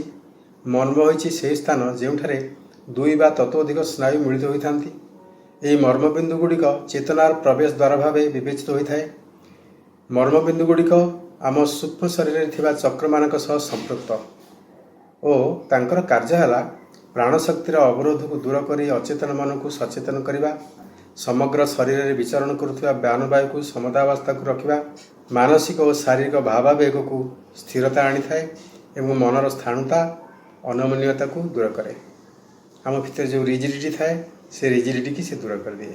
ସାଧାରଣତଃ ମର୍ମବିନ୍ଦୁ ଗୁଡ଼ିକ ଚେତନାର ପ୍ରାଣକେନ୍ଦ୍ର ଭାବେ ବିବେଚିତ ହୋଇଥାଏ ଏବଂ ଏଗୁଡ଼ିକର ଚେତନାର ଗୁରୁତ୍ୱ ଦୃଷ୍ଟିରୁ 5 ଭାଗରେ ବର୍ଣ୍ଣନା କରାଯାଇଛି। 1ରେ ସଦ୍ୟ ପ୍ରାଣହର ମର୍ମ। ଏହି ମର୍ମରେ ଆଘାତ ହେଲେ ଚେତନାର ବିଲୁପ୍ତି ଘଟେ, ତତ୍ସଙ୍ଗେ ସଙ୍ଗେ ବ୍ୟକ୍ତିର ମୃତ୍ୟୁ ହୋଇଥାଏ। କାଳାନ୍ତର ପ୍ରାଣହର। ଏହି ମର୍ମରେ ଆଘାତ ହେଲେ ସଙ୍ଗେ ସଙ୍ଗେ ମୃତ୍ୟୁ ନ ହୋଇ କାଳାନ୍ତରରେ ମୃତ୍ୟୁ ହୋଇଥାଏ। କିଛି ସମୟ ପରେ ବା କିଛି ଦିନ ପରେ ମୃତ୍ୟୁ ହୋଇଥାଏ। ବିଶଲ୍ୟଘ୍ନ ମର୍ମ ଅର୍ଥାତ୍ ଶଲ୍ୟ ହେଲା ସର ଆଦି ଜିନିଷକୁ ଶଲ୍ୟ କୁହାଯାଏ। ସେଗୁଡ଼ିକ ଯେତେବେଳେ ଦେହରେ ପଶିବ ବା ଫରେନ୍ ବଡି ବାହ୍ୟ ପଦାର୍ଥ ଯେତେବେଳେ ଶରୀରରେ ପ୍ରବେଶ କରିବ ମୃତ୍ୟୁ ହେବନି, କିନ୍ତୁ ଯେତେବେଳେ ତାକୁ କାଢ଼ି ଦିଆଯିବ ତାପରେ ତାର ମୃତ୍ୟୁ ହୋଇଯାଇପାରିବ। ତାପରେ ଆସିଲା ବୈକଲ୍ୟକର ମର୍ମ। ଏହି ମର୍ମରେ ଆଘାତ ହେଲେ ମୃତ୍ୟୁ ହେବନି, କିନ୍ତୁ ବିକଳାଙ୍ଗ ହୋଇଯିବାର निश्चित हम। तापर आसला रुजाकर मर्म। रुजाकर मर्म आघात हेले प्रबल जंत्रणार जर्जरित होगा पड़ो एवं से जो आघात से सहजरे पूरण हुए ना। पूर्व काल रे धनुर्धर वीर योद्धा माने राजा माने ये मर्म विषय रे तांकर ज्ञान अर्जन करथिले एवं शत्रु को से मर्म को भेद करिया पई तांकर लक्ष्य हासिल करथांती। एवं आमे महाभारत रे देखू अर्जुन पितामह भीष्म को जिते सर मारी सेतेबेले ताहा सद्य प्राणहर मर्म रे बाजी नथिला, ताहा कालांतर प्राणहर मर्म रे आघात करथिला। फल भीष्म पितामहंकर संगे संगे मृत्यु न होई कालांतर मृत्यु होता। तेणु तार वैशिष्ट्य है जे जो मर्मरे आघात देले जहाँ हवा कथा सेतिकरे ता सीमित रही। पूर्व काल रे धनुर्धर विद्या माने यही सब को उपयोग करी युद्ध करुले। मर्म को तार स्थान भेदरे 5 भाग विभक्त कराई। से 5 भाग है माने 107टी मर्म जो अच्छी से 7टी मर्म आम देहरे विभिन्न स्थान रे अच्छी। मांस मर्म है 11टी, अस्थि मर्म है 8टी, स्नायु मर्म है 27टी, संधि मर्म है 20टी एवं शिर मर्म है 41टी।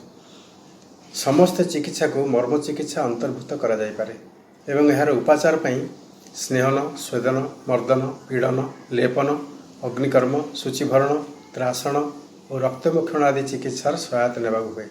ये समस्त चिकित्सा चेतना संपर्कित एवं उच्च चेतना को उत्थान करता है। मर्मर आध्यात्मिक दिगुर विचार कले सेगुड़िक विभिन्न चक्र मान सहित जड़ित एवं शरीर और मन मध्य प्राणर स्रोत को विभिन्न चक्र मान नियंत्रित करथांती। मर्मगुड़िक शरीर को प्राणशक्तिर प्रवेश भिन्न भिन्न द्वार बोली आम कही था एवं एमाने शरीर को सुस्थ सबल रखि था। शारीरिक स्तर में स्पर्श होची चिकित्सार एक गुरुत्वपूर्ण अंश। स्पर्श प्रारंभ में ताहा भावना, अनुभव और भावावेग को प्रभावित करता है। चिकित्सक जदि उच्च चेतना संपन्न, कुशली, निस्वार्थपर, दयावान होइथिबो तेबे तांकर उच्च चेतनार स्पर्श और प्रेम क्रमे प्राणशक्ति माध्यम मन, बुद्धि, स्मृति को संचारित हुए एवं यह अहंकार को प्रशमित करी नीरव भावे तार वार्ताटी चित्त माध्यम आत्मा को प्रदान करे। मर्म चिकित्सा केवल भावना, अनुभव और दृष्टिभंगी को वृद्धि कर सहायक हो न थाए, यह मध्य समाधि स्थिति मध्य को नहीं जाई पारे। तेणु देह, मन और प्राणर चिकित्सा मर्म चिकित्सा द्वारा संभव। चिकित्सा क्षेत्र में चेतनार सर्वाग्रे भूमिका रही।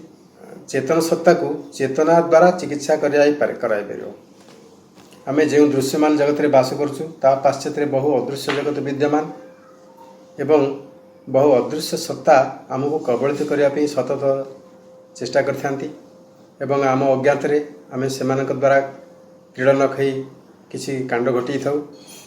किंतु जड़े सचेतन व्यक्ति तार चेतना को प्रयोग कले से कबल मुक्त रही पार। तार इंद्रिय द्वारा से देखि न पारे से अनुभव करें से प्रतिरोध करने संभव हो। कालक्रमे आयुर्वेदर व्यवसायीकरण तथा शिल्पीकरण होगापर यही पुरातन चिकित्सा पद्धतिर शुद्धता रक्षा करने संभव होना अवक्षर सम्मुखीन होइछि।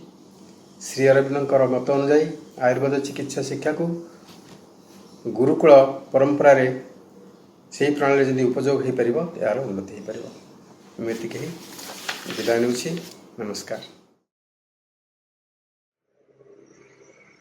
करुणामयी माँ परम प्रभु श्री अरविंद चलित वर्ष श्री अरविंद मेडिकल एसोसिएशन यही सम्मिलन वार्षिक सम्मिलन में जोग देथिबा समस्त मातृचरणाश्रित अपा भाई, मामू, माई, बाबुली भाई समस्त को मोर प्रणाम।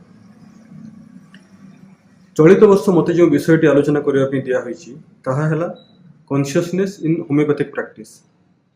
आमे एठी समस्ते जो मैंने उपस्थित अच्छे समस्ते जानिछे मनीष बा आमे समस्ते अनेक चेतना द्वारा गठित निश्चेतना आरंभ करी अति मानस चेतना पर्यंत आम मध्य अच्छी।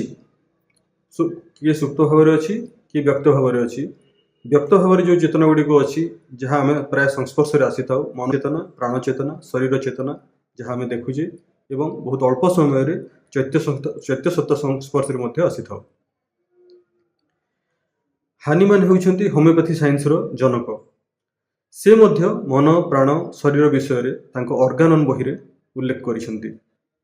जो से कही तीनोटी एस्पेक्ट यही तीनोटी चेतना जो बैलेंस हो रही थाए से मनीष सुस्थ सबल थाए एवं जदि से किसी इम्बालांस देखा दिए यही चेतना मध्य एस्पेक्ट मध्य यदि किसी इम्बालांस देखा दिए तेबे आम मध्य असुस्थता रोग सृष्टि हुए। श्री अरविंद मध्य कहिसंती all illness pass through the nervous or vital physical sheath of the subtle consciousness and subtle body before they enter the physical. वर्तमान आम होमियोपैथी तीनोटी बेसिक प्रिंसिपल विषय रे जानिबा जो द्वारा होमियोपैथी चिकित्सा विज्ञान क्यों नियम रे आधारित ताहाटी बुझी पारिबा। प्रथम प्रिंसिपल टी हला लॉ ऑफ सिमिलिया। साधारण अर्थ रे यह आम बुझीपर लाइक क्यूर्स लाइक आम समस्ते जानीचे बा कहती कंटा कंटा को काटे विष विष को काटे यह है लाइक क्यूर्स लाइक। आउ केतरा उदाहरण है आम घरे समस्ते पियाज काटी पियाज काटी समय आम समस्त मैक्सिमम टाइम रे आखिरु नाकरु पानी बाहर आखि नाक पोड़ा जला हुए किंतु यहाँ आम साधारण हो गला किंतु आमर जो फ्लू रोग हुए कौन सी एक प्रकार फ्लू रोग रे से टाइप रो नाकरु आखिरु पानी बाहर थंडा काश हुए एवं आखि नाक पोड़ा जला हुए यही सिम्पटम्स थिबा जदि रोगी को आम से पियाज रे तैयारी होमियोपैथी पद्धति रे तैयारी औषध आलियम सेपा ठीक परिमाण रे ठीक मात्रा रे ठीक पोटेंसी रे जदि दबा ताले सेही प्रकार सिम्पटम्स थिबा फ्लू रोग को मध्य से भल कर देता है। आउ गोटे उदाहरण नहीं पारिबा आम समस्ते प्राय चा कॉफी पीए कॉफी भी गोटे एमती जिनस बा औषधीय गुण तार अच्छी जितेबले पिला माने एग्जाम देवाक जाती राति रे जो तांकर पाठ जदि बाकी रही जाए पाठ पढ़ा चाहती न शोईकी ताहले कॉफी पीदेले आम निद छाड़ी जाए। कॉफी रो एटा गोटे लक्षण जदि आम कॉफी पीवा आम निद छाड़ी जाए से भली आमको जितेबले बिना कारण ना किसी कारण थाई कि जदि आमको राति रे निद होनी सब बेले आम एपट सेपट होउची राति सारा निद होनी सेमती सिम्पटम्स नहीं जदि कौन रोगी आसला आम पाक ताहले आम ताकू जदि कफिया दबा ताहले से अनिद्रा रोग ताकू भल हो आराम से सोई पारिबो।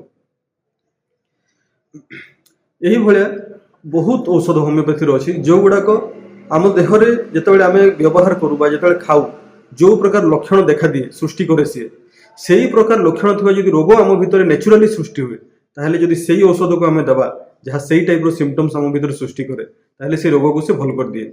यहीटा है लॉ ऑफ सिमिलिया। एबे आम देखा होमियोपैथी सेकेंड बेसिक प्रिंसिपल टी कौन ताहा है लॉ ऑफ होलिज्म। आम साधारणतः कहू जन को थंडा काश होइछि बा सर्दी होइछि बा ज्वर होइछि बोली कि से असुस्थ बा से रोगी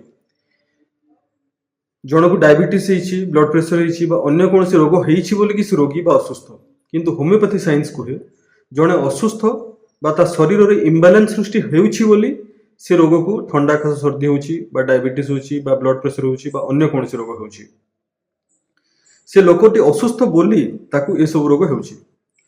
होमियोपैथी साइंस गोटे सिंगल लक्षण बदल रे गोटे लोक को एज ए होल ट्रीट करने ऊपर विश्वास करे यह है law of holism. Third basic principle टी कौन ताहा लॉ ऑफ इंडिविजुअलाइजेशन। यार अर्थ समग्र विश्व रे कौन सी मनीष आ गोटे मनीष सह संपूर्ण रूपे सामान नुह तेणु सामान रोग पर दुई जन को होमियोपैथी रे सामान मेडिसिन दि जाए ना। दुई जन को फिजिकल सिम्पटम्स सामान थिले मध्य तांकर मेंटल सिम्पटम्स अलग हुए तेबे तांकर मेडिसिन अलग हेबो। यह तो है होमियोपैथी तीन बेसिक प्रिंसिपल। वर्तमान आम होमियोपैथी केतोटी मेंटल सिम्पटम्स तार मेडिसिन कौन देखा ताहा आमर मन चेतन उपर यार कौन इफेक्ट जानिबा प्रथमे गोटे मेडिसिन नेबा आर्सेनिकाल। आर्सेनिकाल लक्षण कौन से इंडिपेंडेंट नेचर सब से इंडिपेंडेंट रहा चाहे मैंने कहा संगे निर्भर करने को चाहेनि।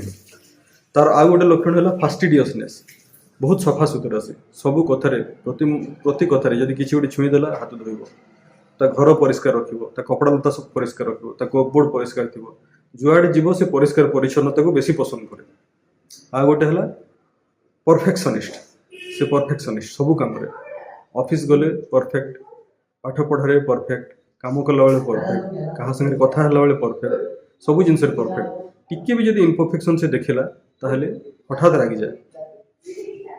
आ गोटे मेडिसिन जदि आम देखा ताहा ऑरोमेट तार लक्षण है ट्राएस टू विन एप्रुवल माने सबू कम से आउ जनकठू एप्रुवल नेबाकू चेष्टा करे बिना एप्रुवल से कौन काम करे ना किंतु जदि से किसी गोटे प्रस्ताव दिए किसी गोटे काम करने चाहे आ जदि ताकू किए विरोध करे ताहले से रागी जाए।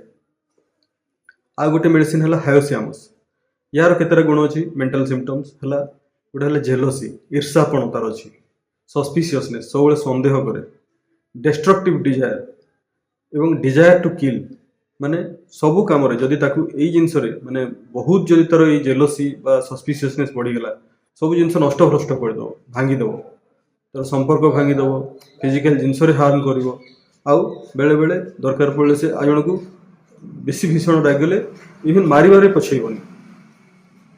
आ गोटे मेडिसिन लाइकोपोडियम तार है लव ऑफ फॉर पावर सबू जिनस से निज को पावरफुल बोली भावे बहुत पावरफुल जमती आम उदाहरण नहीं पार हिटलर डिक्टोरियल नेचर समस्त को से डोमिनेट करके रखिए समस्त को से तागिद करके रखिए समस्त को से शासन करेंगे।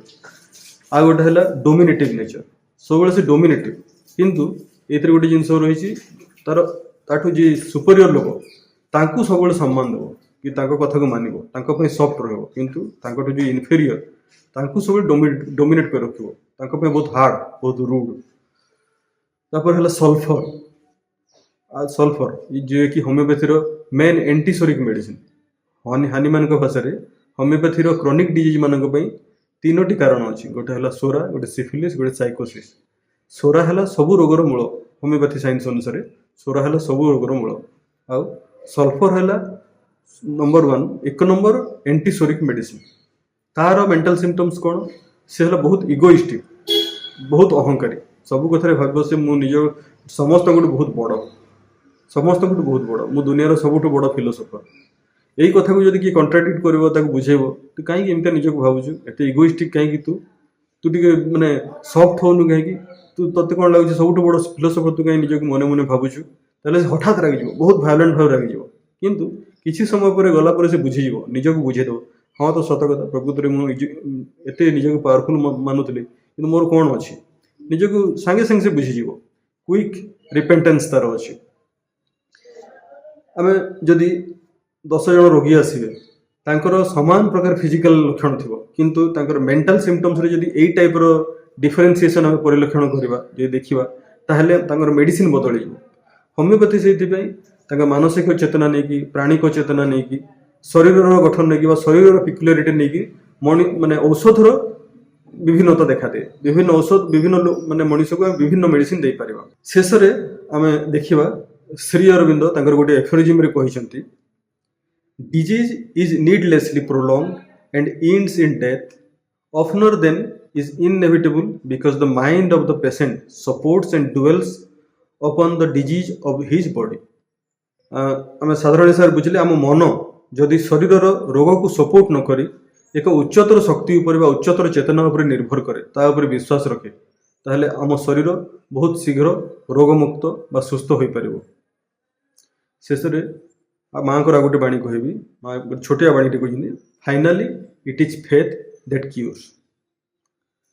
आमर जदि विश्वास अच्छी से जदि माने कहीं जनक उपर विश्वास अच्छी गोटे औषध उपर विश्वास अच्छी आम निज उपर विश्वास अच्छी शेष में माँ को ऊपर जदि आमर विश्वास अच्छी ताले एमिति कौन रोग ना एमिति कौन असाध्य रोग ना जहाँ भल हो पारनी से आम समस्ते माँ को ऊपर निर्भर कर बंचवा माँ को निर्भर कर चलवा सबू समय माँ को निज को समर्पण कर वंदे मातरम।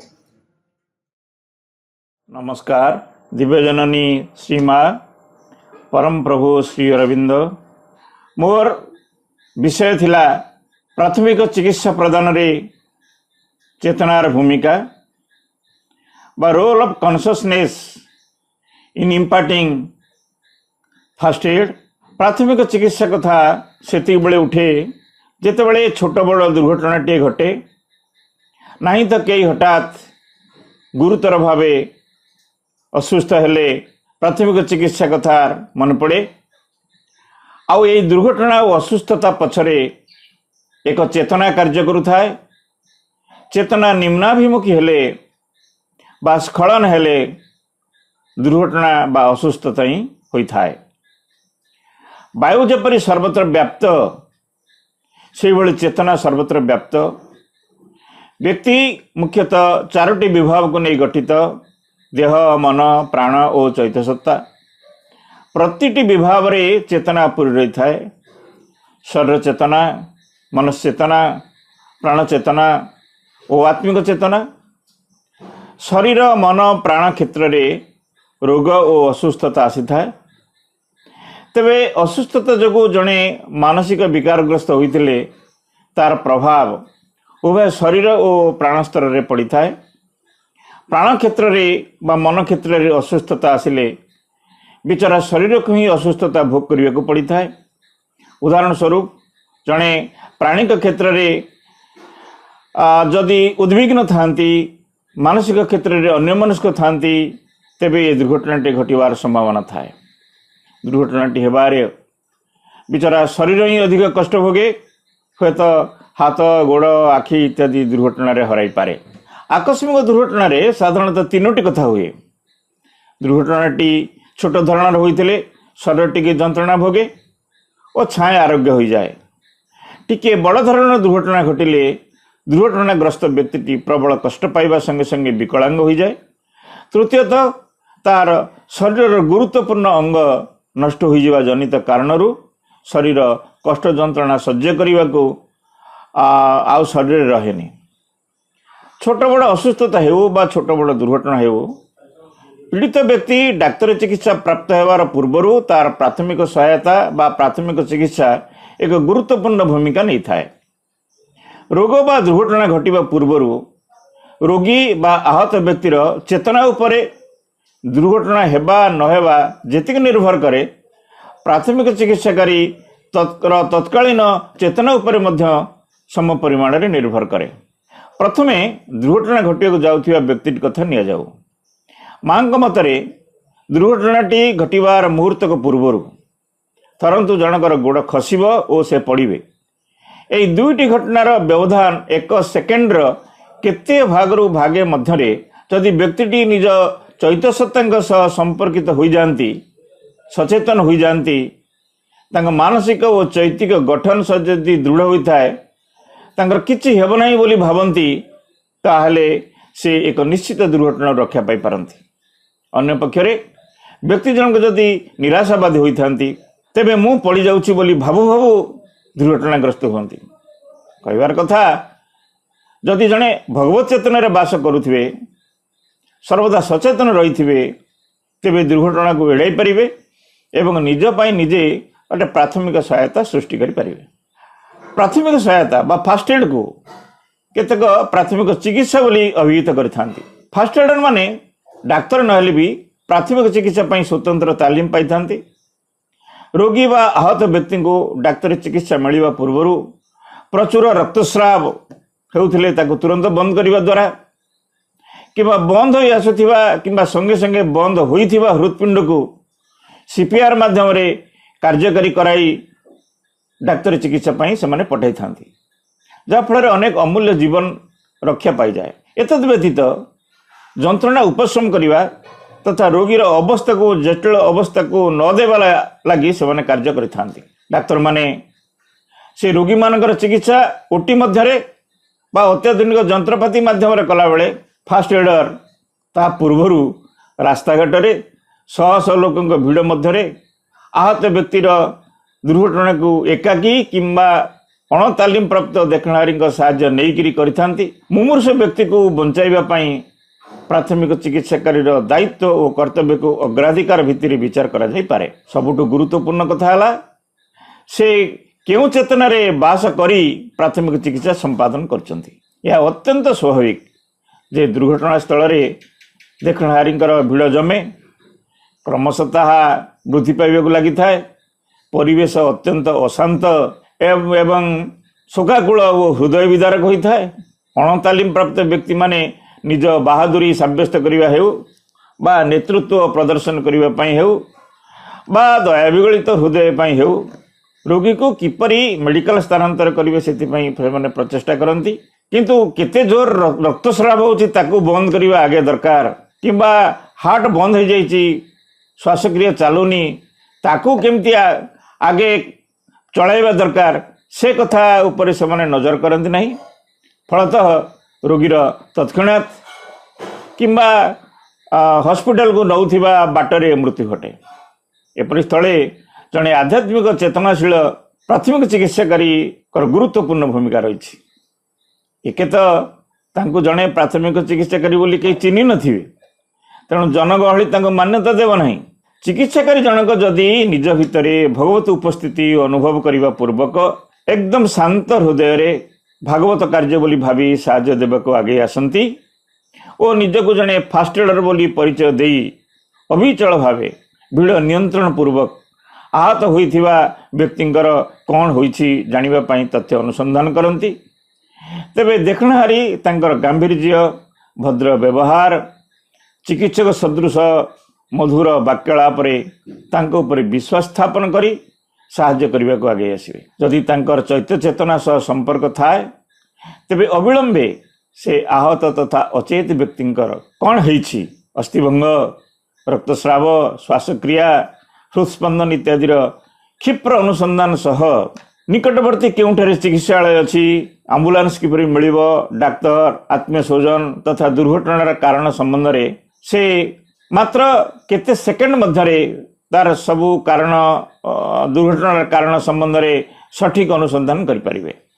दुर्घटना जिते बड़ और जटिल हेले भी से कौन सी भय आतंकित हेबे नहीं। प्राथमिक चिकित्साकारी मन रे एक गभीर आत्म प्रत्यय सृष्टि हेब जे से जहा करुचंती ठीक करुचंती। वास्तव रे से केवल जंत्र मात्र नुहंती, भगवान तांका मध्यम दे सब किछि कराई नियंती। सफलतारे तांका मन रे गर्वबोध आसे नहीं कि विफलतारे से आदौ मर्माहत होती नहीं। केवल प्राथमिक चिकित्साकारी एक उच्चतर चेतनार वास करी फास्ट एड देवा यथेष्ट नुहे। रोगी किंबा दुर्घटनाग्रस्त व्यक्तिटी मध्य जदि भगवत चेतनार संस्पर्श रे रहंती तेबे से खूब लाभवान होती। कहया गले भगवान स्वयं तांकर प्रतिविधान करिथांती। रोगर कारण गुड़िक संबंध रे श्रीमा जेपरी केवल जीवाणु बा भूताणु को दायी न करी मन प्राण शरीर असमंजसता प्रतिकूल शक्ति गुणीगारेड़ी और सर्वोपरि व्यक्तिर कोशमतरे थिबा भय को दायी करिसेंती। सेपरि दुर्घटना पछरे थिबा नानादि सूक्ष्म कारण को मध्य दायी करिसेंती। जने साधारण व्यक्ति और जने उत्तम प्राथमिक चिकित्साकारी दुर्घटना पछरे थिबा कारण गुडी को जानिथिले दुर्घटना गुडी को नियंत्रण हेबा सह प्राथमिक सहायतार प्रयोजन मध्य कमिजिवो। श्रीमां मतरे विश्व प्रकृति मध्यरे जो शक्ति गुड़िक सब रही परस्पर संघात दुर्घटना मान सृष्टि होची। विवर्तन धारारे पृथ्वी पृष्ठ रे पूर्णता और भगवत उपलब्धि क्षेत्र रे कार्य करने को अवतरण करथिबा गठनमूलक भगवत शक्ति और ता विरोध रे भगवत विरोधी नाना शक्ति मानकर एक संघर्ष अत्यंत स्पष्ट भाव रे संगठित होबार लगी थाए। अनेक समय रे यही प्रतिकूल शक्ति मानकर अल्प बहुते आंशिक जयलाभ हुए। यार फलस्वरूप पृथ्वीर कौन न कौन स्थान रे दुर्घटना मान घटी थाए। द्वितीयतः जदि जड़े सतत नैराश्य हताशा निरुत्साह मध्य बुड़ी रहे तार जीवन प्रति यथेष्ट आस्था और विश्वास अभाव थाए से दुर्घटनार शिकार हुए। हुए तो अन्य व्यक्ति माने थांती से माने मध्य तारी भली ऑफिस कार्य करती कृषि कार्य करती व्यवसाय करुथांती किंतु सेमानकर दुर्घटना स्पर्श करे नहीं। एपरि कहीं हुए कारण प्रथम प्रकार व्यक्ति मध्य नैराश्य थाए और जीवन किसी न किसी अप्रीतिकर घटना सहित घटिव बोली से प्रत्याशा करुए। यह छड़ा ता भीतर भय भी थाए जहाँ विशेषकर दुर्घटना को आह्वान करे। तृतीयतः चेतनार शिथिलता बा अन्यमनस्कता आउ एक कारण। जितेबाला जड़े अन्यमनस्क थाए कौन से न कौन मानसिक समस्या समाधान रे व्यस्त थाए अथच से भौतिक पदार्थ विषय सचेतन न थाए। जदि से रास्तार जाऊ थाए मनीषंगर भिड़ थाए एवं तार मनोयोग तार समस्याटी उपर बांधि रही थाए तेबे सेतिके बेले दुर्घटना घटे। तेणु दुर्घटनाटी न घटापी जन को सर्वदा सचेतन होगा पड़ो कनसियस रहा पड़ो। दुर्घटनार चतुर्थ कारण हूँ क्षुद्र क्षुद्र प्राणिक सत्ता माने जो माने बृहत्तर प्राणिक सत्ता मानकर विघटन जो सृष्टि होता एमाने जड़ जगत बुलुले खाली आखिरे देखा जाती नहीं कौन से स्थान रे पले लोक जमा होते से बाहर थिबा उत्तेजना संवेग आदि को से आहार भाव ग्रहण करती तेणु दुर्घटना घटाई निजर आहार जोगाड़ करवा से काम होता है। सुस्थ और सुरक्षित रहिबार सर्वनिम्न केतोटी शर्त जदि आम पालन करूँ ताहले दुर्घटनार एवं तार परिणाम को आम कमे दे परिबा। माँ को ऊपरे जदि जनकर अविचलित आस्था थिबो एया थिबो जे माँ मो चतुर्पार्श्व तांकर सुरक्षाकारी शक्ति घेरे रखिछंती तेणु मोर किछि हब नाही यही आस्था और विश्वास सबुठु बड़ कथा। आमको सर्वदा सचेतन रहिबा पड़िबो जे आम हृदय मध्यरे तांको बहन करी चलीछु आम निजर कौन सी शक्ति नहीं निजर कौन सी ज्ञान नहीं से ही आमको चलाउछंती आमर समस्त गतिविधि को नियंत्रण करुछंती।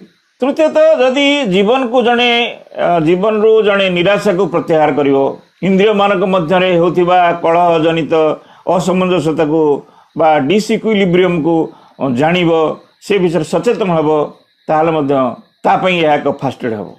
दुर्घटना न घटे दुर्घटना केमि न घटिबो सेति मध्य ता एक फास्ट एड हबो। आ सबुठु बड़ कथा हला जे जणे जेते दूर संभव सेते दूर भय और विरक्ति निवृत्त हवा जन जेते टेंशन फ्री हम तापई सेटा सेते मंगलकर हम। असुस्थता भोगिला बेले मनरे दृढ़ प्रत्यय आनिबा जे सबकिछि ठीक हो जिवो। वर्तमान परिस्थिति टिके खराब अछि किंतु परे सबकिछि ठीक हो जिवो माँ सबकिछि भल करिवे। माँ कहिसंती finally it is faith that cures.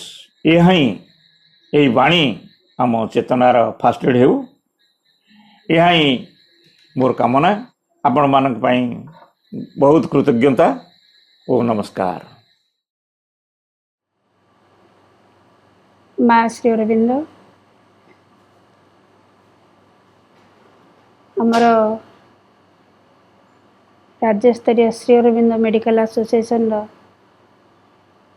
आमर वार्षिक उत्सवर आज द्वितीय दिन आज अधिवेशन रे आमर आलोचना रखा जायछि विशेष करी चेतनार द्वारा आम कि भाव में आम निजक सुस्थ रखिपर और कि भाव में चिकित्सा करिपर विशेष करी यही सेसनटा आमर होची जे भौणी मानक पई विशेष भाव उद्देश्य रखा जाय आलोचना गुड़िक एथिरे आमर विशेष करी नारी रोग विशेषज्ञ स्त्री रोग विशेषज्ञ माने भौणी माने एथिरे आपण मानक आलोचना करुचंदी। ए आलोचनाटी रखा जायछि एक मु कहिया को जाउछि जे ए जो प्रभुंकर श्री 150तम जन्मवार्षिक रे प्रभु श्री अरविंदकर 150तम जन्मवार्षिक उपलक्षे आमर ए वर्षर जो मेडिकल एसोसिएशन जो आलोचना रखा जायछि बहुत तात्पर्यपूर्ण। ए आमे समस्ते जानिचे अद्भुत समय ए वर्षर कारण प्रभुंकर जेतले सेंटेनारी पालन करा जायथिला माँ कहिथिले सेंटेनारी निजे भगवान स्वयं श्री अरविंदकर जन्म शतवार्षिकी पे प्लान करचंती आ जेतले 150तम जन्मवार्षिकी ए पालन होची निश्चित भाव रे या सब सुव्यवस्थित ऊर्धरु भगवान को द्वारा आम मान भितर से प्रेरणा आसुची जो भली भाव रे कार्यक्रम विशेष भाव में चली अद्भुत समय गुरुत्वपूर्ण समय ए दृष्टि जे आमको मान आम समस्त गोटे बहुत बड़ सुजोग आम मैंने कि भाव में अंतर अग्रगति करवा अंतर अग्रगति करवा माने आमर चेतना विकसित हवा आमर अंतर जो भगवान को उपस्थित रही जो चैतन्यता आम भितर रही स्वयं दिव्यजननी आम भितर जो रही सी आमर सम्मुख को केमिति आसबे आमर मन प्राण ए शरीर को अधिकार करेंगे। आमे माने आज समस्ते ये आलोचना रे खाली चिकित्साविद माने नुहंती या सहित आमर बहुत मातृप्रेमी भाई भौणी माने मध्य ये आलोचना रे अंशग्रहण करचंती और शुणुचंती बहुत जन ए वर्षकर थरे आमे ये आलोचना ए सम्मेलन को बहुत अपेक्षा करि थाए कहीं बहुत सुंदर सुंदर आलोचना रखा जाए थाए आम जीवन को आग को नवापाई कि आम समस्ते जाचे श्री अरविंद जोगर लक्ष्य हूँ आम शरीर रूपांतर तेणु आम समस्त लक्ष्य पूजा बाबाजी महाराज कथार रूपांतरित मन प्राण शरीर में भगवत प्राप्ति तेणु आम ये जो कार्य रखा जाए रही जो लक्ष्य आम समस्ते ग्रहण करें आ वर्तमान जो अद्भुत समय एथरे एकमात्र जिनस हूँ जे आम केमती चेतनार विकसित हवा आ चेतनार विकसित हवा फल आम भितर दुख विहीन जो परम सुख आम भितर आसब आम भितर आमर अमरत्व आसब आम भितर अद्भुत विपुल परिवर्तन सब आसब दिव्य प्रेम आम स्वयं आम अंतर को अधिकार कर आम मन को दिव्य आलोक भरीदेव आम माने शरीर भी अद्भुत परिवर्तन प्राण रे अद्भुत परिवर्तन आमर मनरे मध्य अद्भुत परिवर्तन घटिबो किंतु वर्तमान जो समय आम अच्छे आम जो माने लक्ष्य को ग्रहण करचे समस्त भीतर रही आम सुस्थ किभली रहिबा आम शरीर को आम किभली भाव में आम सब सुस्थ रहिबा विशेष करी आउ गोटे जिनस होची आमर भौणी मानक पई कहबी जे वर्तमान जो श्री अरविंदर जो आम जो लक्ष्य रखिले आम जो भविष्य लक्ष्य रही जे ये अति मानव जातिर सृष्टि हे गोटे नूतन जातिर सृष्टि हे ये नूतन चेतनार परिप्रकाश घटो जो अति मानव जातिर जो विवर्तन धारे मनुष्य पर गोटे आउ गोटे पाहाच को आम जा आउ गोटे पावच को जा जो अति मानव जातिर सृष्टि सेठी भौणी मानकर बहुत मुख्य भूमिका रही नारी मानक बहुत गुरुत्वपूर्ण भूमिका एथरे भाव रही सेथिपाई पूज्य बाबाजी महाराज परामर्श रे आम राज्य रे बहुत श्री अरविंद महिला पाठचक रही श्री अरविंद महिला पाठचकर राज्य स्तरीय सम्मिलनी आहरी किछि वर्ष धरी आम माने कम बयसरू नारी मानक भितर बालिका मानक सम्मिलनी मध्य करा जाउछि आ सबु जगह पूज्य बाबाजी महाराज उत्साहित करथिले जे सबु राज्यर सबुठारे जेमती सबु महिला मानक भितर चेतनार जागृत पई जागरण पई चेष्टा करिबा तांको भितर आमे नैकरी जेमती जीवन यथार्थ लक्ष्य को नहीं पहुँचेबा आउ सेमाने समस्ते जेभली भाव में भौणी माने जो माने परिवार रुहंतु बा परिवार छाड़ी आश्रम रे कोठी रही थांतु पछे एक माने विवाह करिथांतु बा विवाह न करिथांतु समस्तंक पई कि चेतना रे नारी माने चेतना रे बहु अग्रगति करिवा दरकार वर्तमान जो समय आसीची आमे माने नारी मानकर विशेष भाव भूमिका रही अच्छा यही जो कार्य कौन विशेष भूमिका सबुठार गुरुत्वपूर्ण भूमिका होची जो नूतन जातीय सृष्टि हम जो अति मानव जातिर सृष्टि हम से अति मानव जातिर सृष्टिकारिणी हम नारी जो किए अति मानवटी किए ना अति मानव जे चेतना रे बहु विकसित जार मन प्राण शरीर रूपांतरित होती कौन सी मिथ्याचार नहीं मन प्राण शरीर जो निम्न गुणधर्म आम जाचे राग हिंसा अहंकार स्वार्थपरता मंद चिंता परचर्चा आलस्यता तामसिकता जड़ता ये सब जो मन प्राण इत्यादि मन प्राण शरीर जो गुणधर्म सब रही ये बिल्कुल रही अति मानव जो सृष्टि हम से अति मानव पाखे ये ना तार कौन रही पाखे दिव्य शांति दिव्य आनंद ता पाखे दिव्य प्रेम दिव्य सौंदर्य सब असीम अफुरंत माने असरंती भंडार जिनस सब सृष्टि हम से जो गोटे भविष्यर जो या पर पावच्छ जो भविष्यर जो पीढ़ीटा आसूची जो आम अति मानव जो सृष्टि हम से अति मानव को सृष्टि कर दायित्व होची नारी मान तेणु नारी माने आम जो ने आम समस्ते सबू भौणी मैंने विशेष करी आमर जमी आम भौणी मैंने चेतना जमी अग्रगति करवा बहुत गुरुत्वपूर्ण एभली गोटे आलोचना एथर रखा जायछि आमर चेतना को आम किभली भाव विकसित करवा जहाँफल आम निरोग रही पार रोग जदि भी आसो से सांगे सांगे आसो बाधा विघ्न कारण रोग होची आम मैंने समस्ते जाचे रोगर गोटाए कारण नुह रोगर विभिन्न प्रकार कारण कहते मल्टीपल फैक्टर्स बहु बहु कारण रही आमर मनरे भी आसो आमर प्राण असुविधा थी आसो शरीर सेल्फ समस्या थी आसो छड़ा भी बहुत समाज क्षेत्र में आसो बहुत प्रकार क्षेत्र में आम जाचे मल्टी फैक्टोरियल ऑरिजिन कहते बहुत भाव बहुत विभिन्न कारण आमर समस्या आसी था इवेन जोग साधना समय आम जो उच्चतर चेतनार आउ गोटे स्तर को अतिक्रम करुचे साधना से आम मानकर पाखे किसी समस्या आसीपे तेणु आमको से रोग देखा जापे तेणु आम सकल समस्या जो रोगर समस्यार समाधान कौटी अच्छे ना आम जो चेतनार विकसित होगा आम जो चेतना को ऊर्ध्व जगत को जावा इवन ऊर्ध्वर चेतना को जदि आमर भीतर को वर्तमान परिस्थिति को नहीं आसवा आम से सुस्थ रही पार आमर आम जो चिकित्साविद मैंने रही है आम एगुड़िक जब जाना आम ताले नारी मान को भल भाव में चिकित्सा कर नारी मानकर आज विशेष आलोचना रखा जाए नारी मानकर विभिन्न बयसर भितर शिशु अवस्था आडोलेसेंट अवस्था गर्भवती अवस्था और लालन शिशु माने लैक्टेटिंग मदर्स मानकर प्रसूति माँ मानकर से अवस्था आ गोटे हूँ आमर वयस्क महिला मान यही सब समय आम कि भाव में आम चेतना को अग्रगति करी चेतनार विकसित द्वारा आम मैंने केमती भल रही पार से विषय विशेष आलोचना रखाई कि मुझे गोटे जिन स्ट्रेस करी जे सब भौणी मैंने आम जाना आम डॉक्टर्स मैंने चिकित्साविद मैंने जाना आम समस्ते भौणी मानकर चेतनार अग्रगति कहीं दरकार प्रकृति में भविष्य जुगपाई भविष्य समय आम भौणी मैंने सब भौणी मैंने चेतनार अग्रगति करवा निहाती आवश्यक आम शरीर प्राण मन आमर जो भाव में आमर से एक लक्ष्य दिगरे चलो आम प्रत्येक दिन व्यायाम करवा बहुत सरल भाषा आमको माने पूज्य बाबाजी महाराज आम ओडिशार भौणी मान कही जाइछन्ति आम घर मालिक आम निजे नईकरी आम माँ को आमर घर मालिक करवा प्रत्येक काम तांको करवा प्रत्येक दिन आम व्यायाम करवा सब कम कला बेले आमर मन मन रोथो जे कामटा मो माँ कर घर ओलिया आरंभ कर शिशुर लालन पालन आरंभ कर रोषे करने आरंभ कर बासन भाजा आरंभ कर बाहर चाकरी करने आरंभ कर बाड़ी बगीचा करने आरंभ कर सब समय बंधु बांधव सब कम भितर जमी आम सब मन रोथो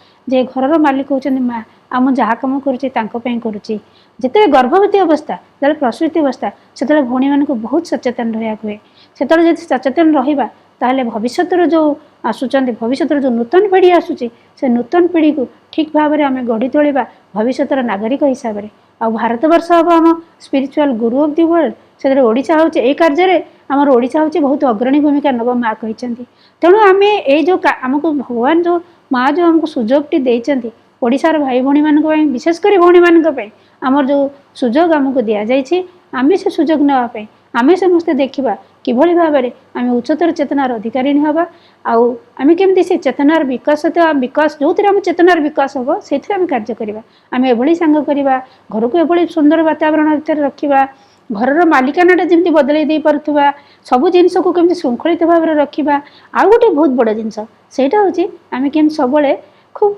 हस हस मुहर रहा खूब आनंद रहा खूब कृतज्ञता पूर्ण रहा आम सब हसरे रही पारे भौणी मैंने सब था आम मुँह को मांदा कर रखता बहुत माने गोटे तल आड़ की जा चेतना को आम सब चेष्टा करवा निज भितर आम चेष्टा करवा माँ को हस हस फटो पाखे सकाल सकाल ठिया होकर आम माँ को पाखे आम भितर से हस फुटे देता तेना सब जमी आम भितर दिन सारार भितर थी आम भितर आनंद आनंद केवल आस बेसी आहरी अधिक भाव में आसो आम जब सब माँ प्रति कृतज्ञ रहा माँ को पाखे सब कृतज्ञ एवं वैज्ञानिक मैंने सब मुझे देखुली नेट्रे वैज्ञानिक मैंने देखिले परीक्षा करी जेनोम रे आमर जीन गुड़ाक सब चेंज आसी जाऊँगी जदि आम स्माइल रखुचे जदि आम पीस को सांगे आनीचे जदि आम टे मेडिटेशन करें कले आम मन स्थिर हो जाऊँगी ये सब जिन परिवर्तन घटुचे तेणु मोर आउ गोटे आमको सरल सहज निश्चित शक्तिशाली उपाय बाबाजी महाराज पूज्य बाबाजी महाराज आमको बतई सी हूँ माँ दृढ़ विश्वास भरोसा रखे आम निरंतर नाम जप करवा आम समस्ते जो मैंने आमर समस्ते मातृभक्त मैंने आम समस्ते एकाठी होइछे आज आउ बहुत चिकित्साविद मैंने आमर मातृभक्त भाई भौणी मैंने अच्छी विशेषकर भौणी मैंने ये महिला मानकर आलोचन अंशग्रहण करुँच मु समस्त को ये कार्यक्रम को स्वागत करुच्ची आशा करुच्ची समस्ते आम मैंने आलोचन उपकृत हवा मन रखा सब समस्त कर्तव्य हूँ सी आम साधारण नारीटे होता आम चिकित्साविद होता आम जहाँ भी होता आम देखा आम प्रत्येक केमती आम जिन चेतनार विकसित हवा आम चेतनार विकसित हेले ही आम निजे सुस्थ रही पार सी खाली आम सुस्थ रोने आम से देखुं पारिपार्श्विक अन्य मान सुस्थ रही साहाय्य करवा उच्चतर भविष्यतर जो अतिमानव जातिर सृष्टि होचे से जाति से जाति की गढ़ी तोड़े आम सृष्टि गढ़ी तोड़े आणवे आम से सहायक हो पार धन्यवाद मो सहित अच्छा डॉक्टर संघमित्र पंडा से आपण मानकर समस्त परिचय प्रदान करेंगे ମୁଁ ସମସ୍ତଙ୍କୁ ଏହି କାର୍ଯ୍ୟକ୍ରମକୁ ସ୍ୱାଗତ କରୁଛି। ବନ୍ଦେ ମାତରମ୍। ओम नमो भगवते श्री अरविंदाय। ओम आनंदमयी चैतन्यमयी सत्यमयी परमे। Friends, today is a great opportunity for us to think over the present situation of the earth. There is a great holocaust all over the earth. There is a pandemic which was never seen on earth in this kind and in this form and to this extent. The corona has now prevailed all over the earth for such a long period and millions of people have died. Further, there is a great terrorism prevailing all over the earth, and number 3, there is a nature's fury all over the earth in different countries which was never earlier seen. Friends, I have to point out few points. Sri Aurobindo told that a land is chosen by the divine in every Chaturvarga Yoga, and this time India has been chosen. And Sri Aurobindo himself descended the supramental on himself and subsequently on earth by mother. Now that Sri Aurobindo has told that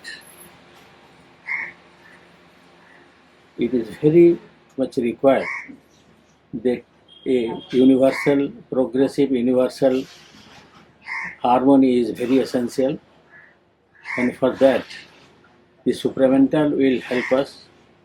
At individual level we are suffering, there is a great number of deaths. If we take to Sri Aurobindo and Mother, we should go deep into our heart and realize ourselves, and that will solve and give remedy to us. And number 2, all over the world there is now terrorism prevailing, which is really a menace to man, and by that the only solution is a universal harmony, progressive universal harmony. For that we have to accept the divine. And number 3, there is a great fury of the nature as if it is taking revenge upon us, and also the harmony is required. So man requires to have a harmony, progressive harmony, without which most probably the human race may be wiped out. If man surrenders to the divine and realizes the self, most probably that is solution to everything which the man is suffering. And for that also we require to surrender to the divine by virtual self-realization. There will be an establishment of universal harmony, and there will be also peace. And thirdly, we must have to keep harmony with the nature. Without the harmony of nature, it is very difficult to manage the present situation.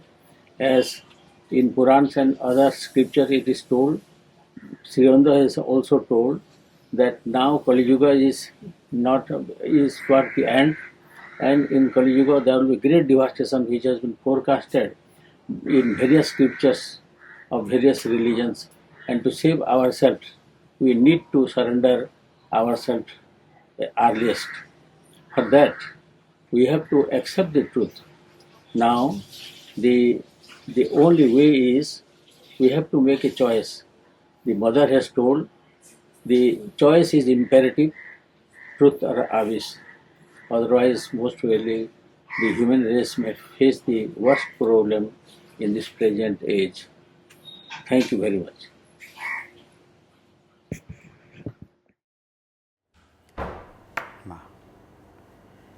ଆମର ଆଜି ବିଷୟ ଅଛି ଯେଉଁ ବିଷୟ ଉପରେ ଏକ ଲମ୍ବା ଆଲୋଚନା ଆପଣମାନେ ଶୁଣିଲେ। କେତେ କ'ଣ ବିଷୟ? ତାହା ହେଲା role of consciousness in health and healing. ଏଠି କେତେଗୁଡ଼ିଏ ବିଷୟ ସମ୍ପର୍କରେ एक स्पष्ट धारणा हवा दरकार। हेल्थ आउ हिलिंग ता अर्थ होची स्वास्थ्य और स्वास्थ्य यदि बिगड़ी जाए ता केमते मरम्मत करिवो।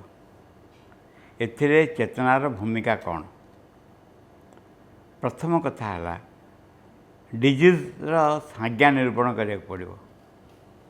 डिजीजर गोटे संज्ञा अच्छी ता हला जे जो नॉर्मल भाव में जीवन यापन प्रणाली उपरे किसी आघात आसिले ताको आम डिजीज बोली कहू। साधारण भाव में साधारण जीवन यापन रे यदि किसी आघात आसे एवं ए संपर्क आम सचेत हो ताको आम रोग बोली कहू। सुंदर भाव में से वर्णना शुणी गोटे स्वास्थ्यवान लोकर डेफिनेशन कौन? A healthy man is a sick man who does not know that he is sick। गोटे स्वास्थ्यवान लोक अर्थ होची से गोटे रोगी जे जानी ता रोग अच्छी तेणु से पर्यंत से स्वास्थ्य बोली भावुची। एला रोगीर डेफिनेशन।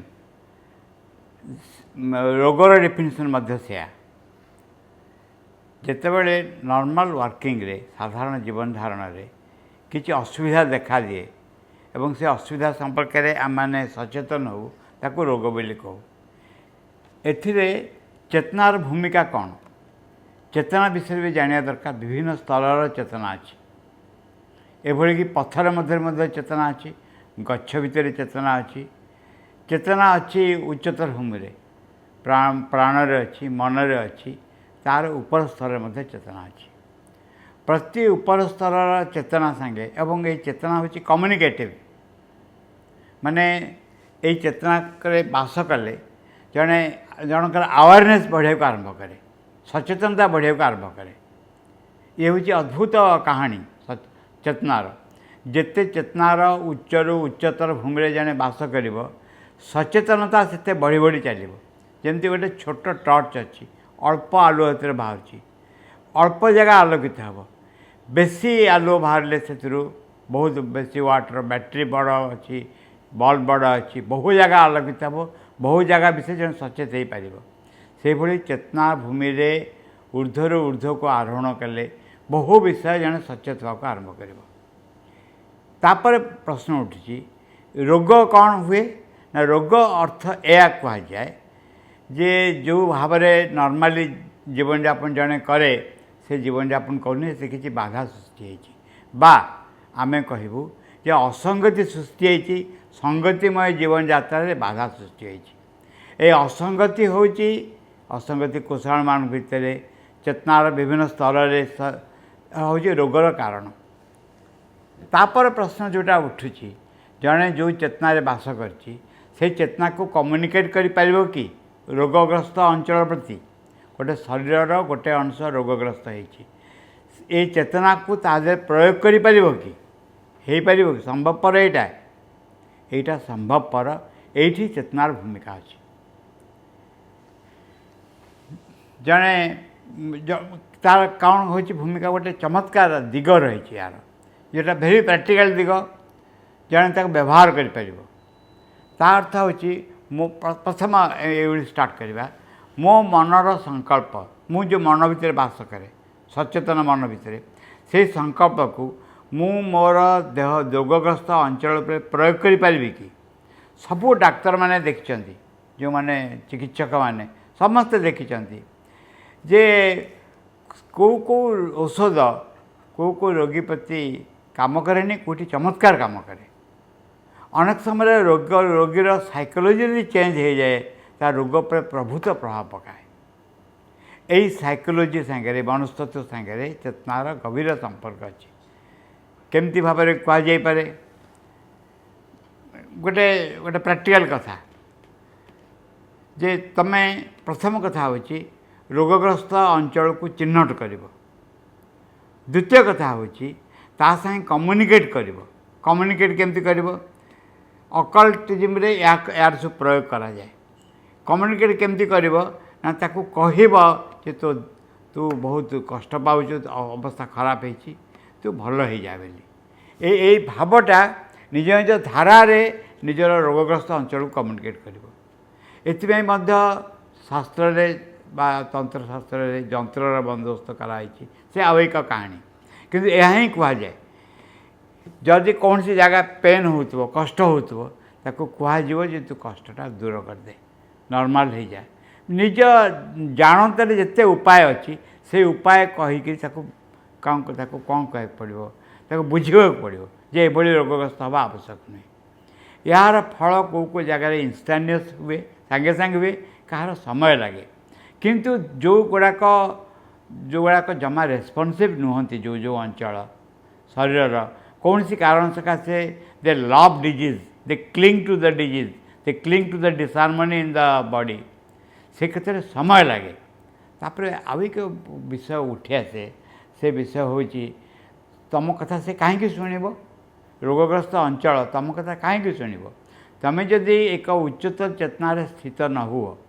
चेतनार विभिन्न भूमि रही मनभूमि रही प्राणभूमि तो रही तापर मध्य उच्चरू उच्चतर भूमि रही जिते उच्चतर भूमि जड़े स्थित तार स्थिति हम बेस हम से जदि कथा कह से कथार मूल्य रही गप अच्छी जे मंत्री चाहिए समस्त जानते से कथा जे गोटे मंत्र अभ्यास करे बेली गायत्री मंत्र अभ्यास करे बेली मंत्री कहले कहले मंत्री महाराज दिन छुट्टी दिंतु कहले कौन ना गायत्री मंत्र अभ्यास करी से महाराज कहले कहले जे मुझे तुमको कहबी तापन सका जो मंत्री आसिले महाराज गायत्री मंत्र शिखी नहीं कि सांगे सांगे ओम भू भू अस कही कहवाक आरंभ करें कहले एति तो मुझे शिखी ना तुम छुट्टी नवा कौन दरकार कहले महाराज जल्दी किसी माइंड न करेंगे मुझे आपको बुझेदेवी ना हाँ हेतु से गले बगीचा को बगीचा कहले महाराज किसी माइंड करना माड़ी की कहले मंत्री ए राजा को बांधी पका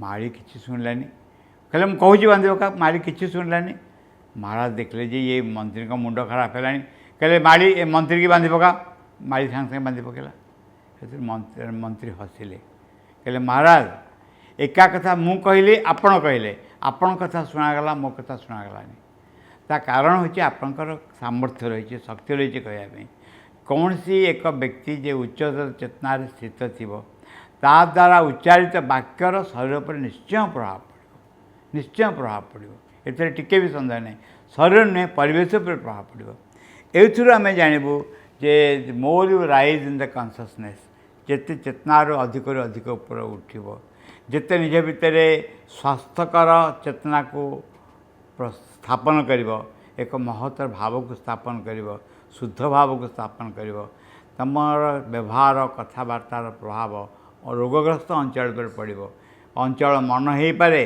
देह भी हो पारे एवं यह हूँ सल्यूशंस जे चेतना को प्रति रोगग्रस्त अंश को स्थिर करवा निज भितर से संकल्प बोध करवा जे ये रोगग्रस्त अंचल माँ उपस्थिति द्वारा परिवर्तित हो जाऊ भल हो जाऊ रोगग्रस्त अंचल को गोटे यूनिट हिसाब से व्यक्ति हिसाब से संबोधन करवा जे तू निश्चय भल हो जाए बोली एवं तापर ताको बुझेबा कहवा से अनुसार यदि सामर्थ्य थी से अनुसार उच्चतर स्थिति को डाकी आनिबा ये हूँ एक रोग भल हबार आउ एक कहानी जहाँ को साधारणतः जो मैंने साधना करती व्यवहार करती समस्त यार अनुभव रही तेणु चेतनार एक विशाल दिग रही जेते जेते पृथ्वी अग्रगति कर जेते जेते मनुष्य चेतना अग्रगति करते डिसहार्मोनी इन द बॉडी शरीर भितर जो असंगति दूर हो आम देखू मनुष्य भितर शक्ति सामर्थ्य भर्ती कर रही स्वयं भगवान अच्छा क्या चिंता सह व्याधि निवारयत ता अर्थ हूँ औषधम भवरोग से वैद्यस्थं नंदनंदन का चिंता तवदास से भव व्याधि निवारयत यही भवरोग पृथ्वी जिते रोग अच्छी तार डाक्तर आ औषध होती भगवान तेणु दासर चिंता कौन से जी जहाँ सेवा रही चिंता कौन भव व्याधि निवारयत निश्चय रोग भल हो हृदय थिबा से महान उपस्थिति की चिन्हवा जानिबा तांको शरण नवा तांकरी कृपारे कौन सी एमती रोग रही जहाँ भल न हो पारे ये हूँ यार मंत्र औषधम भवरोग से वैद्यस्थं नंदनंदन।